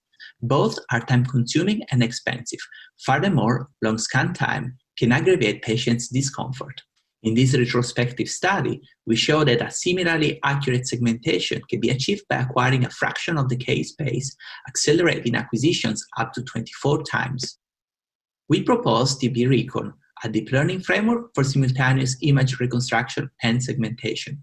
TB-Recon has a novel architecture comprising a shared encoder and two task-related decoders, which exchange features through inter-task skip connections. For more details, visit us at the poster session number 4 on Tuesday to talk about our paper number 239. Thanks for watching. Hello. Our paper proposes utilizing its auxiliary Siamese network as a loss function for segmentation models, in particular imbalanced datasets. Our particular challenge is the task of segmentation of WMHs in MRI images, which are relatively small compared to the whole acquired image. The setup of our method trains a segmentation model by the calculated L2 norm from a Siamese network. The Siamese network combines the prediction and mask with the images through multiplication, and then extracts features using a VGG19 network pre-trained on ImageNet. The feature vectors are then compared using their L2 norm. The results of our method showed greater generalizability with significant high DSE scores across datasets. We also quantified the effects of class imbalance and show consistently low average volume differences across the varieties of class bounds. We hope you will check out our paper and our full presentation. Thank you. In our short paper, Automatic Segmentation of Stroke Lesions in Non-Contrast Computed Tomography with Convolutional Neural Networks, we describe an automated CNN to segment non-contrast CT images of follow-up stroke lesions. Our trained model generalized well to an out-of-distribution test set, and lesion volume estimates were in excellent agreement with expert raters. Our trained model is publicly available to facilitate further development of non-contrast CT lesion segmentation methods and to provide a baseline for future evaluations. Hi, I'm Vishwa.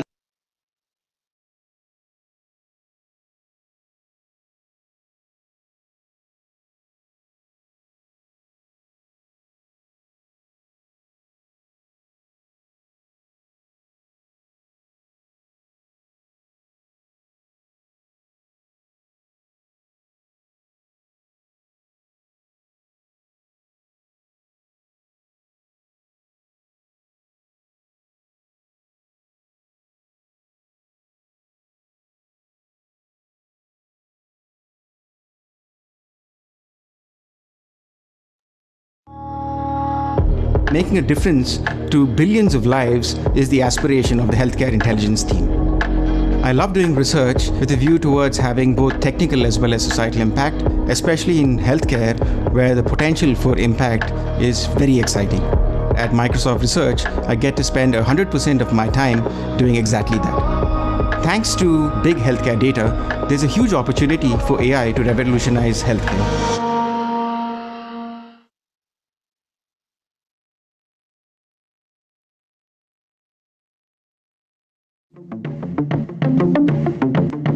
At Imagia, we gather creative minds to reimagine healthcare and reveal the full picture of personalized health. By creating a collaborative ecosystem of the best clinicians and AI scientists, we are able to tackle some of the biggest challenges in healthcare today.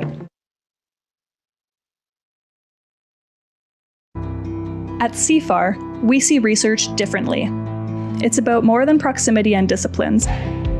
It's about asking the big questions and assembling the right teams to find answers, being bold and taking risks, supporting diverse researchers who achieve unprecedented advances in life and health, for individuals and society, for Earth and space, for information and matter, for the world.